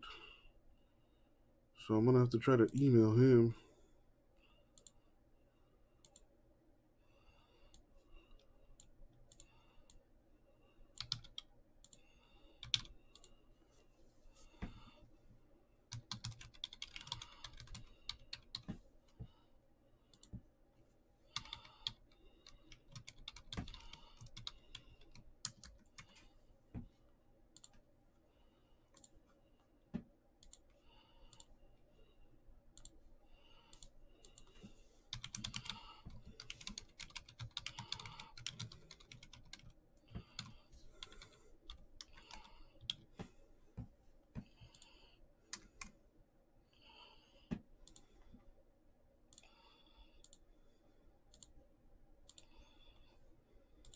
Braves trying to make a little comeback here at the bottom of the 7th.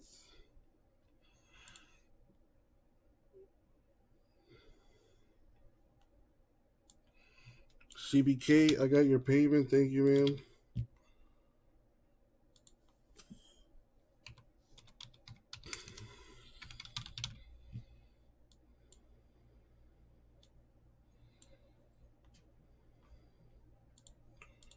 So at this point, I'm waiting on Black and Gold.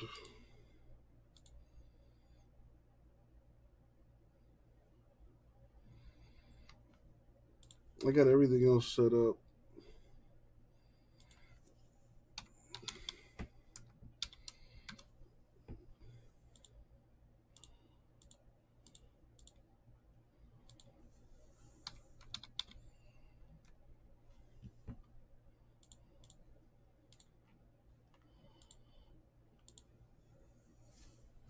Unless somebody wants, does anyone want to take Black and Gold's spot in this filler? I sent him an email.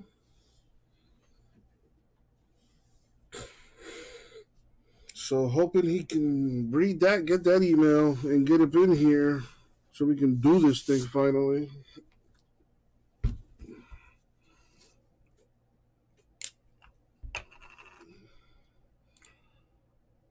How's everyone doing? I hope everyone doing well. Friday, finally. Hopefully get to enjoy the weekend. College football tomorrow. Pro football Sunday. And then back to the grind on Monday.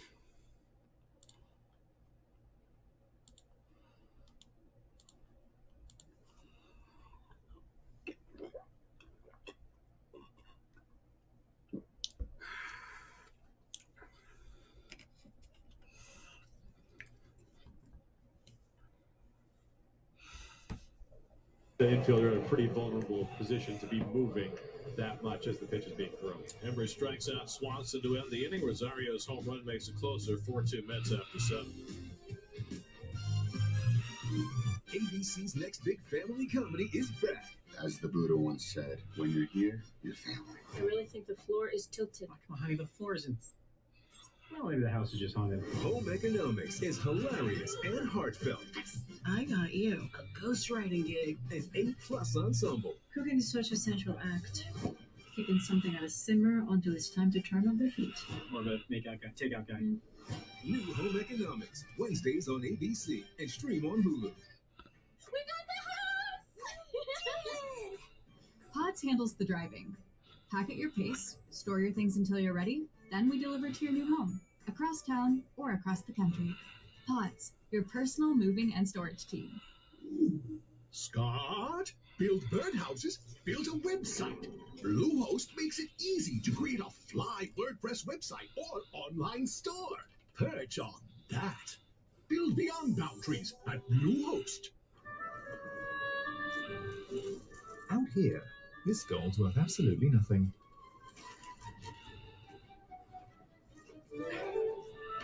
But this gold is priceless. Because OmniHeat Infinity uses thousands of gold dots to reflect more of your body heat. Seems like a good investment. OmniHeat Infinity from Columbia, the gold standard in war. There's Black and Gold. Black and Gold, did you see my email? Was it the email I sent you that they got your attention or what? Sorry to hear about the rabbit. What's going on with the wabbit?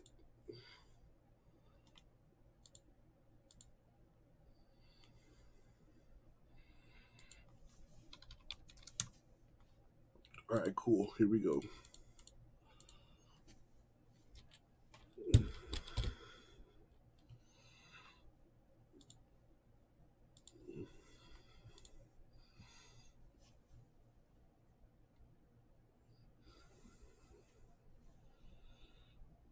I love it. People getting drunk, dressing up for Halloween, and it's October 1st, watching baseball. You gotta love it.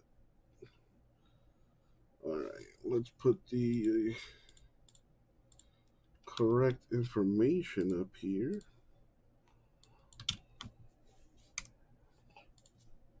Boom. There's the random and the peeps in the filler right there. So let's roll the die. We're going to go 11 times in the random. And, as always, good luck, everybody. Thank you, Isaac. All right, here we go. We're going to start with the names. And then the teams. Good luck, everyone.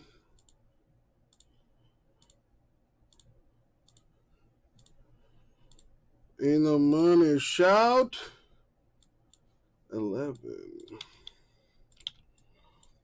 Copy and paste.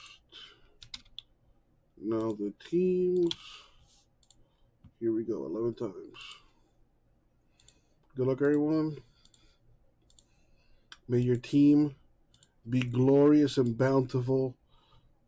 Nothing but good hits. Money shot. Boom.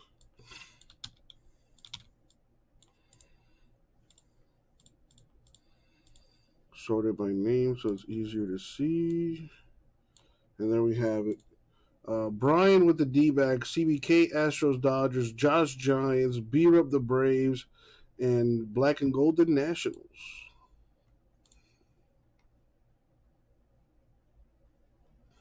All right. Let me do that.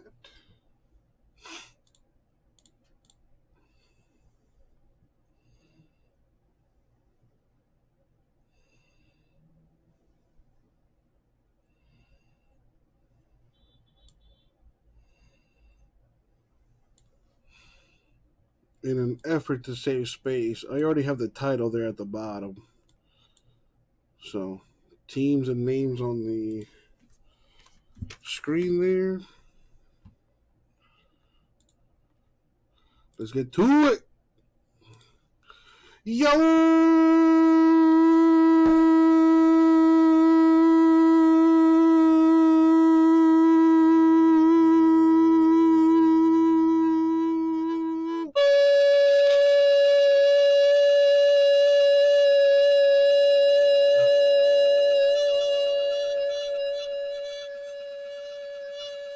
What's up, everybody? It's your boy, Uncle Jesse, and Isaac. What's up, everybody? It's your boy, Uncle Jesse, and Isaac. And we're about to do a little break and break. 2021 Bowman Sterling Baseball. Bowman Sterling Baseball. Half case number 1. Half case number 1.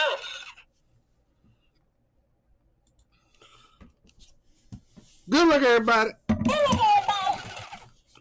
Thank you, Isaac. All right, let me grab the case. B-Rub, don't pretend like you don't like it. You can sit there and pretend behind that keyboard all you want. I know the real you. And I know you like that stuff.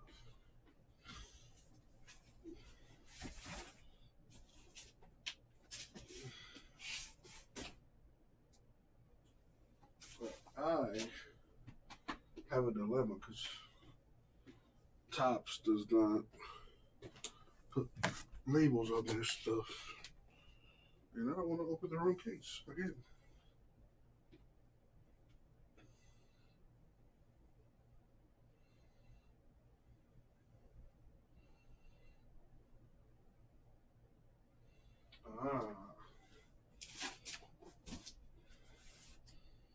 It's a good thing I checked, boys and girls.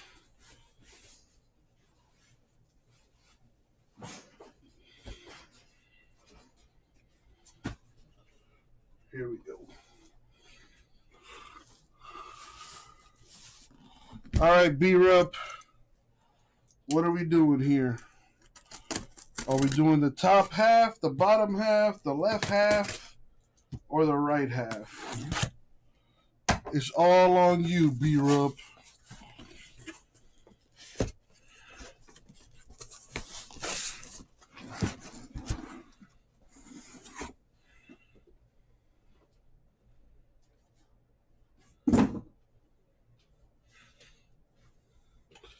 The top half says CBK. All right, so let's do that. The top half would have been those since I flipped it backwards. Let's put these away.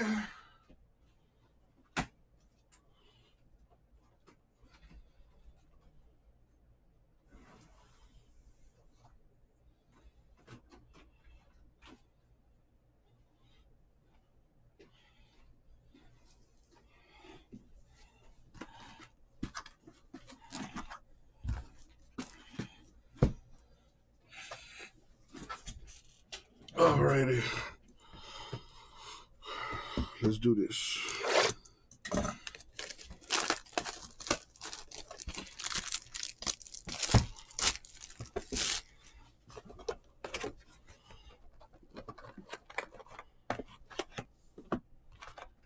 You know, I don't think I've ever opened Bowman Sterling. Or at least I can't remember the last time I did anyway.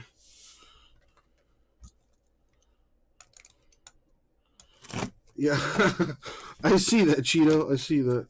I mean, it's halfway full with, like, you know, half Taco Bell, Chick-fil-A packaging, but yeah, sorry, I don't think I'll be all right. Let's see what we got here. We got a Sam Huff rookie, Jesus Sanchez rookie /99, Emerson Hancock Mariners. Damn, this stuff is nice. This stuff is real nice. It's a little thick. We got Yolbert Sanchez /75 White Sox. Autograph Mojo. Alejandro Kirk rookie. And a Akil Baddoo rookie. All right.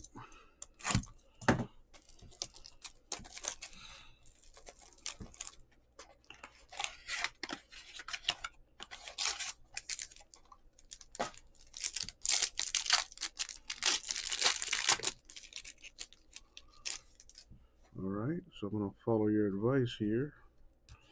All right, so we got Trammell, Arihara, Baum, Cronenworth, Huff, and Severino for the Twins.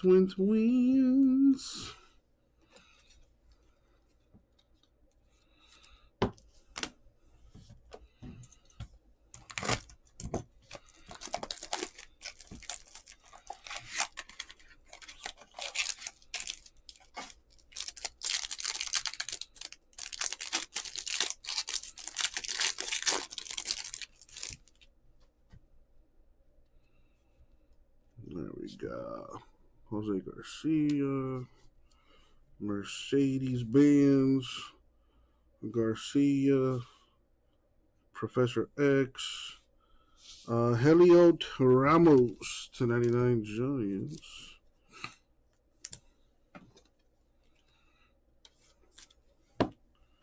We got Eric Pena for the Royals, autograph Mojo. On-card autos.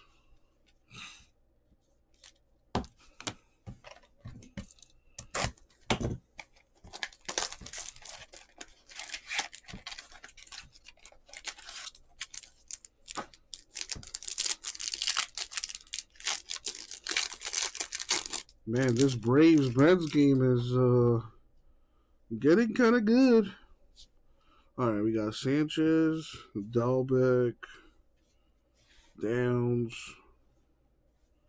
Mr. Martin. Hey, we got Bowman Chrome and Bowman Sterling. Is that normal? Got a Moncada. /99. This is Cool Vids. I thought you would know. You usually, actually, no. You know what, Cool Vids? I'm mad at you. I'm mad at you.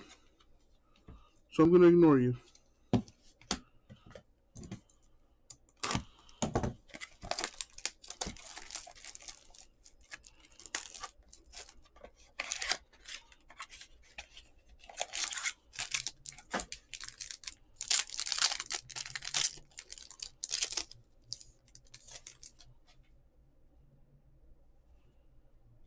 We got Pearson, Marquez, Jimenez, Kirilloff, Meyer /199 for the Marlins.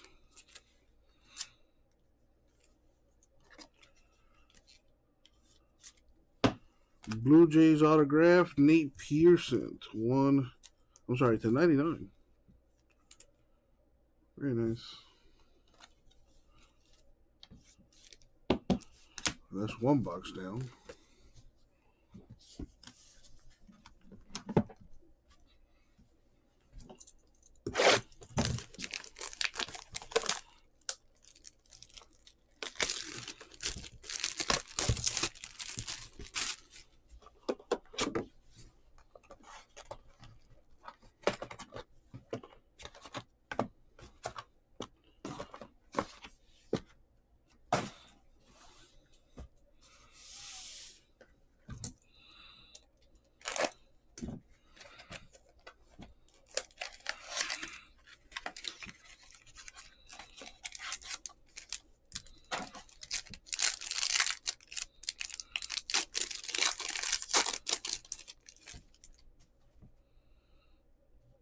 There we got Mauricio, Jazz, Schmidt, Contreras, McKenzie to 75 Indians. That's nice looking.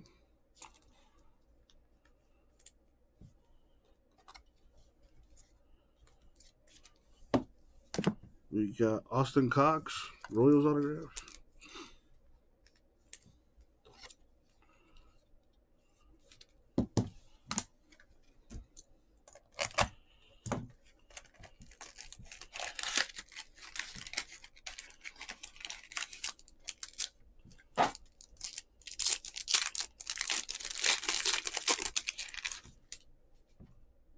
That's kind of thick. All right, Riley Green, Bobby Witt Jr., Anderson Tejeda, Shane McClanahan, Garrett Mitchell, Heber Perez, Brewers autograph.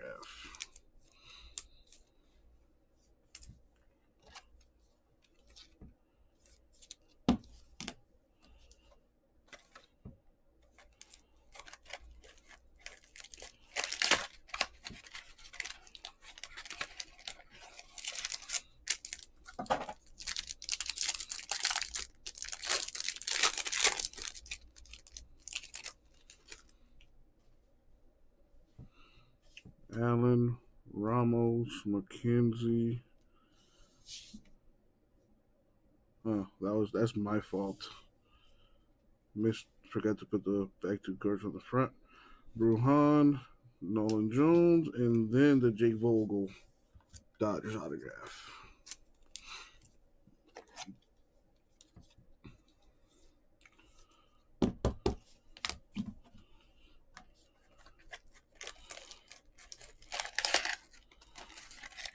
You're just gonna sign just the letter G from now on? I like it.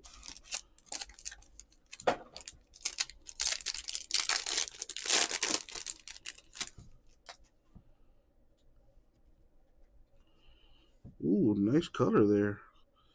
Alcantara, Lacey, Campusano, Perdomo, Rafael Devers. I like that they put Bowman Chrome in this. That's kind of cool. To 50, the Red Sox. We got Jared Schuster, Braves autograph.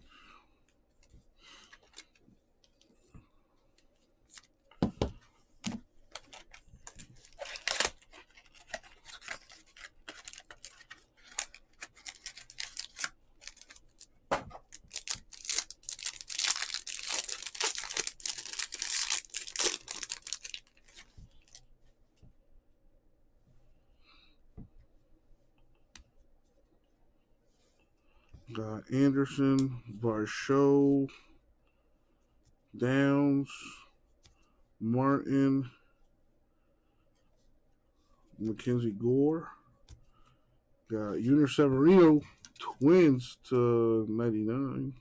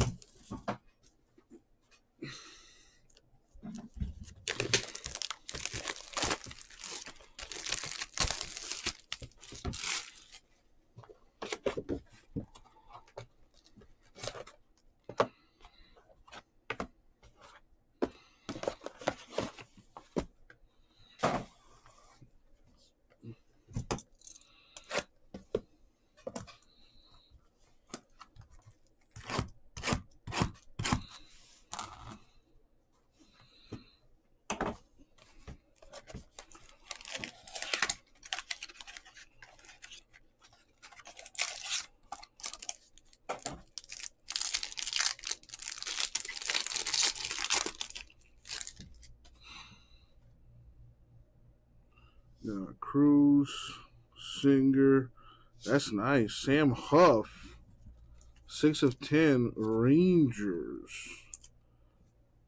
That looks clean. I obviously forgot to skip over the base cards in the back again. As you saw, the Joey Bart to 75 Giants. That looks nice with the Giant colors. Very nice.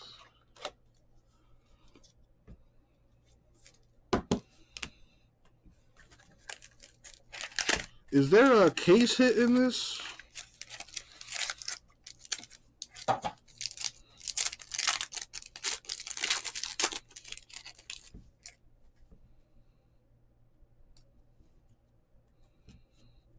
There we go. Jung, Carlson, Lodolo, Alvarez, Luis Patino to 75 Rays rookie.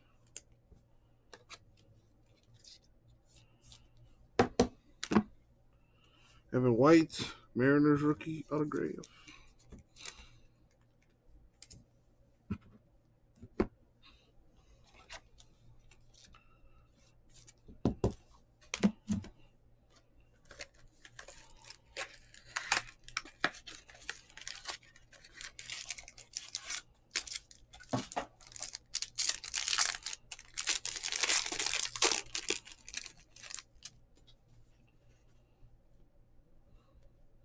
We got Alcantara, Lacey, Kirilloff, Garcia, Nolan Gorman to 50 Cardinals.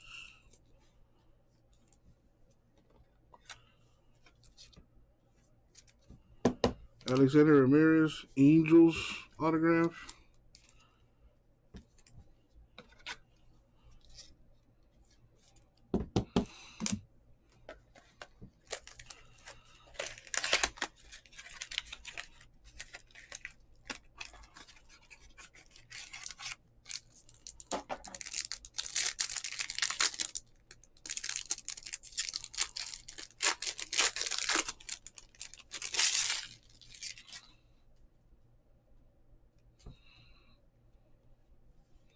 We got Mauricio, Jazz, Patino, Scubal, Adele, Casey Martin. That is Ricky Martin's second-hand cousin for the Phillies. Or cousin twice removed, however you say that.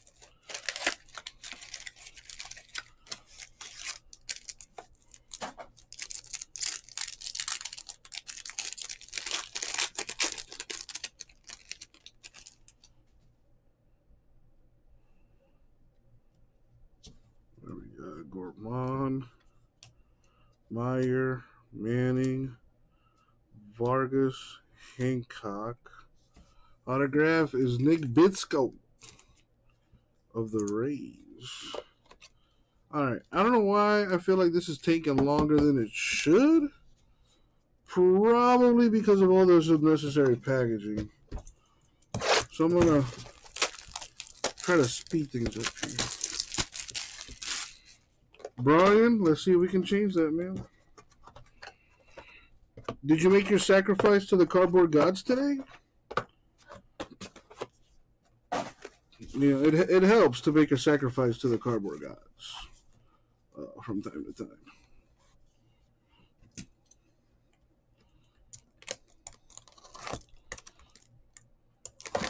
You know, nothing extreme. Like, I'm not telling you to go and, you know, cut up wildlife or anything like that. But, you know, make a deal with the cardboard gods. Be like, listen, cardboard gods, I promise I won't eat Taco Bell for like a week if you give me some good hits.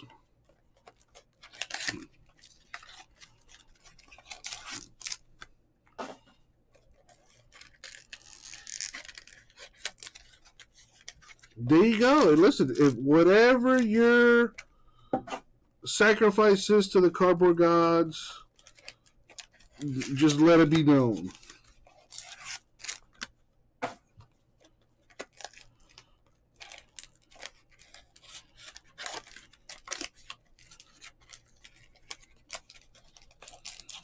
All right. This should help. I know, guys, but I don't know. I felt like it was taking a little longer than it had to, considering there's not many cards in this. Just all that opening up all that packaging is pretty ridiculous. But at least that keeps the cards nice and pristine. Got Heriberto Hernandez. Rays autograph.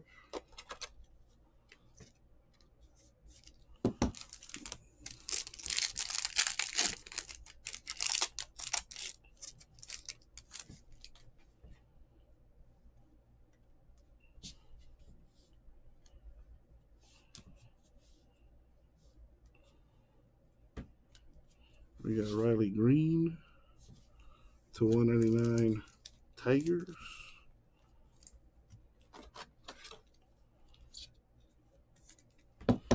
Drew Romo /150 Rockies auto. Any top loaders.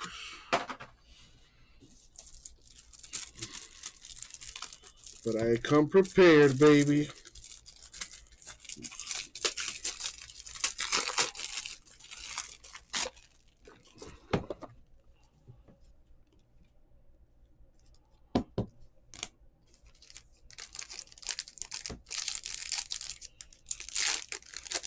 Come on, Brian needs a big hit, and I'm sure other people do too. Come on, Bowman Sterling. Drew Romo is Tony Romo's cousin? Not surprised. Got Reed Detmer's Angels autograph.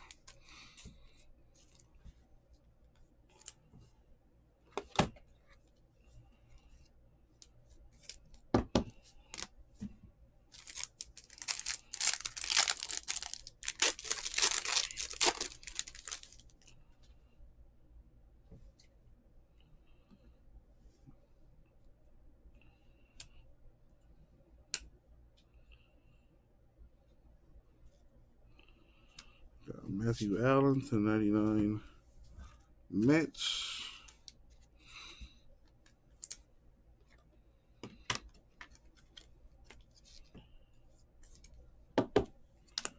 /150 New York Red Sox autograph.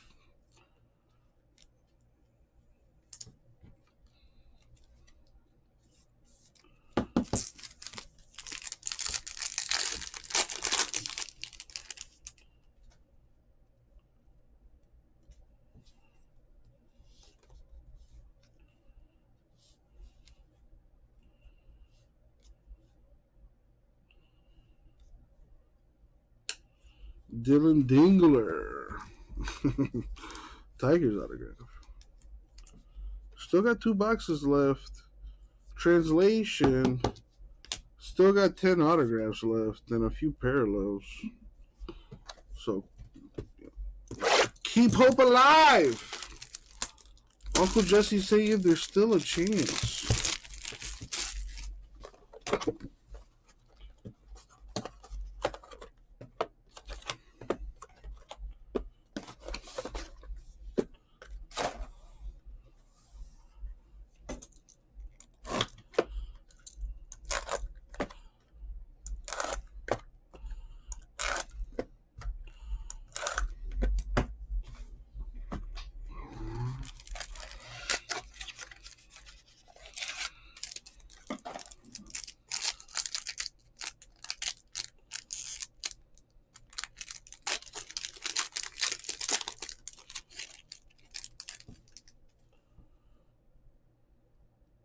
A redemption. Could be a big one. That's what she said. Okay.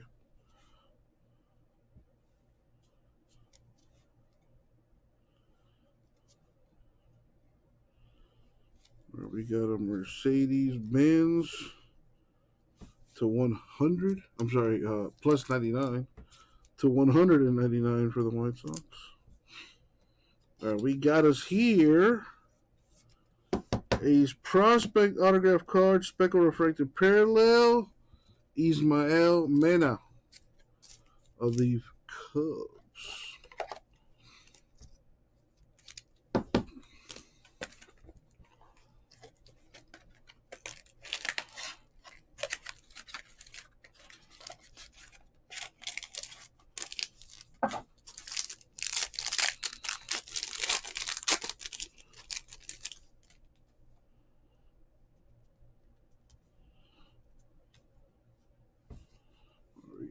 Rodriguez, Torkelson, Patino, Scubal, Adele, Max Meyer, Marlins autograph.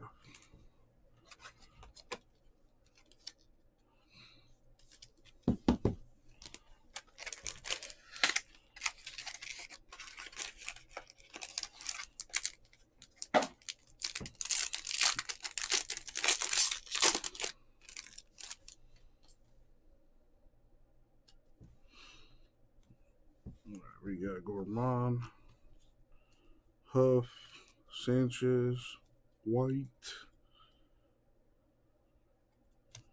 and Kate Cavalli, Nationals autograph.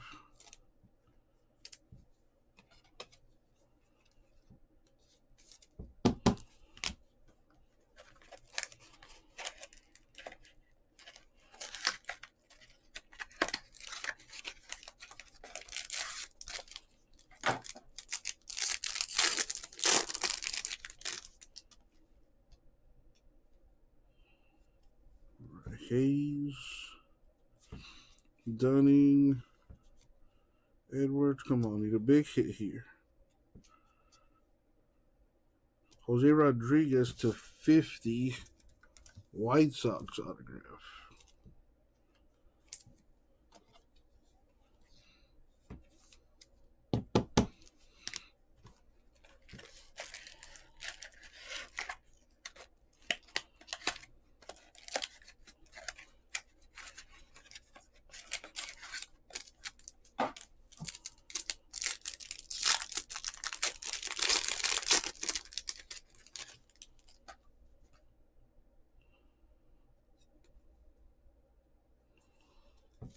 We got Hassel,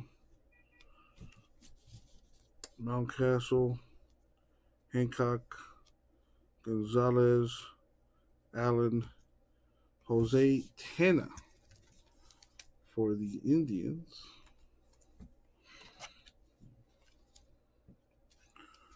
All right, we got one box left.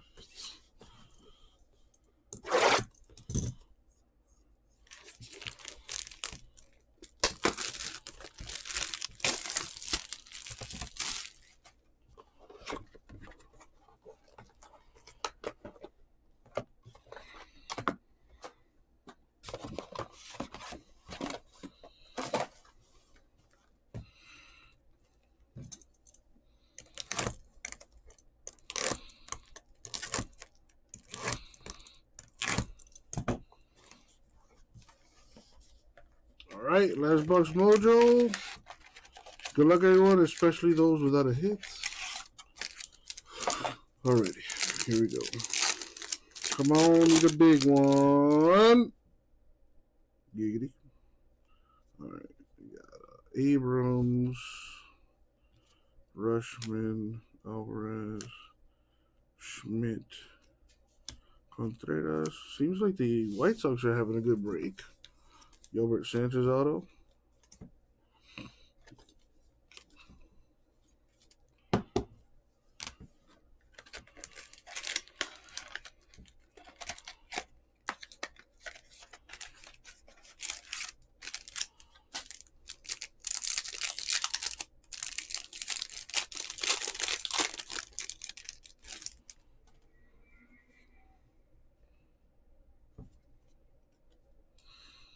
We got Hendrick, Green, Cruz, Singer, Houck, Jordan Skywalker for the Cardinals.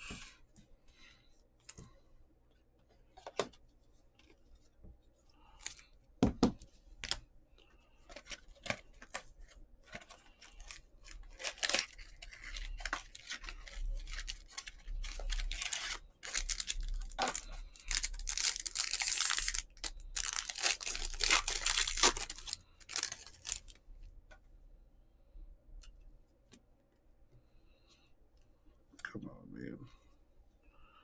Howard, Garcia, Langeliers, Dominguez, Luciano, And Austin Martin to 125 Blue Jays.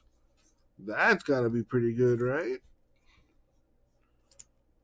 I think. I don't know.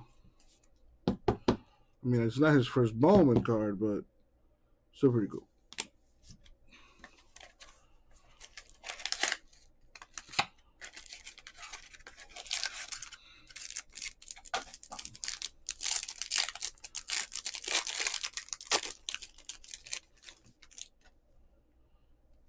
Right. Whoa, what's that? That's different. Let's see what that is. Oh, that's the Bowman Chrome. Whoa. What is that over there? Okay. You got the facsimile here, Votto Bowman Chrome. 1 of 99. That is not an actual autograph on the card. Alright. Kind of has like my signature. That's kind of cool. Anyway, check this out. This is nice. I think these are 1 per case. The Sterling Tender autographs. Numbered 6 of 10. Gorgeous card for the Twins.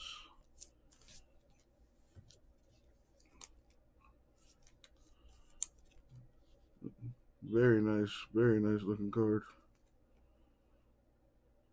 Rookie too. There you go. Shouts out to Justin. Cool card, man. All right. Last mini box mojo.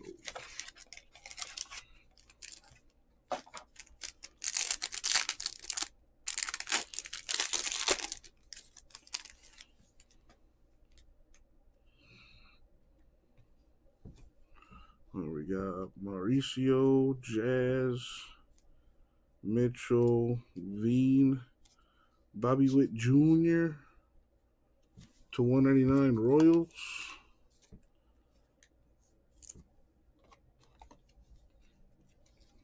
And last but not least, for the Yankees, Antonio Gomez.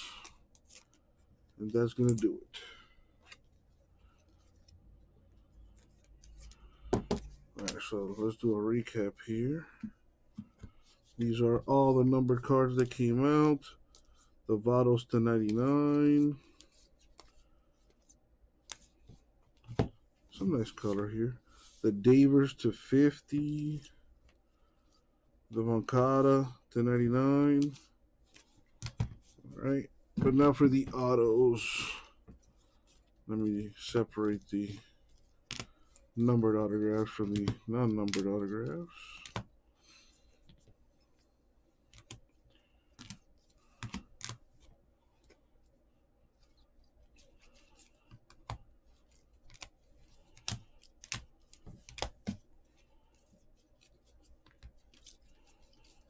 Alright. Decent amount of color. About half the autos were autos. I mean, about half the autographs. No, about a third of the autographs were numbered from the looks of things. But here's the recap of the autos. None of these are numbered.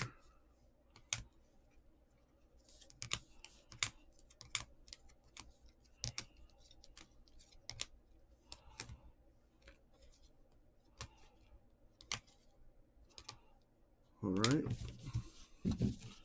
Now for the numbered stuff.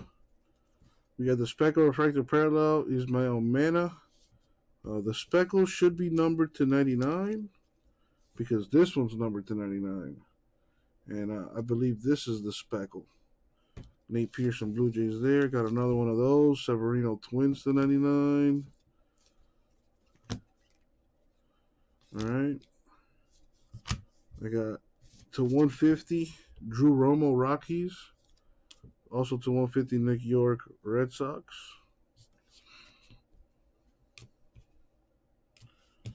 To 125 Austin Martin Blue Jays.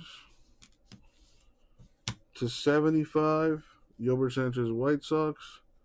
To 75 Joey Bart Giants. To 50 Jose Rodriguez White Sox. And to 10, 6 of 10 to be specific, Brent Rooker of the Twins. And that is the break. Thank you all. I'll get it out to you.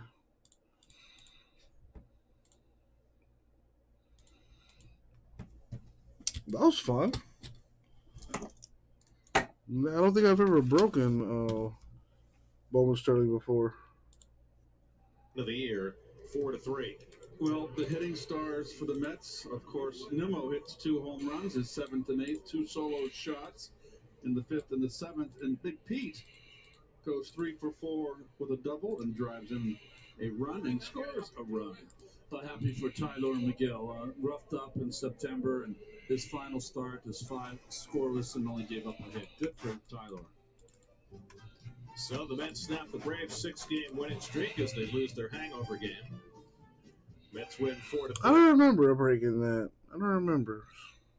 But then again, my memory's shit, so no surprise there.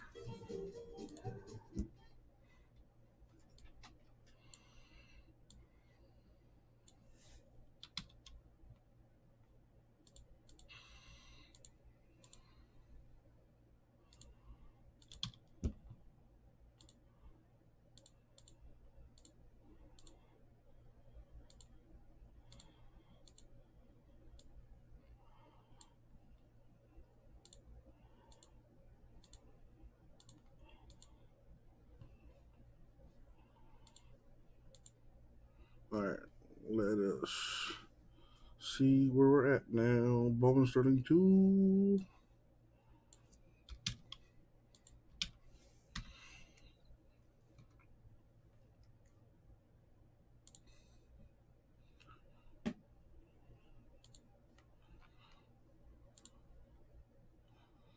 That's the one. We sneak him into the game right after half against Texas, and I pretend to call an audible and go up the sideline. They direct snap to Klingler. He drops one over my shoulder. No doubt about it. Miss that pass every single day. The way you see the game, yeah, and do it with any modicum of consistency has been pretty impressive. Look at this. The special teams issues for Maryland continue as Jones is thrown out of bounds. Outstanding return of 15 yards. And by the way, the replay official, Dennis Lipsky, was the one that overturned that in the booth after the targeting call was made on the field. Nice job by replay.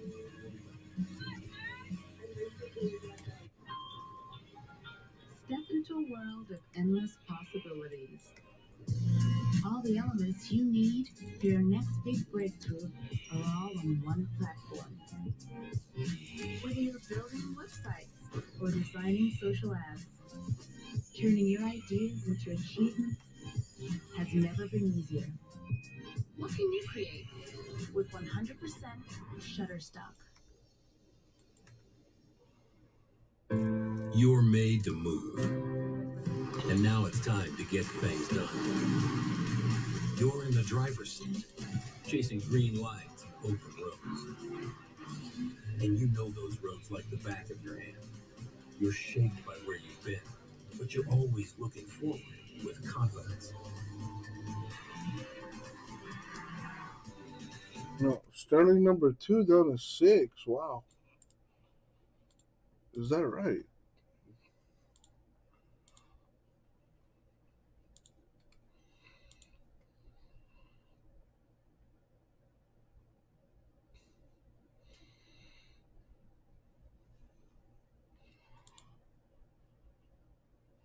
It says 12 teams are left, so I'm obviously wrong.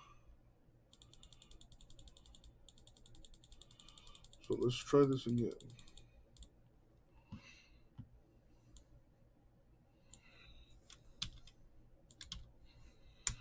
Spicy, sweet, chips, always. Juice, oh yeah. Pepsi. Everyone wins. Two greatest of all time. Buffalo Wild Wings. Regina approaches the all-electric Cadillac Lyric. It's a sunny day. No, a stormy day. Why? Oh, yeah, it is down to 6. Okay. I had it confused with Gold Label.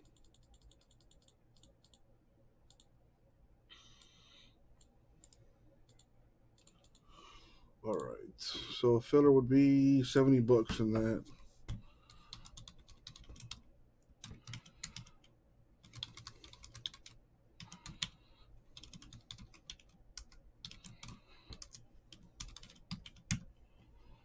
CBK for 2.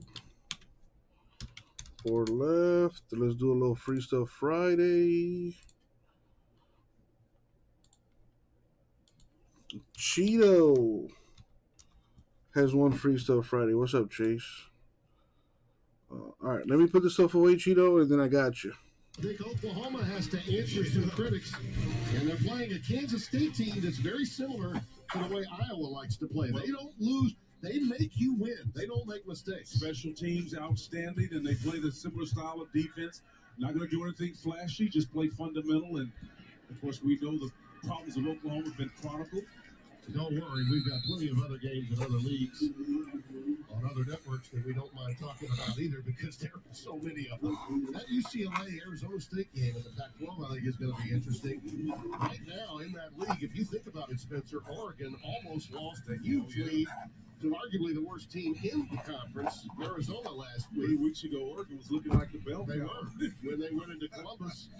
You know, the game is one of evolution. College football teams evolve from week to week. And that's why this game right here was an opportunity loss, as it appears to be right now, for Maryland. Because, man, this could have shaken the Big Ten up, to be sure, in the college football landscape as a whole, if they were to somehow be able to pull off a win here at their place. That pass a little too long for Tyrone Tracy Jr., but the willingness, Spencer, for them to go deep and continue to stretch the field vertically, is this surprising you? It is, but you know what? If you're going to get a shot to do it, put it on tape, put it on film, let people Make 'em see think. it. Yeah, absolutely. Yeah, you got to prepare for it if you see it.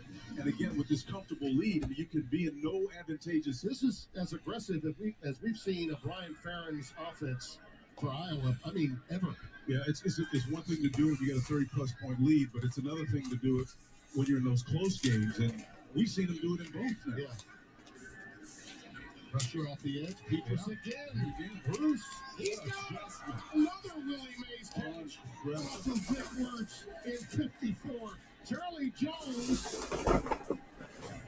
What a catch that was. Arlen Bruce, I thought initially that's Charlie Jones, 16. But that's almost the same catch, Spencer, that was made by Reganey last week. Yeah, Tarheem Still, number 12, again, was trying to defend best he could, but man, this adjustment on this ball is just wicked.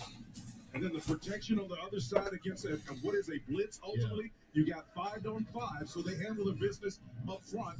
And then look at the adjustment over that left shoulder, man. That's amazing. That is a work of art. First and goal.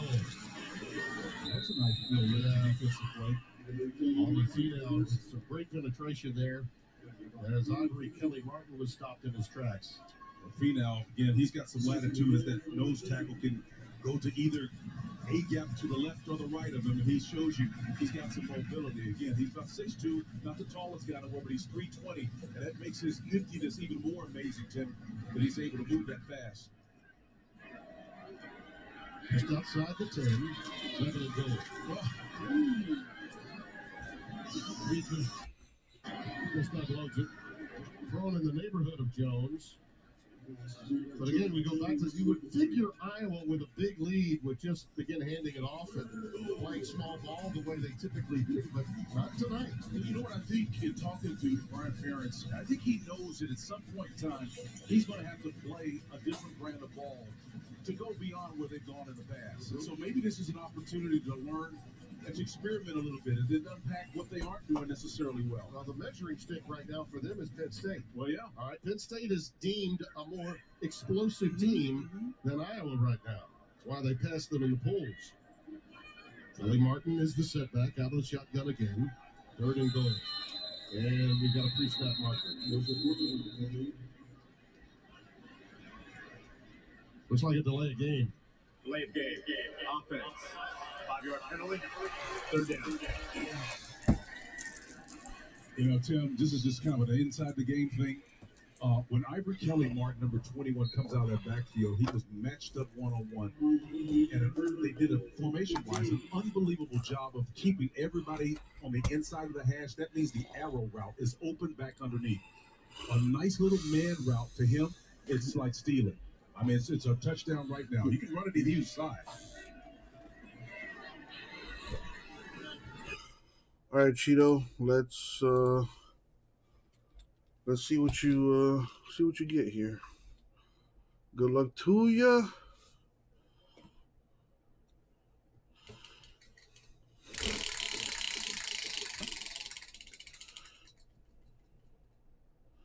You get $20 in break credit. There you go.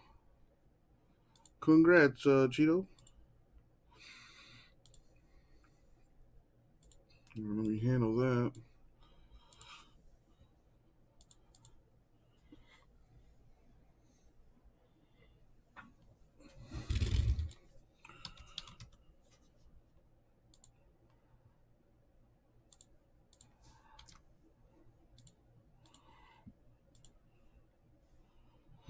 All right. That is in your account, Cheeto. Thank you. All right. So Dodgers are gone. Twins are gone. 4 teams left in Sterling number 2.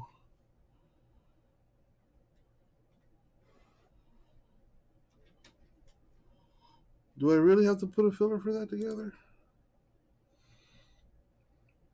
How about we do another Freestyle Friday? CBK wins this round of Freestyle Friday. Congratulations. Put this back up.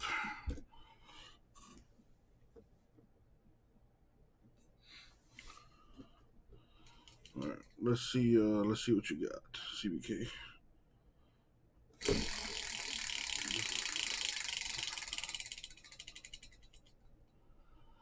CBK wins a random card. A random card, eh?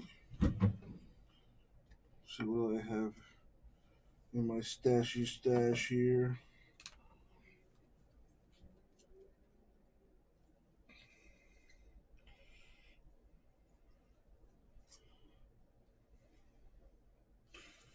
All right, CBK, I want you to help me out here. I need you to pick a sport. Baseball, football, or basketball. Pick one of the 3.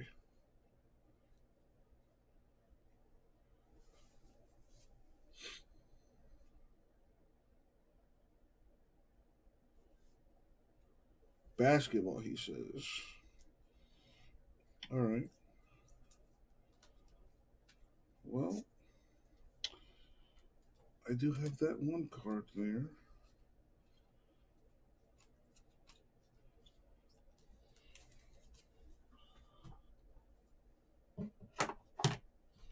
So here's what I got for you. It's out of Prism. Damn, kind of glare there, but a Terrence Davis. Here, let me put it this way. Terrence Davis of the Raptors. Solid player. Should be getting way more minutes now with Kyle Lowry gone and that team rebuilding. Number 450. There you go, CBK. Hope you like it, man.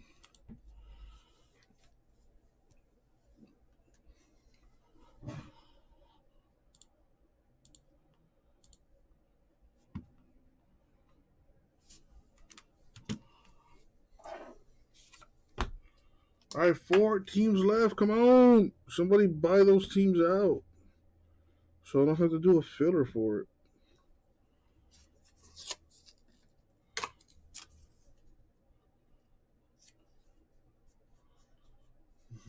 The CBK. I mean, I could probably find a Dame base card around here somewhere. I'll draw a Dame base card in there for you.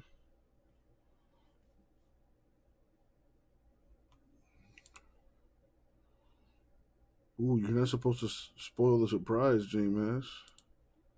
Got a Jordan rookie lurking in there for somebody.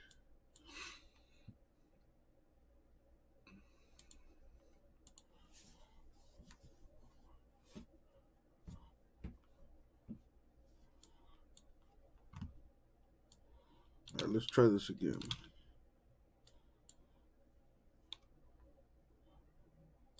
Four teams left. Everyone gets a random team for $70. A's, Braves, D-backs, and the Nationals still left.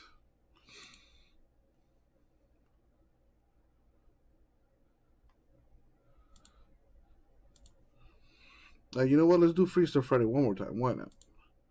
Freestyle Friday!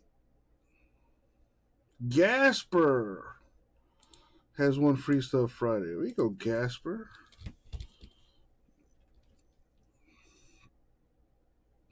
All right. Let's give it a twirl.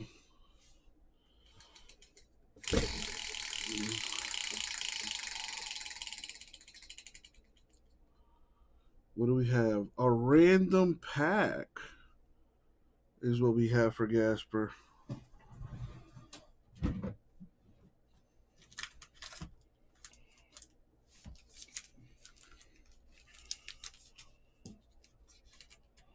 All right, Gasper.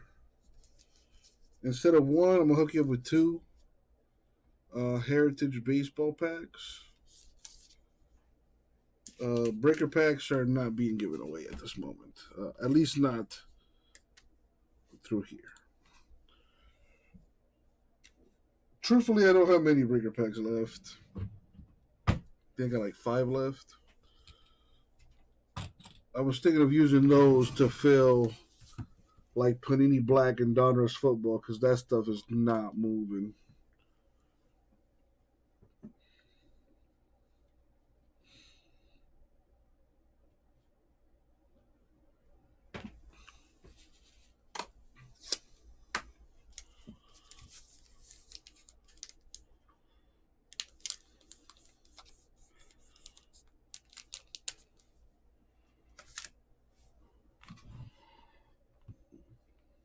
All right, 4 teams left to kill that Sterling. And I wanted you to address again that special teams choice. It's one that a lot of coaches today are doing, going with their best on best in special teams. Well, the landscape of college football is so balanced now. If you can find an edge any place, and this is something that started about 7-8 years ago, playing frontline players on special teams. Right. And then the rules have certainly helped them too and relaxed them on return and so forth. Yep. So you're not getting injured as much. It's a calculated decision. And when you're on the cusp of greatness or more, I don't blame you. 3rd and 10.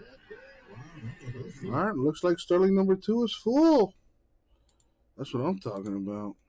It was definitely touched more than a couple of times by Matt Hankins, who's an outstanding cover corner, but as you like to say, he was a little handsy that time.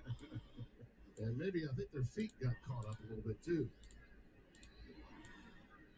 Well, man coverage is an intimidating place to be, especially against skilled receivers, and so pass interference. Defense, number 8. Ball replace the 2-yard line. Automatic first down. Look at me, I'm floating. Yeah, Matt Hankins. Here it is. Yeah, right there. Yeah, Mike got that right hand on the hip. And that happens from time to time. Again, Tyler, I'm sorry you took that. You got Brian Cobbs. It was the receiver who he grabbed. Isaiah Jacobs now in the backfield. And he's wrapped up behind the line again. What penetration by Justin Jacobs and Merriweather. Number 5 and 26, respectively. Wrapping up Isaiah. Boy, they're quick. They're still flying around, aren't they?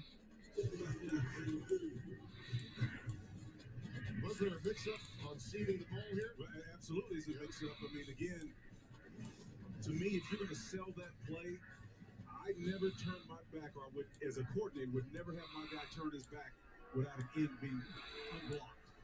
2nd and goal. Jacobs, the setback out of shotgun for Tagovailoa. Aaliyah to the back of the end zone. It's dropped by Jarrett. I think it's touchdown if he holds on. You know, these what I call close proximity throws, where it's traffic, a lot of bodies in there. You got to be ready for those balls to clear and then be in your face right now.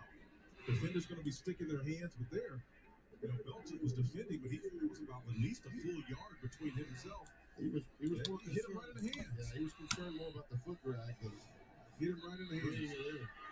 Third down and goal. Left guard moved in. I'll start again. Remember that early first start on the opening series? It was 3rd and 1, and they had to punt it away. Similar circumstances. 5-yard penalty. Third down. They did Errol Harris instead. The sophomore transfer from Pensacola's Escambia High. Same high school as Emmett Smith, Escambia. Yep, hard looked up. If you're going to do it, you better go ahead and commit, man. It's a little hard to hold your water when your shooter does that. You're not fooling anybody doing that. 3rd and goal. Target by long. Nice. He's got his man at the pylon. It's Jarrett for the touchdown. This is a young man they're very high on and should be. St. John's College High School, preparatory school, Palmer Park, Maryland. Rakim makes this wonderful job on the cluster route or the teacup or the punch formation. There's a lot of names you call it, but it's really tough to sort out as a defender, particularly if you're playing man coverage. You know, if you remember back in the old, I guess it's been 4 years ago now, Malcolm Butler against Seattle made that nice catch and interception that prevented Seattle from scoring. That's a similar formation in the same situation. That's the 4th touchdown reception of the year for Rakim Jarrett. Leah's 12th touchdown pass of the year. We'll rock him to sleep. It's another day, and anything could happen. It could be the day you welcome 1,200 guests and all their devices. Or it could be the day there's a cyber threat. Get ready for it all with an advanced network and managed services from Comcast Business. And get cybersecurity solutions that let you see everything on your network. Plus an expert team looking ahead 24/7 to help prevent threats. Every day in business is a big day. We'll keep you ready for what's next. Comcast Business, powering possibilities. 44-14. That, by the way, is the number that Iowa averages given up. Actually, they only average giving up 11 points to the opposition. Maryland only averaged giving up 14 coming in. That obviously will change for them after tonight. But this half and that particular drive is something that Frank Luxley's team can build on. And they better build, Spencer, because they've got Ohio State on the road next Saturday. Then they get a week off. Then at Minnesota and Indiana and Penn State. And as they say, the beat goes on. So, well, you never waste an opportunity to improve or get better. Just 20 hours a week with these guys, and so if you can do it in real time in a game, nice open field tackle there on special teams. Charlie Jones bringing it ahead.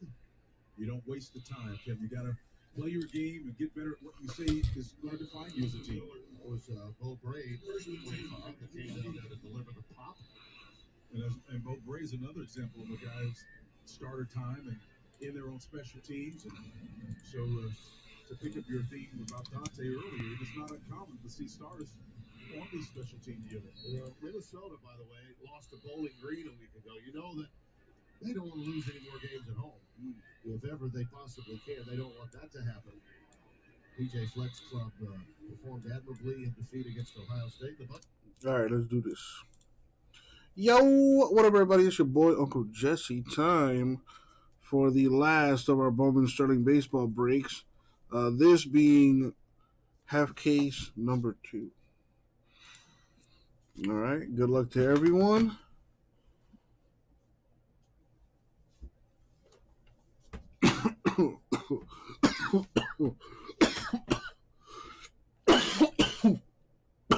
Whoa.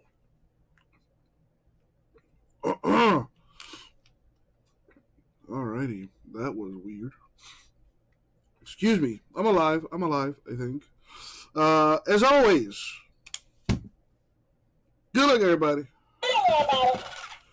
Thank you, Isaac. Let me go get some H2O.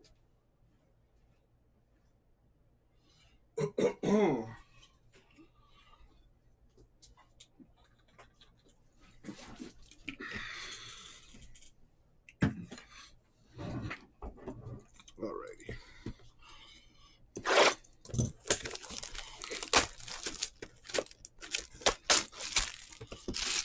Good luck, everyone.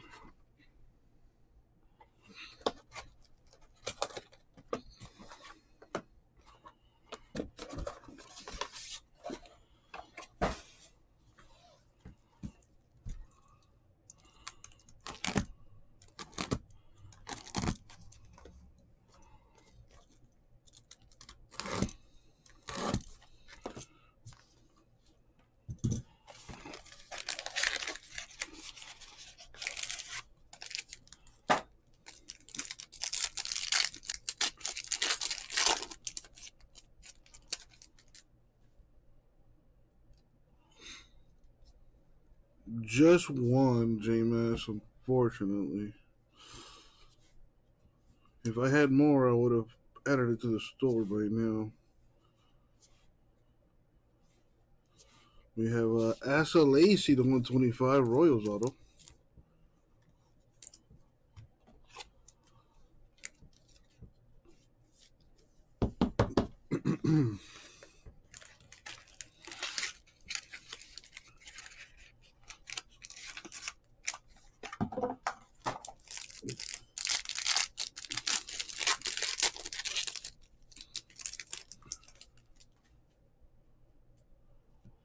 All right, we have a Pastel, Mine, Schoolball, a Davey Garcia Yankees to 25.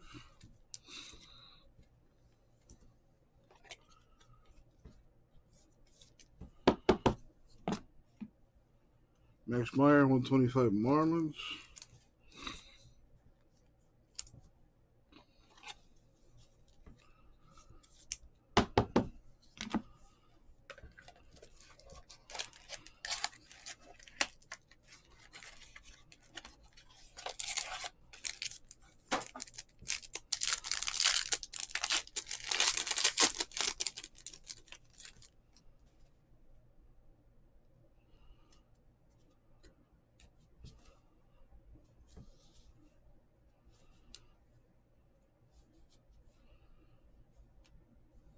There was a Martin behind that. Arias, Indians auto.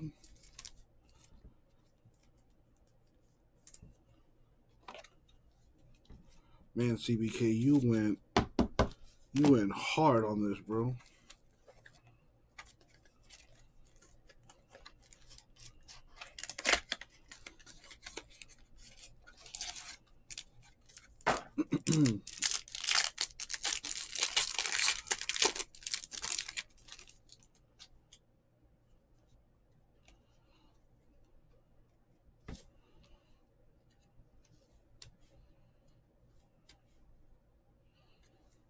There we have Marquez to 199. Cubs. I see that, CBK. That's an understatement.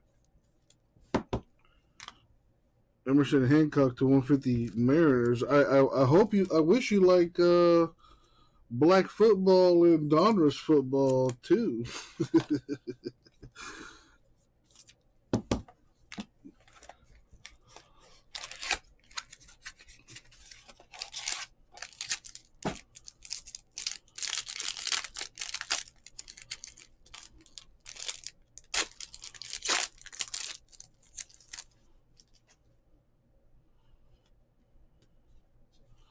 We got Drew Waters, Kalinick, Madrigal, Tejeda, McClanahan, Hunio Choi, Dodgers auto.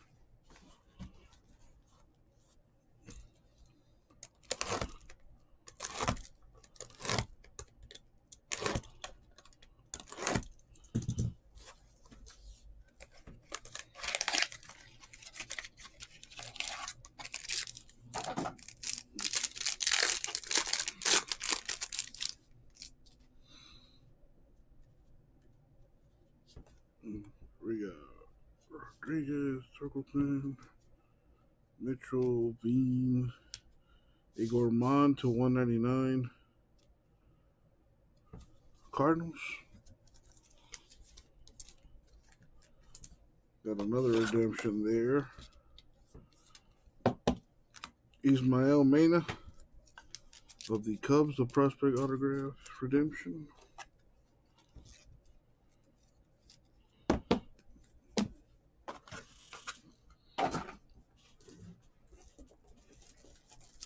Probably going to have to go get my top loaders at some point.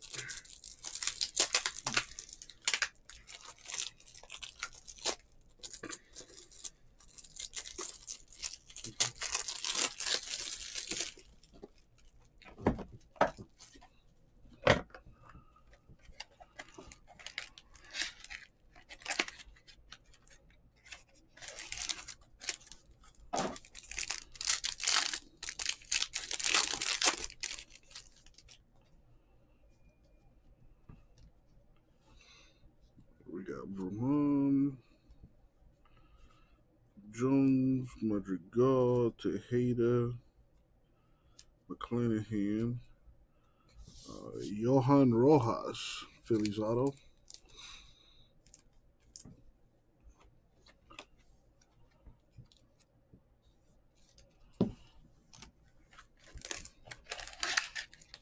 That's very nice of you, J-Bass.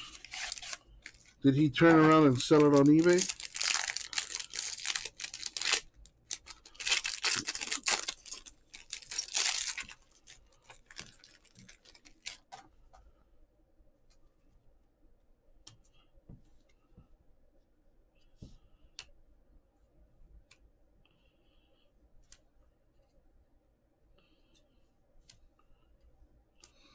Got Kevin Alcantara, Yankees auto.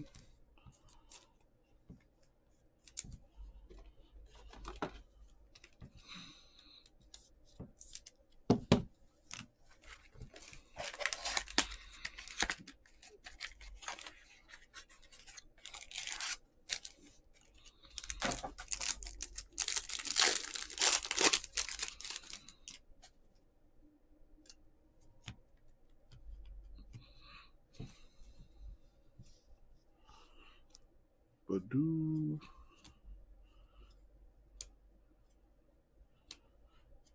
Autograph, Jose Rodriguez, White Sox auto.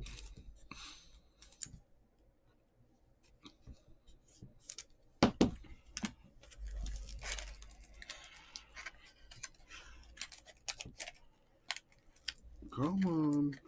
What the heck is that?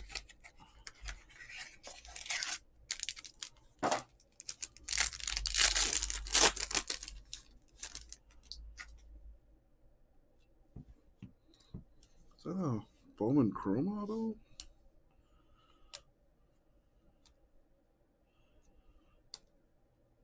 Nice. Wow. Black and gold is not going to want to see that. A Juan Soto on card. Bowman Chrome Nationals auto. Number to 50. Stupid nice. That's probably the biggest hit out of the case so far.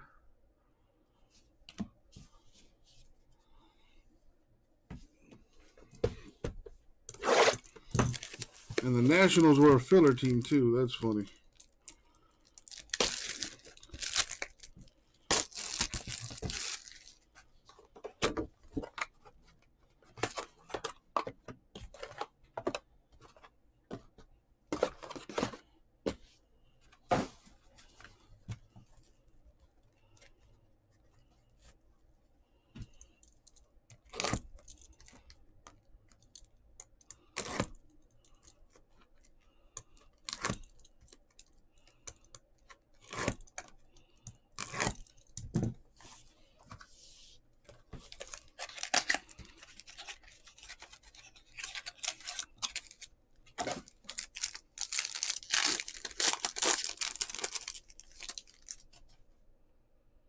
I bet you J Mess in the back of his mind is saying, damn, I should have bought the Nationals.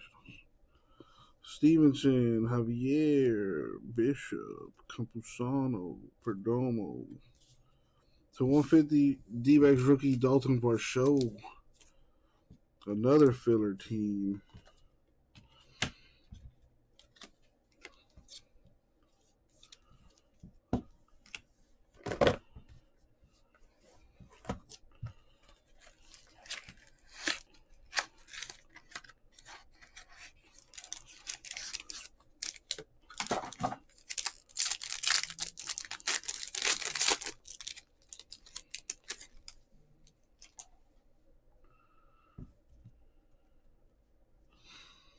Got Hendrick, Green, Hancock, Gonzalez, Garcia to 199, Reds, rookie.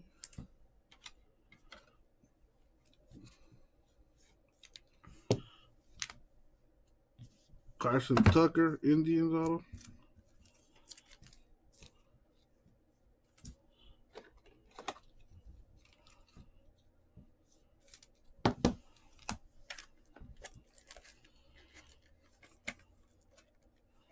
Did I not open this? Yeah, I totally did. You already know it, Brian. Yeah, I was just thinking to myself. I love how he loves to justify things by putting numbers on them for other people. But when it's his, it's like, oh my god, you got to pay that JMS tax. You got to pay double for this. Pretty hilarious. All right. Like, I bet you wish you sold that Zion card when you had the chance, huh, JMS? It's been almost 2 years now, dude. I mean, wow.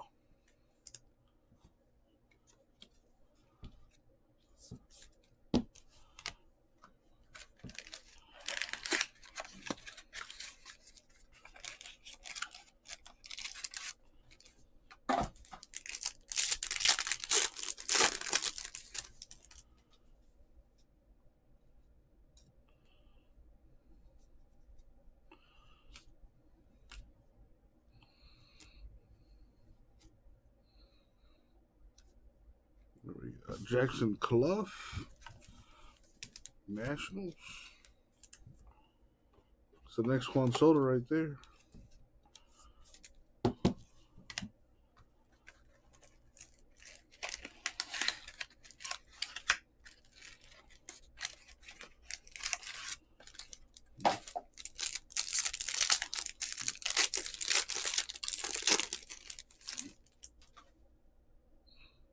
What is that? Two thick boys.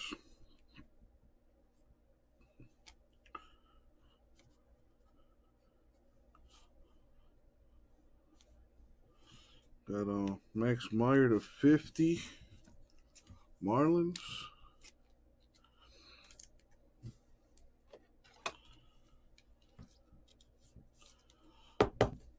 For the Rangers, Justin Foscue to 25.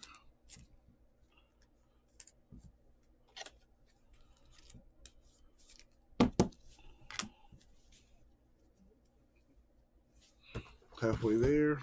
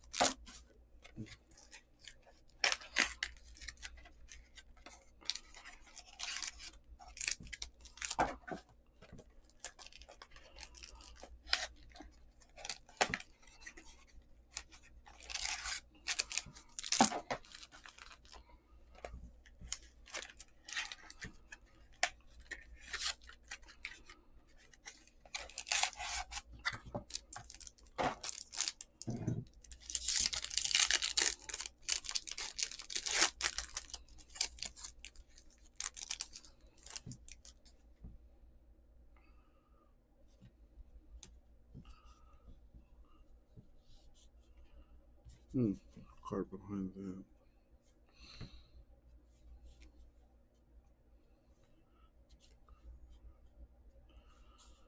Got a Nick Gonzalez, 299, Pirates.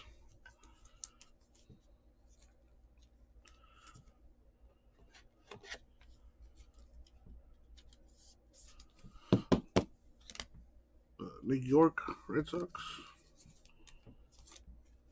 Auto.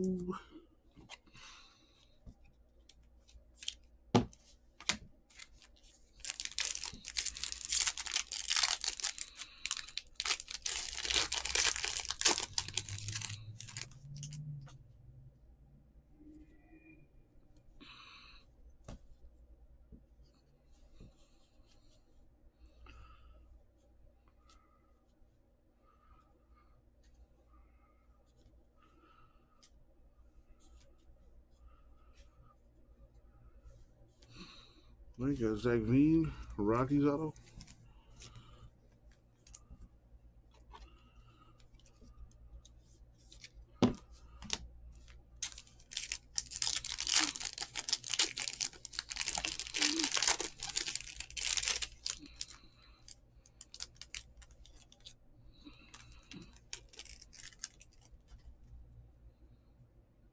Ooh. Nice color there.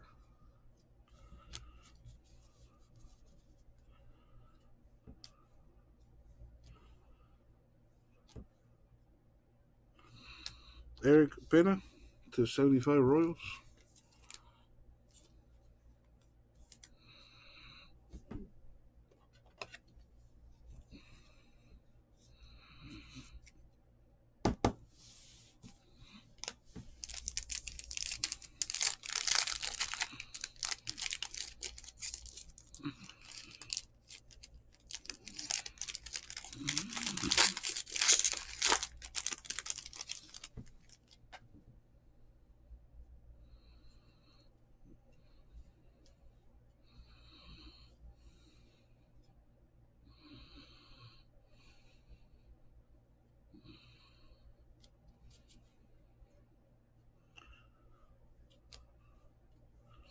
Right. Royals, Nick Lofton auto.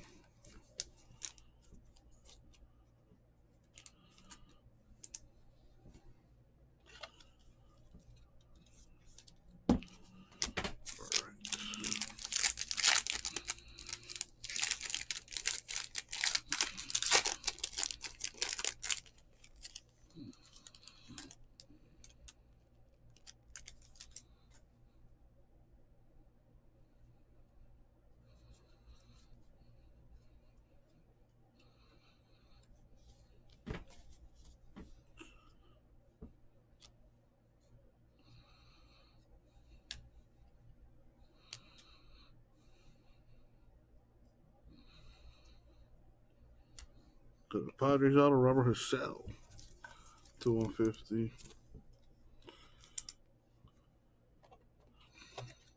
No, well, J-Mez, hopefully not, man. Hopefully both our franchise can get it together. At least you guys won a World Series recently.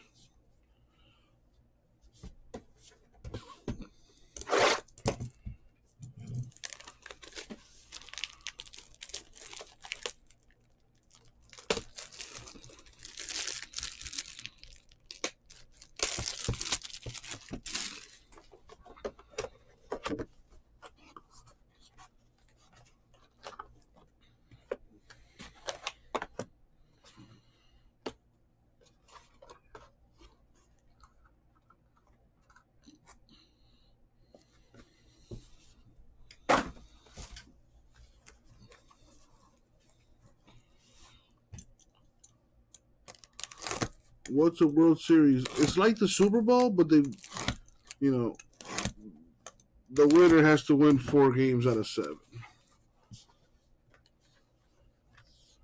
I don't think there's a halftime performance, though, for the World Series.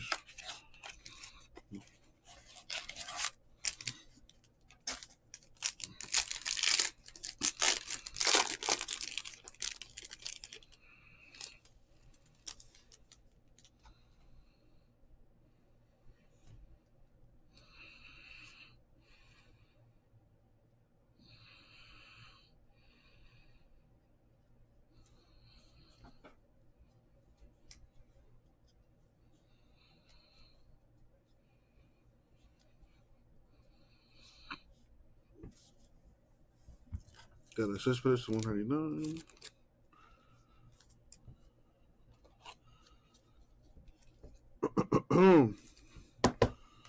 Another Cespedes autograph this time. White Sox. White Sox have hit a bunch in this case.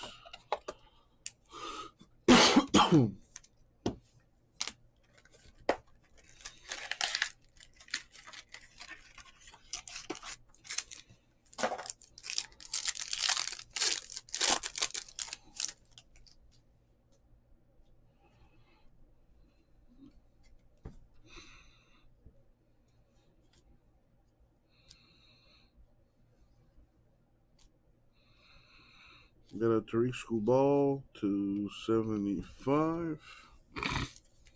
Tigers.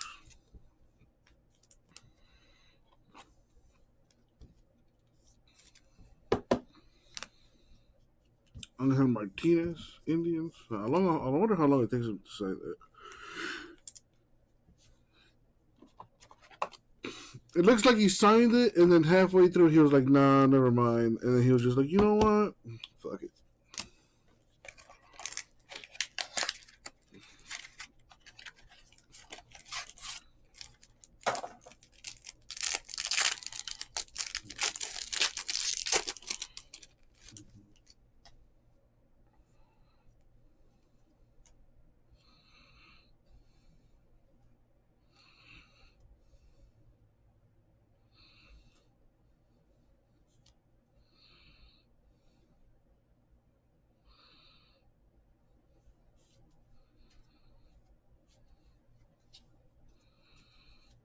Come on. Cespedes to 50 White Sox.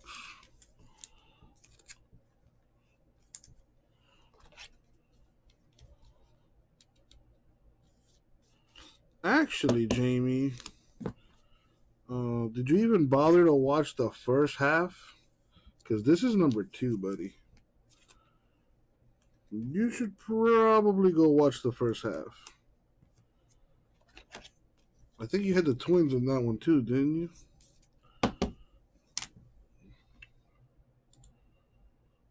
No, never mind. You did not. Actually, so scratch that. Don't watch the first half, Jamie. You will be pretty disappointed. And this one's not over yet. So keep hope alive.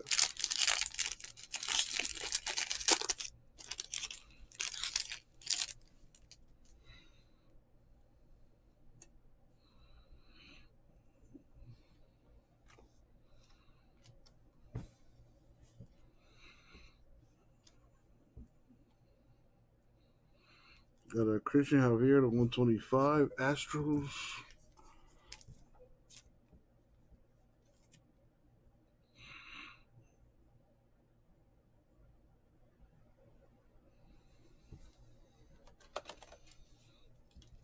I need top loaders.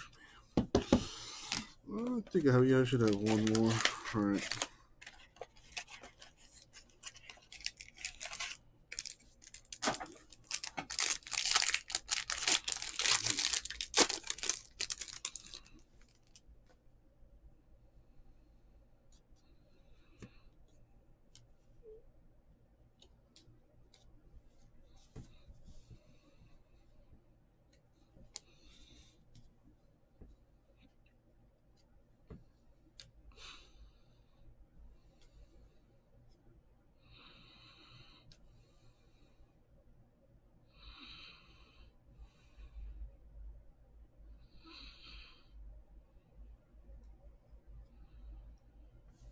Uh-oh. So much for the slow roll. Salas Marlins. All right, 5 left. I'm gonna go get this top loaders. Be right back.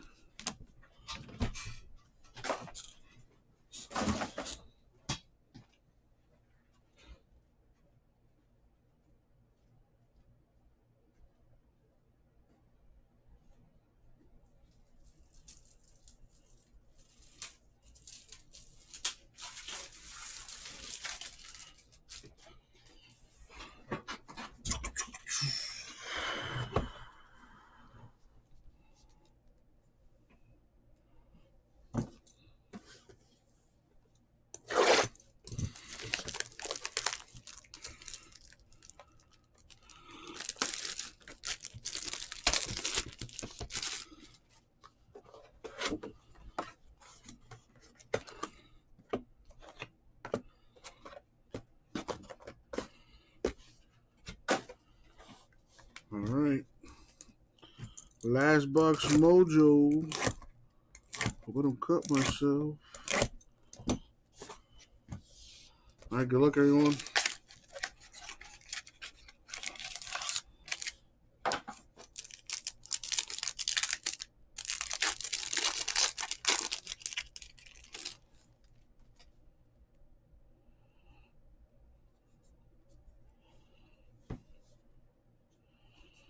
Yeah, I was trying to tell you not to watch it, but yeah, my bad.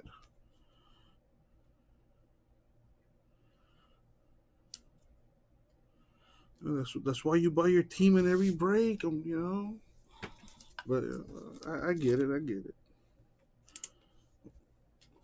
This one's still not over yet, though. Tejada Rangers autograph.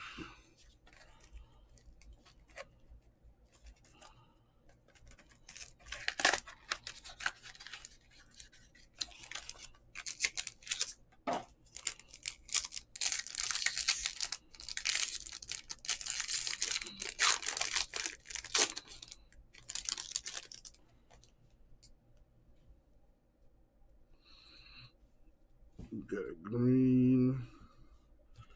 But Junior, Acosta, Blade, Haseon Kim, 199 Padres.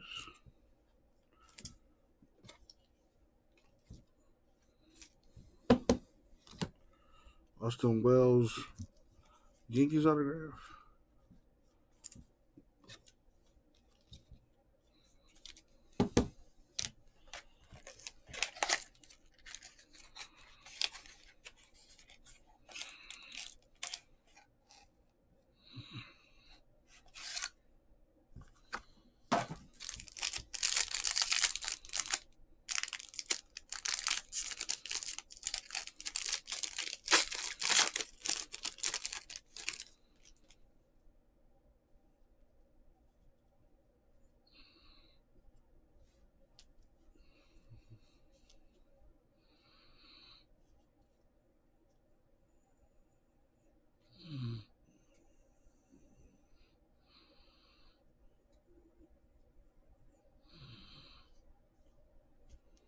Come on. Another D-back hit, Luis Frias. All right, too many boxes left. Cover gods, there are teams out there without any hits. Can we bless them with a hit or two? Thank you.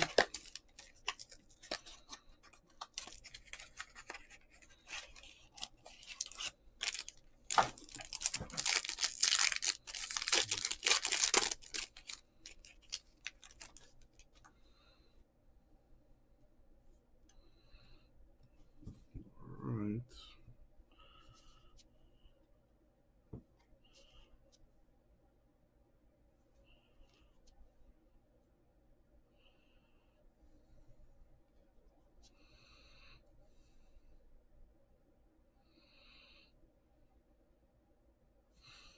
Nice. Tyler Soderstrom. A's autograph. A filler team hit. All right, last and final mini. Good luck, everyone, especially those without a hit. Let's go.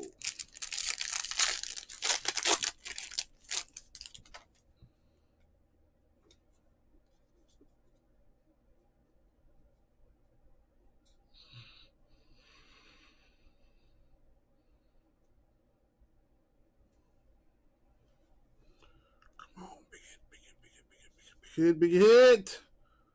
Come on.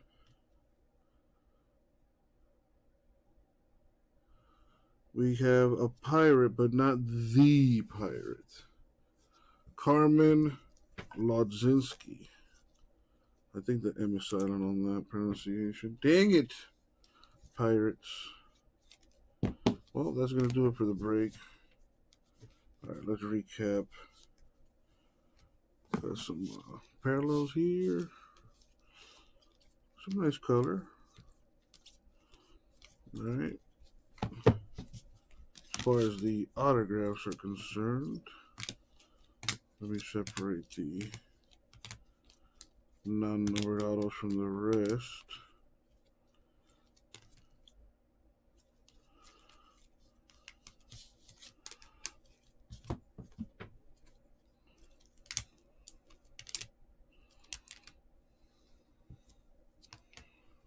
The solo numbered.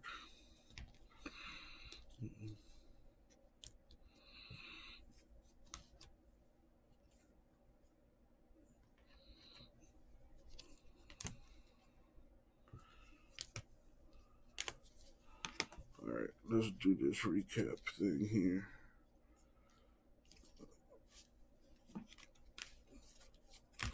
So, none of these autographs are numbered, but here's what we got. Arias, Choi, Rodriguez, Alcantara, Rojas, Tucker, Jarvis, Clough, Dean, York, Lofton, Cespedes, Henry, Martinez, Salas, Tejeda, Wells, Frias, Soderstrom, and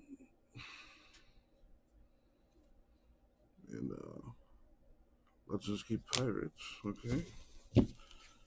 We got a redemption, also not numbered, I believe, for Mena Cubs. Now these are numbered. Hancock to 150, Varsho to 150, Hassel to 150, Meyer to 125, Lacey to 125, Javier to 125, Pena to 75, Foscue to 25, and a Juan Soto to 50 auto. Very nice. And that's the break. Thank you all. I'll get it out to you. Now, CBK doing heavy lifting on that. Thank you, man, and everyone else in the break. All right, so officially done with Sterling. I don't have any more. Let me print this out. They're quite like the same team. And that's the game. See, that's the key. Cincinnati beating Indiana, then getting a week off before they play Notre Dame. Notre Dame was beat up after 3 quarters playing Wisconsin. I think that's another one of the reasons I like Cincinnati. That road game at Notre Dame. Revisit Penn State. If they did enough against Wisconsin, in your mind's eye, we know that it was a nightmare, but where are they right now in your mind's eye? I think right now the question is, who's better? Is it Iowa or is it Penn State? Is the top team in the Big Ten? They're the most consistent. They know who they are. I think going into Wisconsin is more impressive a victory than, say, blowing out Maryland at New Orleans. So, yeah, you give a scheduled break, I think, to Penn State, and that's why they're ranked higher than the Hawkeyes right now. I just keep coming back to what Iowa is. You know, they're struggling on the ground, but so is Penn State. Penn State's ground game is not that impressive, Tim. And I will say Iowa's ground game wasn't bad tonight. No, it wasn't because they achieved balance. Yeah, they did. Got the lead and didn't have to rely on everything. They started to force this Maryland team who was game for a quarter or a half to defend both everything. So they got 131 rushing yards tonight. So only 52 in their last game against Colorado State. And Ajay Gote gets ahead again to within 3 yards of the first down. He picks up 5. But we still don't know how good this defensive front is. They're undersized. I think, they got some big bodies up there. I think this Iowa team overpowered them tonight, and particularly when they got balanced. Yes. And they get frustrated as a defensive lineman if you can't get home to the quarterback. I think the key element, again, because you're not going to score as much in the red zone against quality defenses. So the element of the big play, the explosive play. And one would think Penn State's got that, perhaps. They do. More so than Iowa. I'm just concerned that Penn State's ground game is not where it needs to be. I agree. That's my thought. Because I think you need to be able to control the clock in this league. I mean, even as we've seen today, Brian Ferentz is able to open things up. He's done it 2 weeks in a row now, under different circumstances. But you still got to be able to control the clock and protect the lead. By the way, that one-on-one play defensively by Jamari Harris, 27. Just checking the store. Nothing has changed. Gold label number 2, really close to filling. So is black football number 4.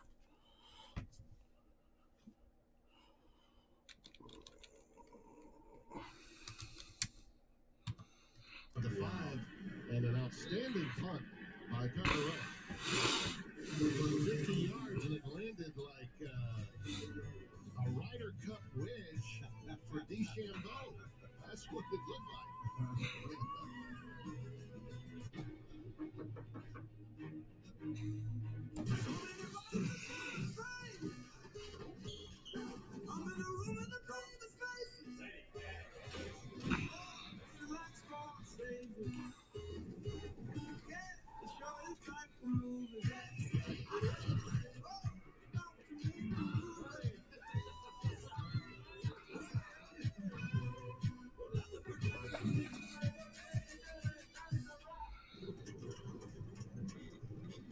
Dad, we got this.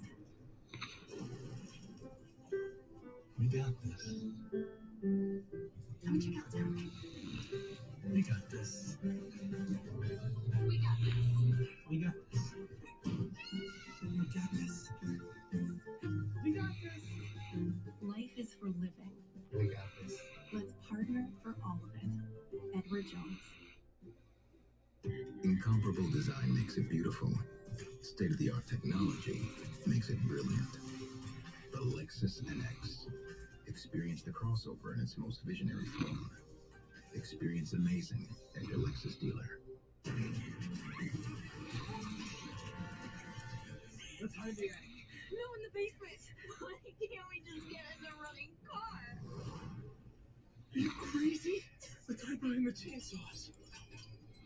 Smart. If you're in a horror movie, you make poor decisions. That's what you do. I'm being quiet. Breathing on me. If you want to save 15% or more on car insurance, you switch to Geico. It's what you do. Speedo's taxing you tag every 35 seconds. For beer so fresh, it'll make you... Are you crying? Nope. To the greatest of all times, Buffalo Wild Wings. FS1 is your home for the American League playoffs, and the stage is set as the game's biggest stars lead their teams in a fight for the pin. The ALDS begins Thursday on FS1 and the Fox Sports app. 51-14. Spencer, we're both high on Mike Locksley. Oh, yeah. I mean, I do think, his head coaching record certainly has been difficult. He had a tough time in Mexico, and obviously. It would be about, I could do it at 150. Serial number filler at 150 for black. Of his team, we touched on tonight being a mental illness awareness night, and he talked about through so much, particularly with his son Nico, that made it such a personal issue for him. I think all of those requisite tools of leadership are going to be put to a test after tonight's performance. This is not like 2 years ago with Penn State. He really thought, and I think understandably so, that the matchup for him was a good one.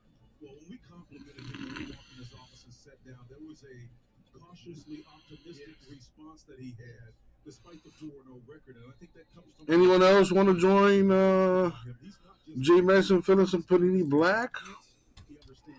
It is the last of it. And he understands these young people, and that's an invaluable resource. His willingness to discuss the difference between these two. Oh, sister of mine, I got you this. The new iPhone 13 Pro. It's with Verizon 5G. I can't believe you got this. Verizon is giving one to everyone when they trade their older damaged phone. Boom. There it is. Black number 4. Everyone gets a random team. Serial number filler. So everyone gets a random number from 0 to 9. If your number hits for any of the 15 teams that are left, card is yours. We're looking at the last number on the left side of the serial. Plus a shot at the Jaguars, too.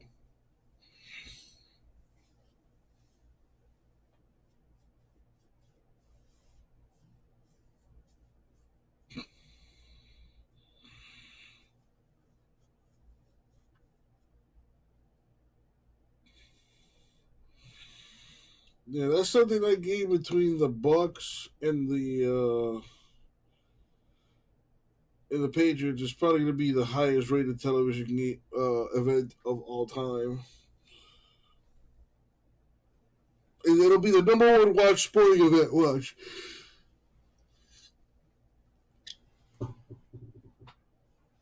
Bigger than the Super Bowl, all that shit. And that's really the most. The injustice you can do to yourself is to compare yourself to someone you don't even know. Absolutely. Oh, that's a beautiful catch. Straight downfield on what is an absolutely magnificent route run by Josiah Lehman, the reserve tight end, the 244. Gasper in for one spot. I didn't see him drop a digit in the chats. He just said I'm in, but didn't state how many spots. So I guess 1. 8 left. For the program, they're recruited for the program. It's like a prescriptive approach. Yeah. By position, scheme, temperament, everything is formula. We do what we do. What's up, Freak? Well, they like to think they do it better than just about anyone else. Williams again carrying ahead. I think that's the reason why. Once you get past the top 2 teams in this conference, it's got to be Iowa. You know, that's the most consistent. Absolutely. The steady. I think that the surprise story of the year is Michigan State. Yeah. In the league. Yeah. I mean, he's done. We talk about an incredible job in a short span of time. He's done fantastic work. Gasper, go for it. Here is a link to it. There's a link to Panini Black right there in the chat.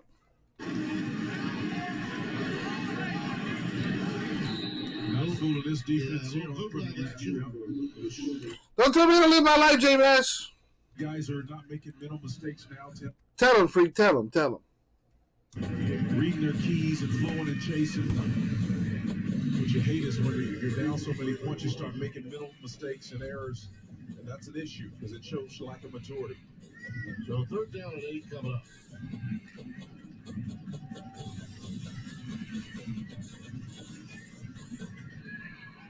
Well, Tucker, who I was speaking about at Michigan State, that was a big overtime win they got against Nebraska last week.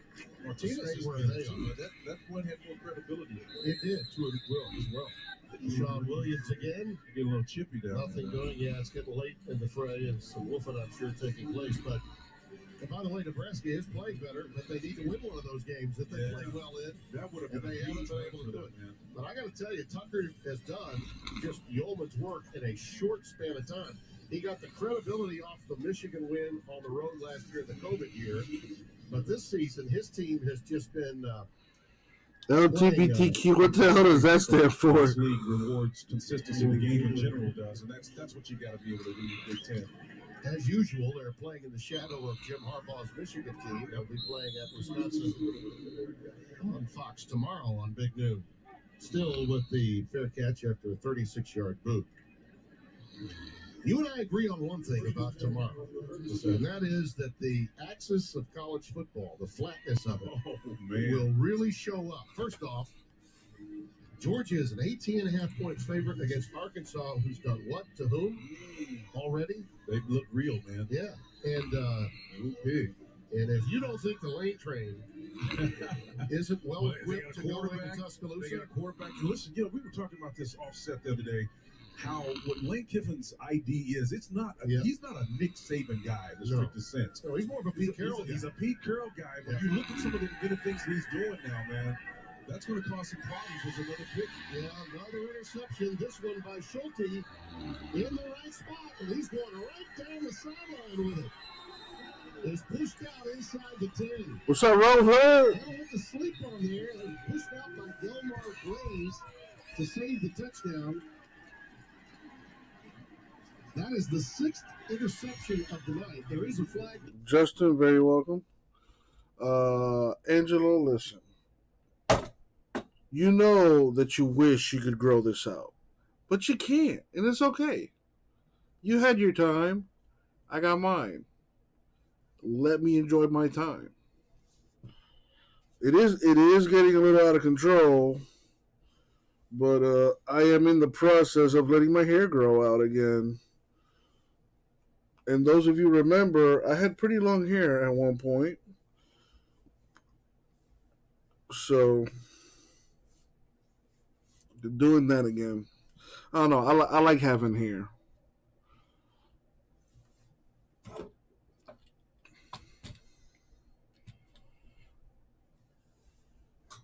Rover, how you been, man?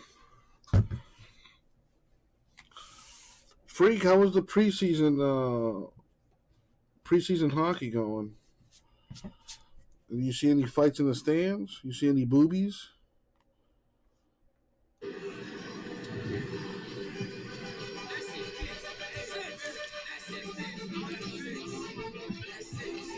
Early timeout was called. Hogan, a 6'4" freshman out of South Lake, Texas. Also, I'm from Faith Christian High School in South Lake. We're on a lot of good players, man. But count the interceptions, Timmy. Oh, now they moved to the index finger on the second hand.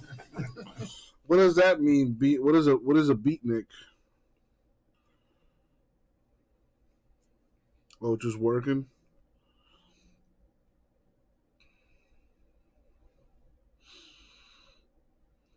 Working.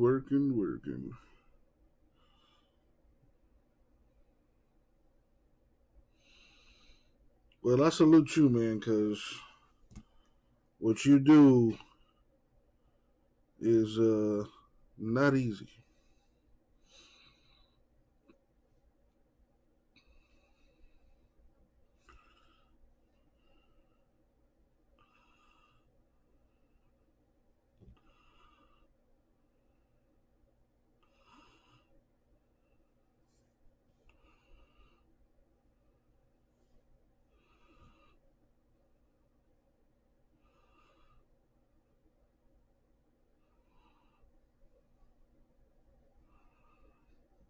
A 60s groovy dude.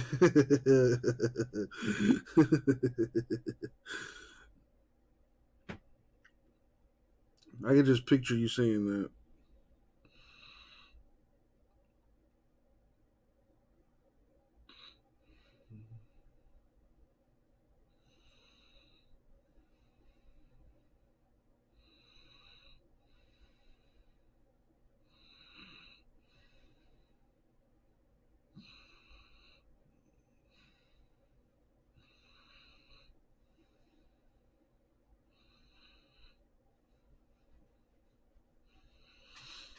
See, I don't wanna order pizza because I already know what that's gonna do to me.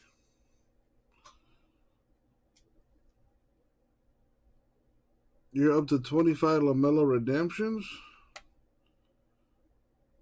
Damn. Nationals in Atlantic City?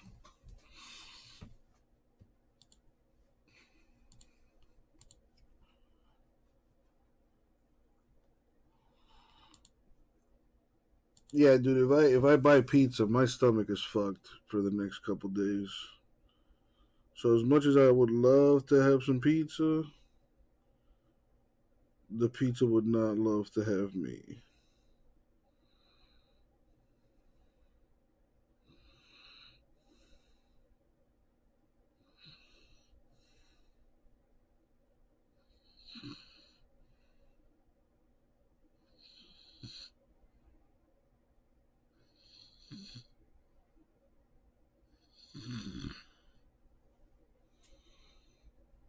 Get a chicken parm. Well, there's cheese on that. So I will pass. There's this Italian restaurant close by that's actually the pizza joint I was talking about, but they also sell chicken wings and they're pretty good, I gotta say.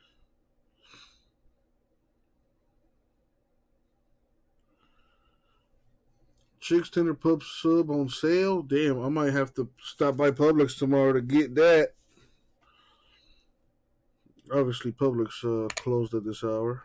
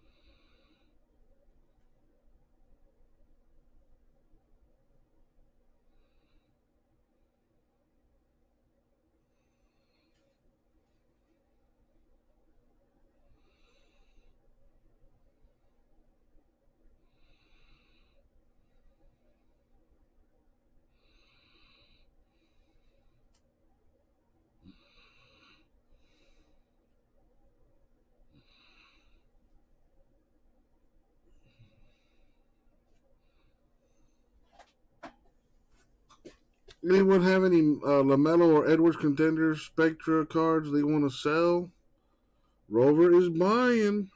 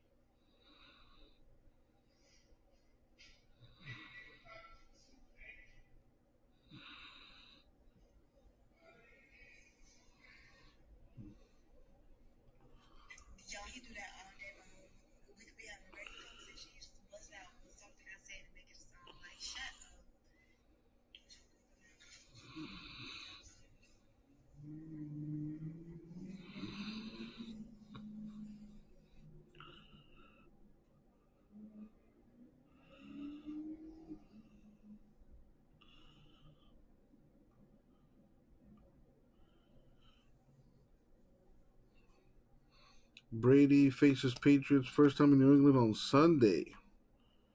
Who's putting money down for that game?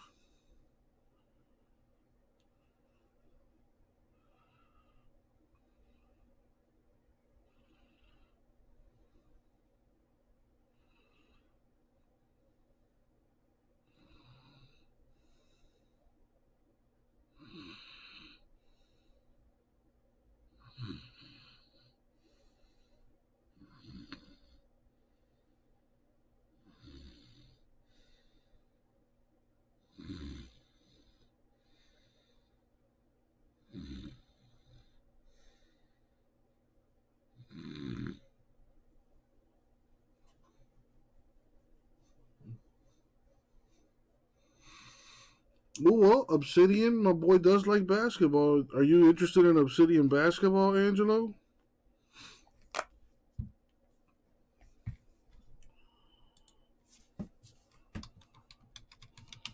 Obsidian number 2. We can do random teams, 16 spots. Stupid good deal. $60 a spot. Everyone gets a random team. Shout out to Hornets 2.5 case of Obsidian basketball.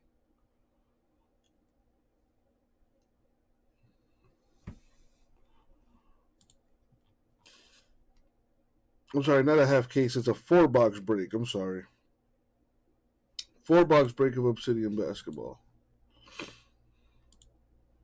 Getting to a marriage with the anticipation of getting divorced. And it was handled amicably. How you break up? We've been together all this time. You know it's amicable. It's not. It's not. Tom Brady wants to hang.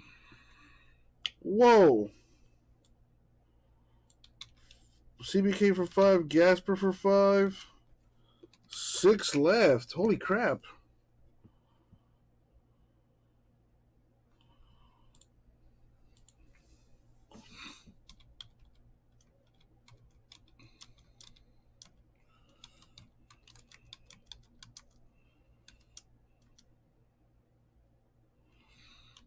Damn, who wants that last spot? Mojo.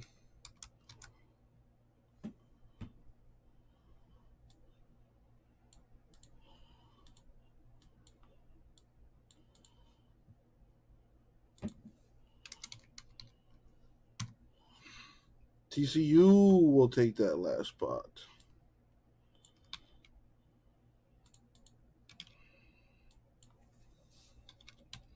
Full. So CBK for 5, Gasper for 5, Angelo for 5, and TCU for 1.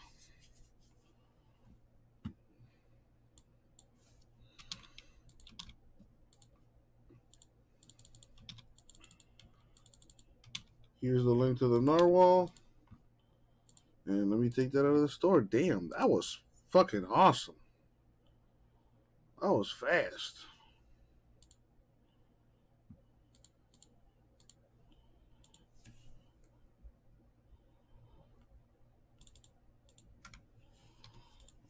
That's out of the store.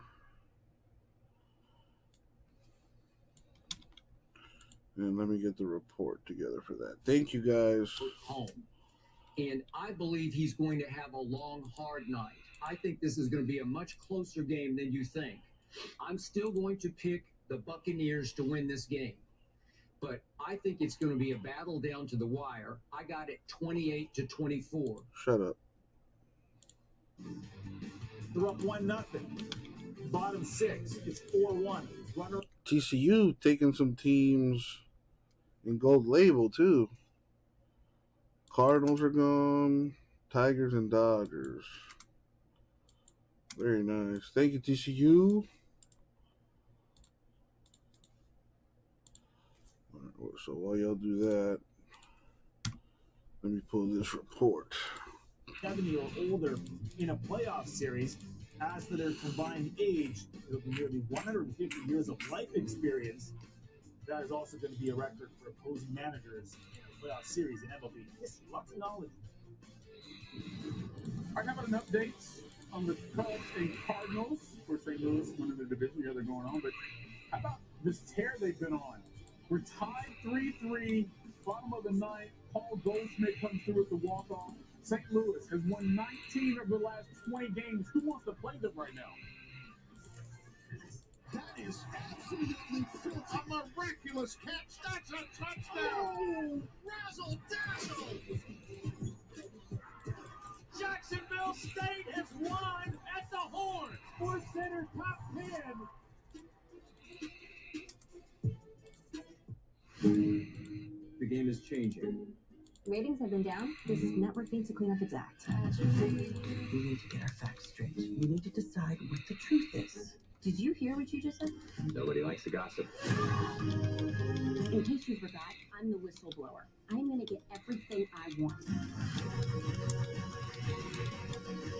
Onward and upward. And we're back. So happy to...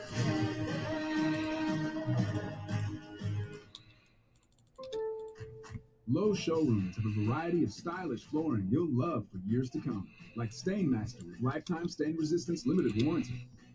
Order now. Get your flooring installed with help from Lowe's. Home to any budget, home to any possibility.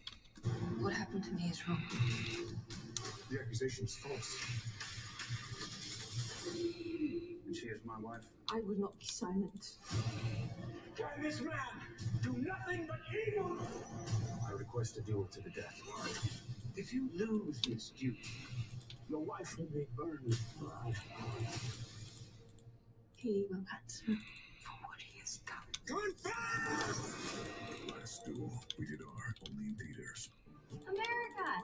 After the past year-ish, everyone deserves something new. So, AT&T is giving everyone our best deals on every iPhone, including the iPhone 13 Pro with its amazing camera. Like everyone that worked from home, learned a new hobby, or welcomed a new family member. There are dogs. So.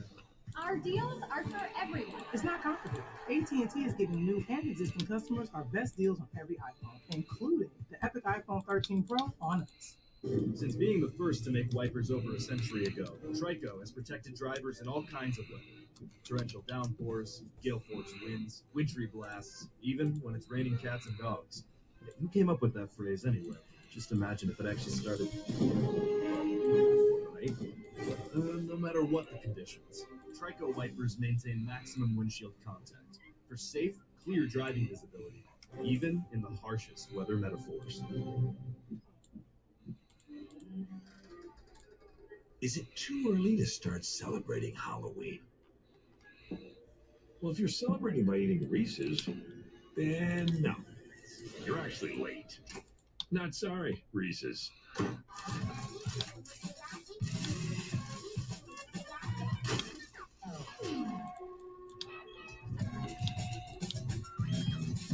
Small decisions make a world of difference. IKEA. Hi, my name is Roberto. My name is Elaine. I've been dealing flat and roulette since 1998, and they're finally here in Florida. I love dealing roulette here because it's the only game in town. Trust is the most exciting game of the casino. You're at the Hard Rock. They give us very good training, good benefits. Medical insurance, the retirement plan, everything that you need for your future. Roulette is a fun and exciting game, and I really love doing it. Come join us right now. Go to workhappy.com. You will never regret.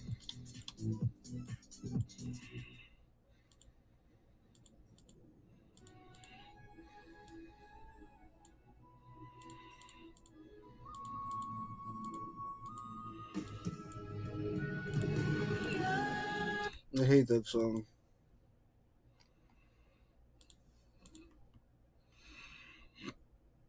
Alright, so CBK, TCU, Gasper, and Jello.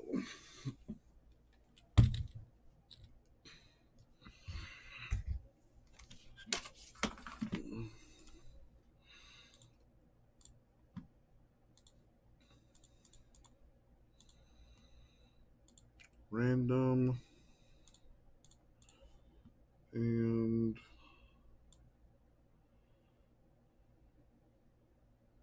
the filler.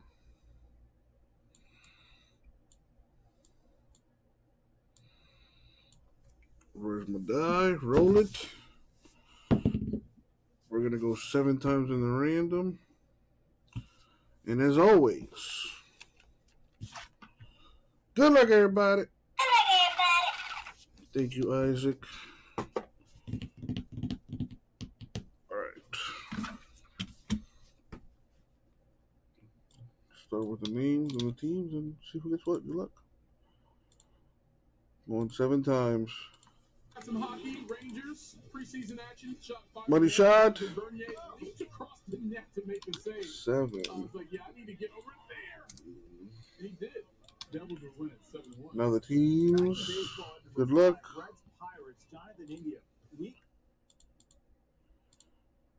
6 and the money shot. 7.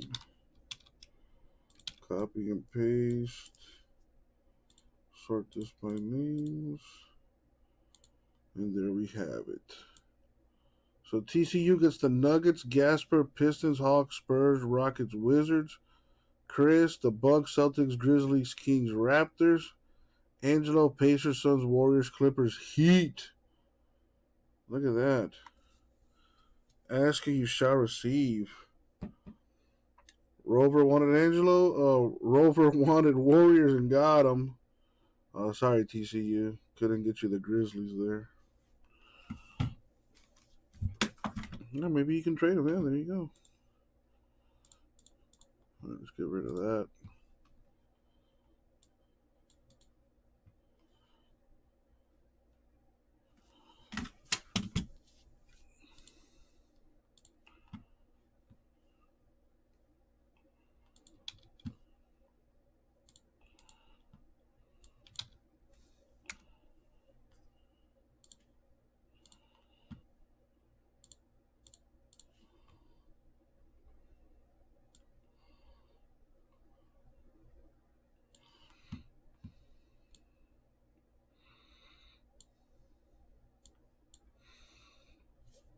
All right, come back here, and let's do this. Yo, what up, everybody? It's your boy, Uncle Jesse. Time for another break. 2020-21 Obsidian Basketball 4-box break number 2. All right, first thing, though, we do need to do a little random. Got to random those Hornets. So if you bought into the break, you got a chance to win the Hornets. Simple as that. Copy and paste everyone's name. Let's roll the die. We're going to go 10 times. 10 times in the randomizer. Randomizer on the screen. As always, good luck, everybody. Thank you, Isaac. All right, here we go.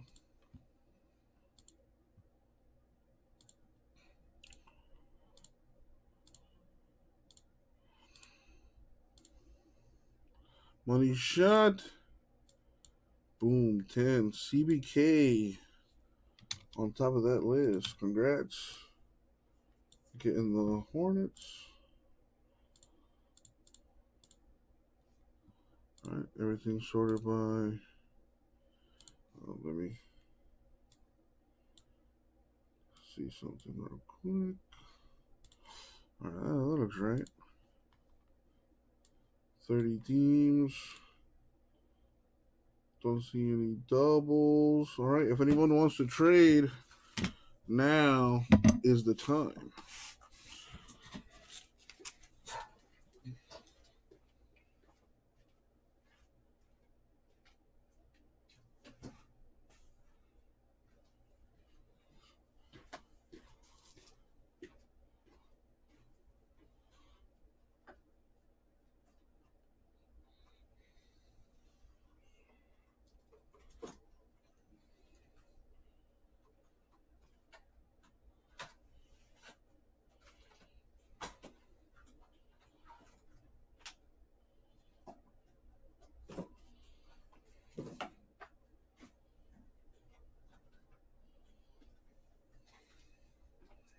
Obsidian. Any trades? Gasper. Yeah, that does happen quite frequently here, actually.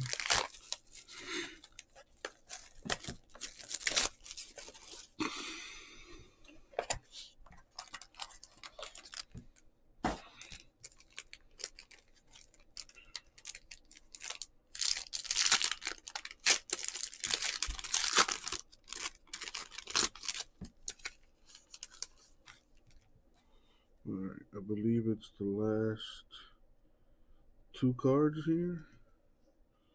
All right, let's see what we got. Good luck, everyone. We got a Oladipo for the Heat /99. Got a Kevin Durant die cut for the Nets. That is numbered to 75. Got Jeremy Grant for the Pistons. Not numbered. Maxi Kleber for the Mavericks. Not numbered. Zeke Naji of the Nuggets, rookie mojo. Not numbered. We got, God damn it, Mason Plumlee. You didn't see that. That was a figment of your imagination, Gasper. Mason Plumlee, Pistons autograph. All right, thankfully, it doesn't look like it took any damage. Thank God. Numbers of 25. All right, we do have a redemption here. I don't know what it is. Let's find out together. Is an Aurora autograph for Kevin Durant. No. Okay, my question is, though, who does that go to? You can throw that around. If that is for the Nets, that's pretty freaking huge. Let's look up the checklist. All right, Kevin Durant. Card number 41. That is indeed for the Nets. That's awesome. That's probably the biggest hit out of the case right there.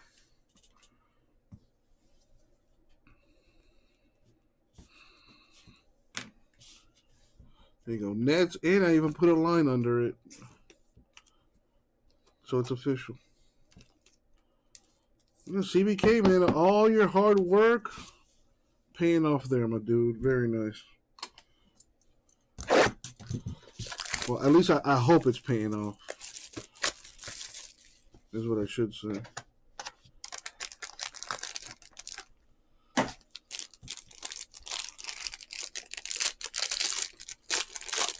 Ooh, that's a good name back there. Let's see what we got. Well, we got Harden. /99.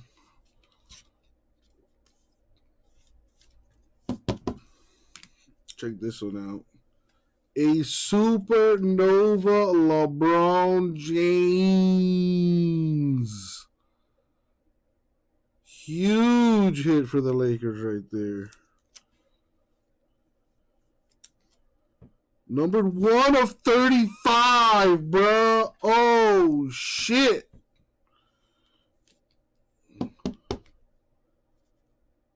Huge.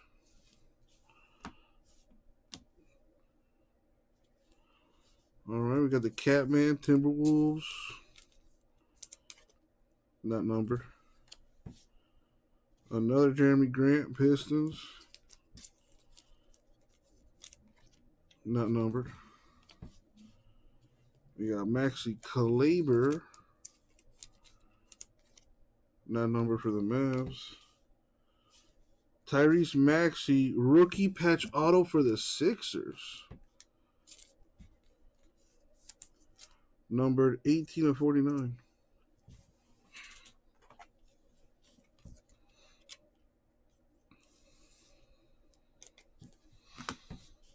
And we've got Ricky Pierce, the Galaxy autograph for the Supersonics. Oh, that's like an actual Galaxy in the background. That's kind of cool. Number to 149. The Supersonics are the Thunder.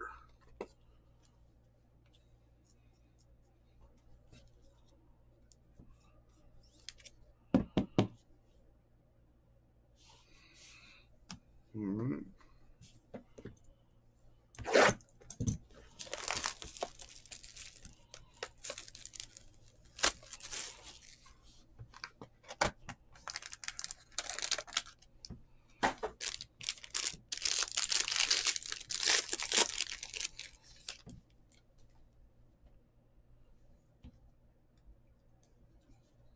Now we got Ben Simmons pitch black for the Sixers.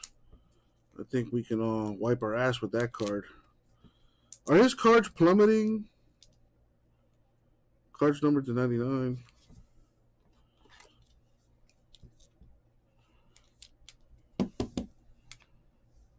The owner Hunter Hawks to 99. Bobby Portis of the Bucks, straight up goon. Not numbered. Obi Toppin, rookie for the Knicks. That's nice. Even though it's not numbered. Bogdanovich, Jazz. Not numbered. Now this Piston might be pretty good. Killian Hayes. I do believe that's a rookie autograph. Kind of wish that was on card, but still a cool looking autograph for the Pistons. Numbered 1 of 10, eBay 101.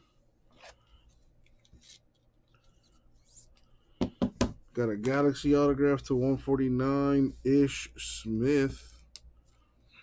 Wizards auto. And last but not least, box 4.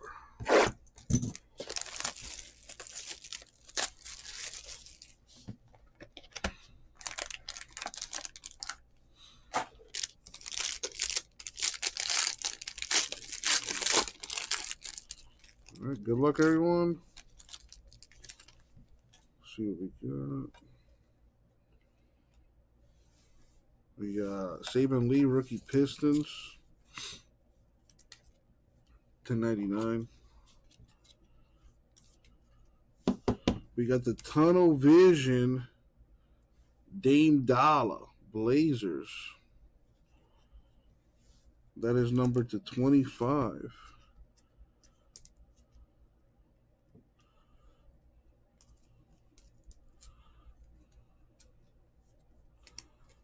I'm going to put it in backwards, so It fits nicely.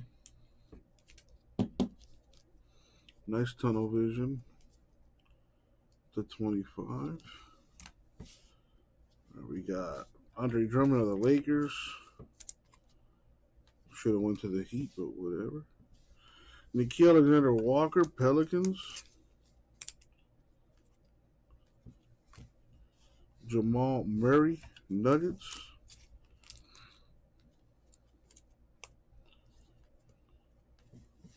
We've got, for the Rockets, Brent Berry. Wow. That guy still signing? Rocket auto to 149. And another supersonic, Dale Ellis, which will go to the Thunder owner. Gasper picking up some hits at the end there. Dale Ellis, numbered to 99, and that's the break. So to recap, we got some nice parallels here, right? The autographs is what we care about. We got Dale Ellis to 99, Brent Berry to 149, Ish Smith to 149, Ricky Pierce to 149, Tyrese Maxey RPA to 49, Mason Plumlee Pistons to 25, and a Killian Hayes 1 of 10. And by far the biggest hits. I don't know which one's bigger.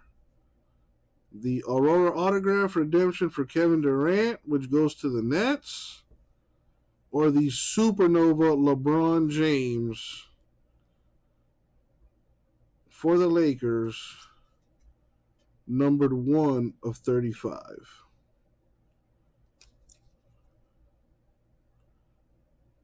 Sick hit. And that's the break. Thank you all. I'll get it out to you.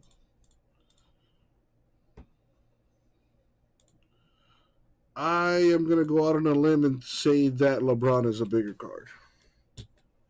Because it's LeBron.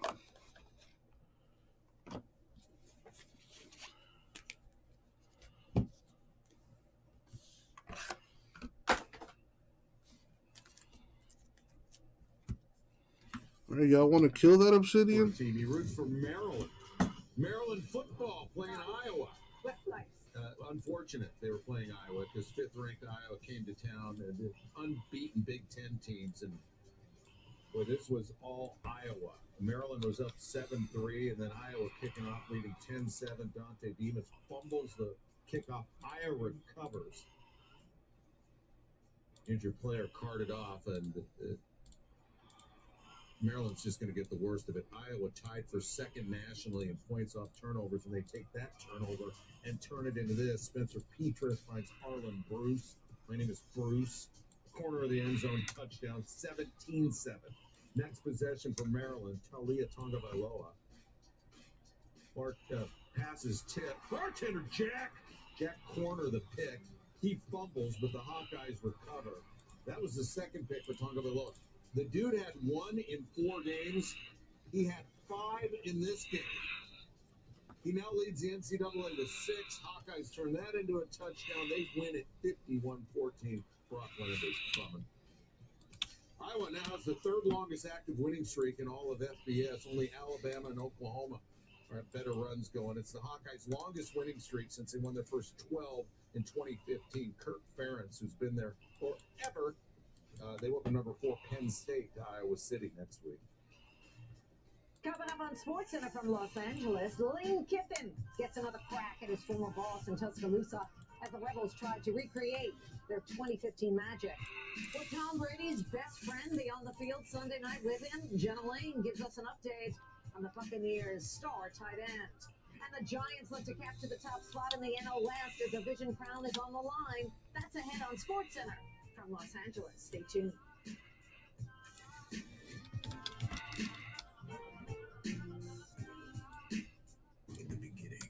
All right, you guys want to try doing a snake draft this time around? You get to pick your teams according to your spot in the draft. Each spot gets to pick 2 teams. It would be 10 spots total. at 140 a spot. Look, as CFO, it's my job to be ready for whatever's next. That's why I have my finance team randomly haul things at me. It's also why we use Workday. It gives us insight, so we quickly pivot our strategy, people, planning, you name it. Sorry, sir. I will aim straight at you next. See that you do. Would you like some coffee? Or... Workday, the finance, HR, and planning system for a changing world. Get football on your terms with NFL Game Pass. See every snap from every game. There he goes! Watch your team on your time. And listen to all the action as it happens. Watch the dog cheek! Leaping, grabbed him up to him! Middle over the middle! This season, get football on your terms. Trickery from Cleveland! With NFL Game Pass.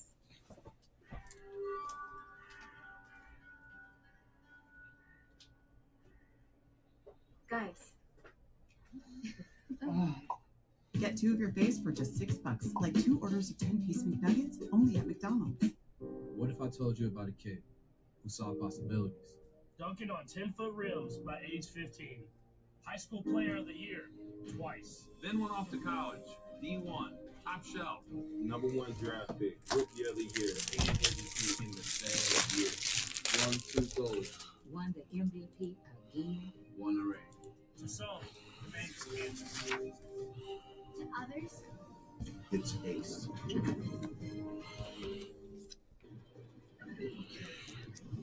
now Dish has dedicated teams monitoring your signal 24/7.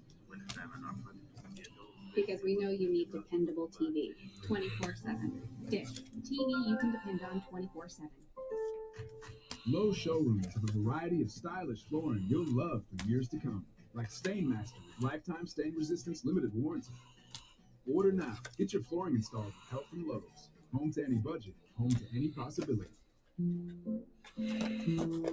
Subaru presents The Underdogs. They may have lost an eye, or their hearing, or their youthful good looks. But there's a lot of things these remarkable dogs haven't lost, like their ability to lick, wag, and love with the best of them. Join Subaru in helping underdogs find a loving home and celebrate all dogs during our 3rd annual National Make a Dogs Day.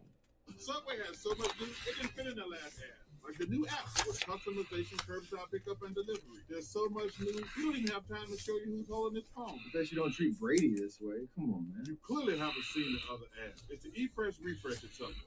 Here's a good Halloween trick. Buy a bunch of Reese's. There you go. Turn off all the lights in your house. Yeah. And then just don't answer the door. I'm sorry. Got a couple, got some movement here on black. The Niners are gone. One of the bigger teams are gone. So that's going to help a bunch. And the Bucks are gone as well. Another big team gone. Shout outs to Anthony and Gasper there. That's what I'm talking about. I think we can break that either to probably maybe not tonight, but over the weekend for sure.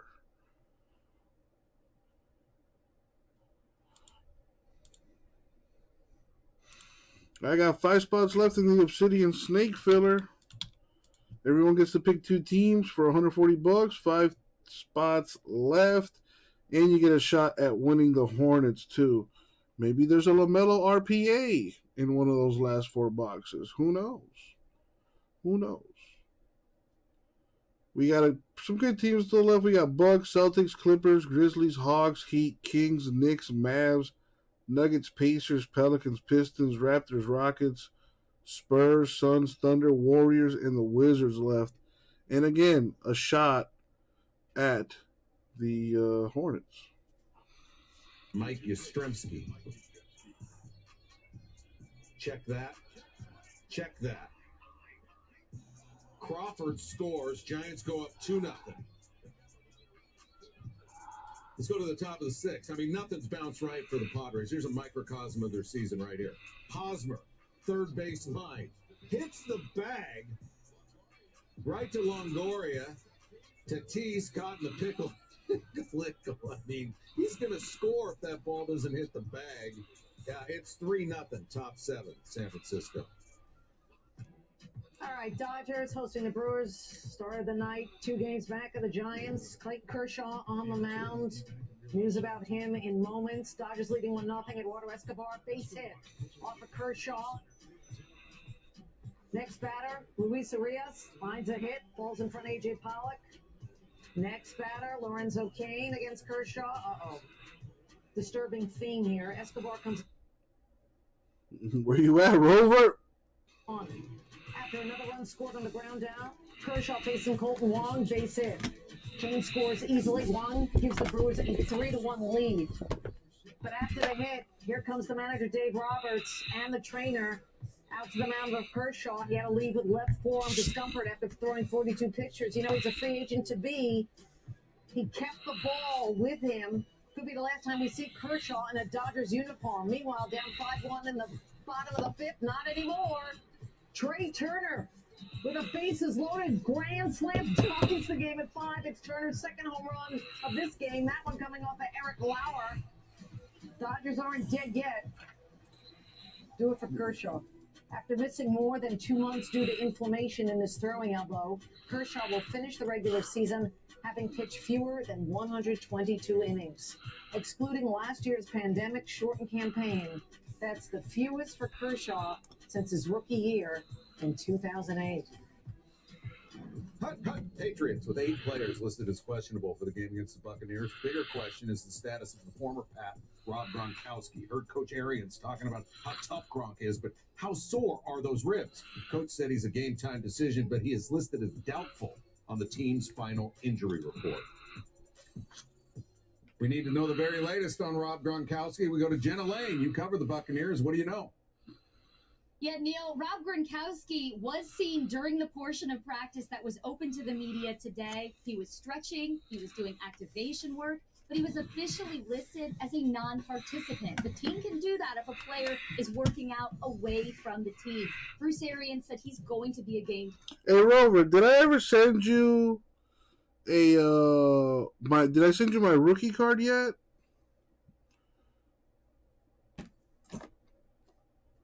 Plus, I'll send you a little something. Yeah, I know that break left a bad taste in your mouth. Yeah, like you say, you got to know when to hold them, know when to fold them. Thoughts tell. And that's exactly it. Brady is notorious. I never sent you my rookie card? Well, shit.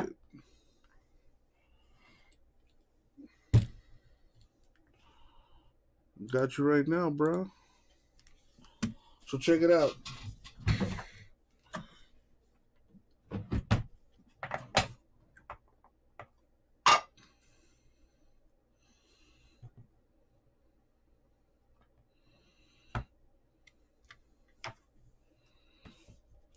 Look at that.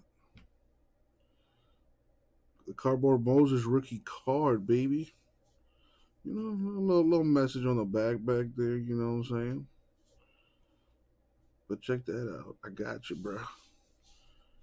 Now, I do offer some colors here that I can interest you in for signing the card. What color do you prefer?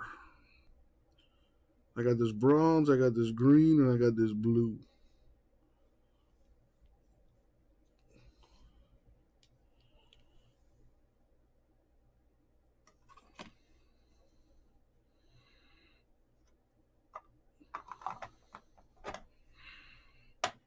Do you want that blue? I got you, dog.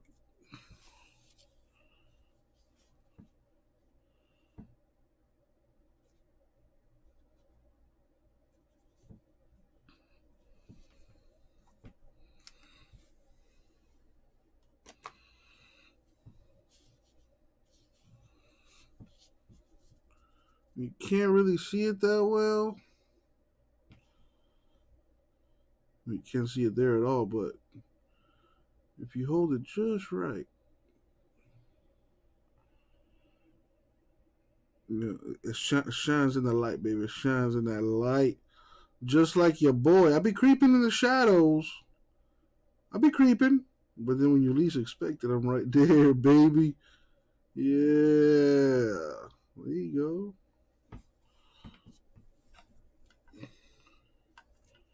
And like I said, I'll throw in a breaker pack for you. Because I know you took a giant shit in that last break.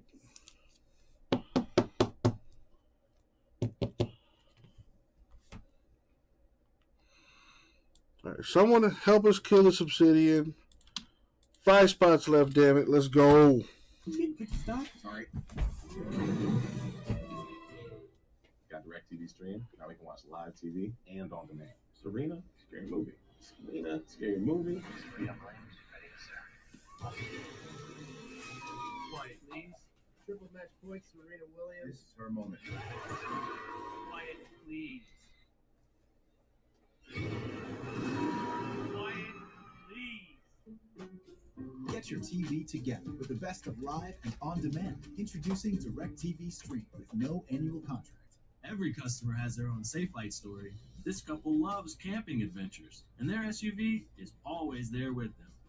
So when their windshield got a chip, they wanted it fixed fast.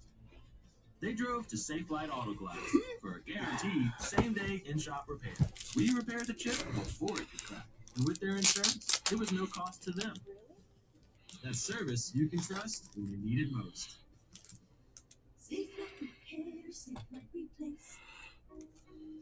New brick. All right, so Angelo, I can open this breaker pack for you, or I can ship it to you sealed. You let me know.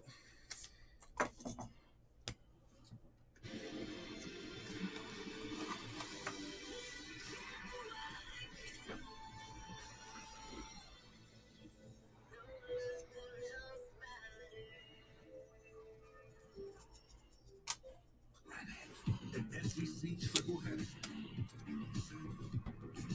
Not just college football, SEC football.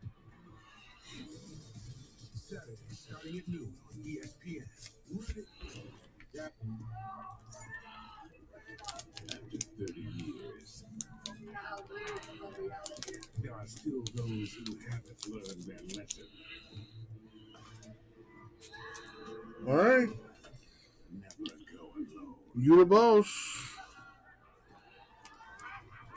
Universal's Halloween Horror Nights, back with a 30th year of fear. Brace yourself on Netflix's The Haunting of Hill House, Beetlejuice, and more.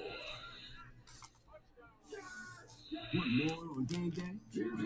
More food, more drinks, more screens, and more ding ding ding to your game day. Only at Dave and Buster's. You can have really open and All right, let's see what we got. LaMelo Ball to 99. Come out to play.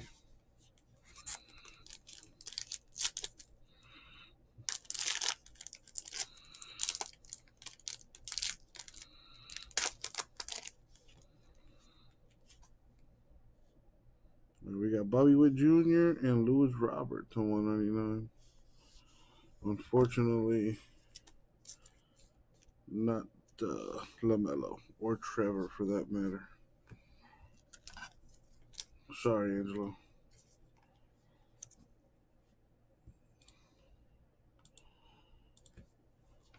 Remember clause. All right, Gavin Lux gets the wind knocked out of him right there. Oh, nothing funny about that though. He left the game. He was okay. A couple of his teammates, well, they're having a good laugh. Gavin's a good sport though. Dodgers won, so you can laugh. The Friday Funnies are brought to you by Geico. Save even more when you bundle home and car insurance. Astros taking on the Athletics the day after clinching the AL West. Dusty Baker. You're welcome, Rover. With a division title with 5 I was hoping for something nicer. Dusty. Top of the 6th, he's up 2-1. A runner on Matt Olson up to bat. Olson just drills it off of Framber Valdez. 2-run home run. That's 39 home runs on the year for Olsen. It's a 4-1 game. Top of the eighth. A's up 6 to 2 runners on the corners. Tony Kemp up to bat facing Christian Javier and Kemp. Good contact. That's a double. Brown rule style. Young Gomes will score. A's go up 7 to 2. It's 8-3 now. Astros are down. Jason Castro. He just, well, man, is there any doubt? Homer. Off of Deolis Guerra. Yeah, we're stalling on this Obsidian. So maybe we should try it tomorrow. Yeah, we're losing viewers too. We got 8 people watching right now.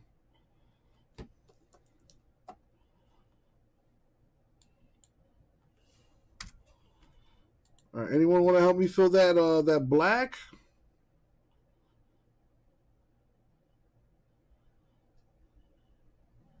Ravens QB had missed the last 2 days. He had a sore back. He's still listed as questionable, though, for Sunday's game. Let's get more details from our Jamison Hensley from Baltimore. Lamar Jackson returned to practice, and he didn't look like a quarterback who had missed the past 2 days because of a sore back. Jackson was a full participant in practice, and he didn't really favor his back at all. Jackson threw the ball on the run, and he moved all around in the pocket. After practice, I asked wide receiver Marcus about Jackson, and he said he looked real good. He looked as precise as he's been all season. Now, this marked only the second time in Jackson's career that he had missed consecutive practices in the regular season. Baltimore offensive coordinator Greg Roman told me it's not ideal for Jackson. CBK, you are more than welcome, my friend. With the amount that you spend here with me, I'm glad that I could get you something nice from time to time. Words cannot describe how grateful I am to not just you, but Gasper, Rover, everyone, man, everyone. I can't do this stuff without you guys.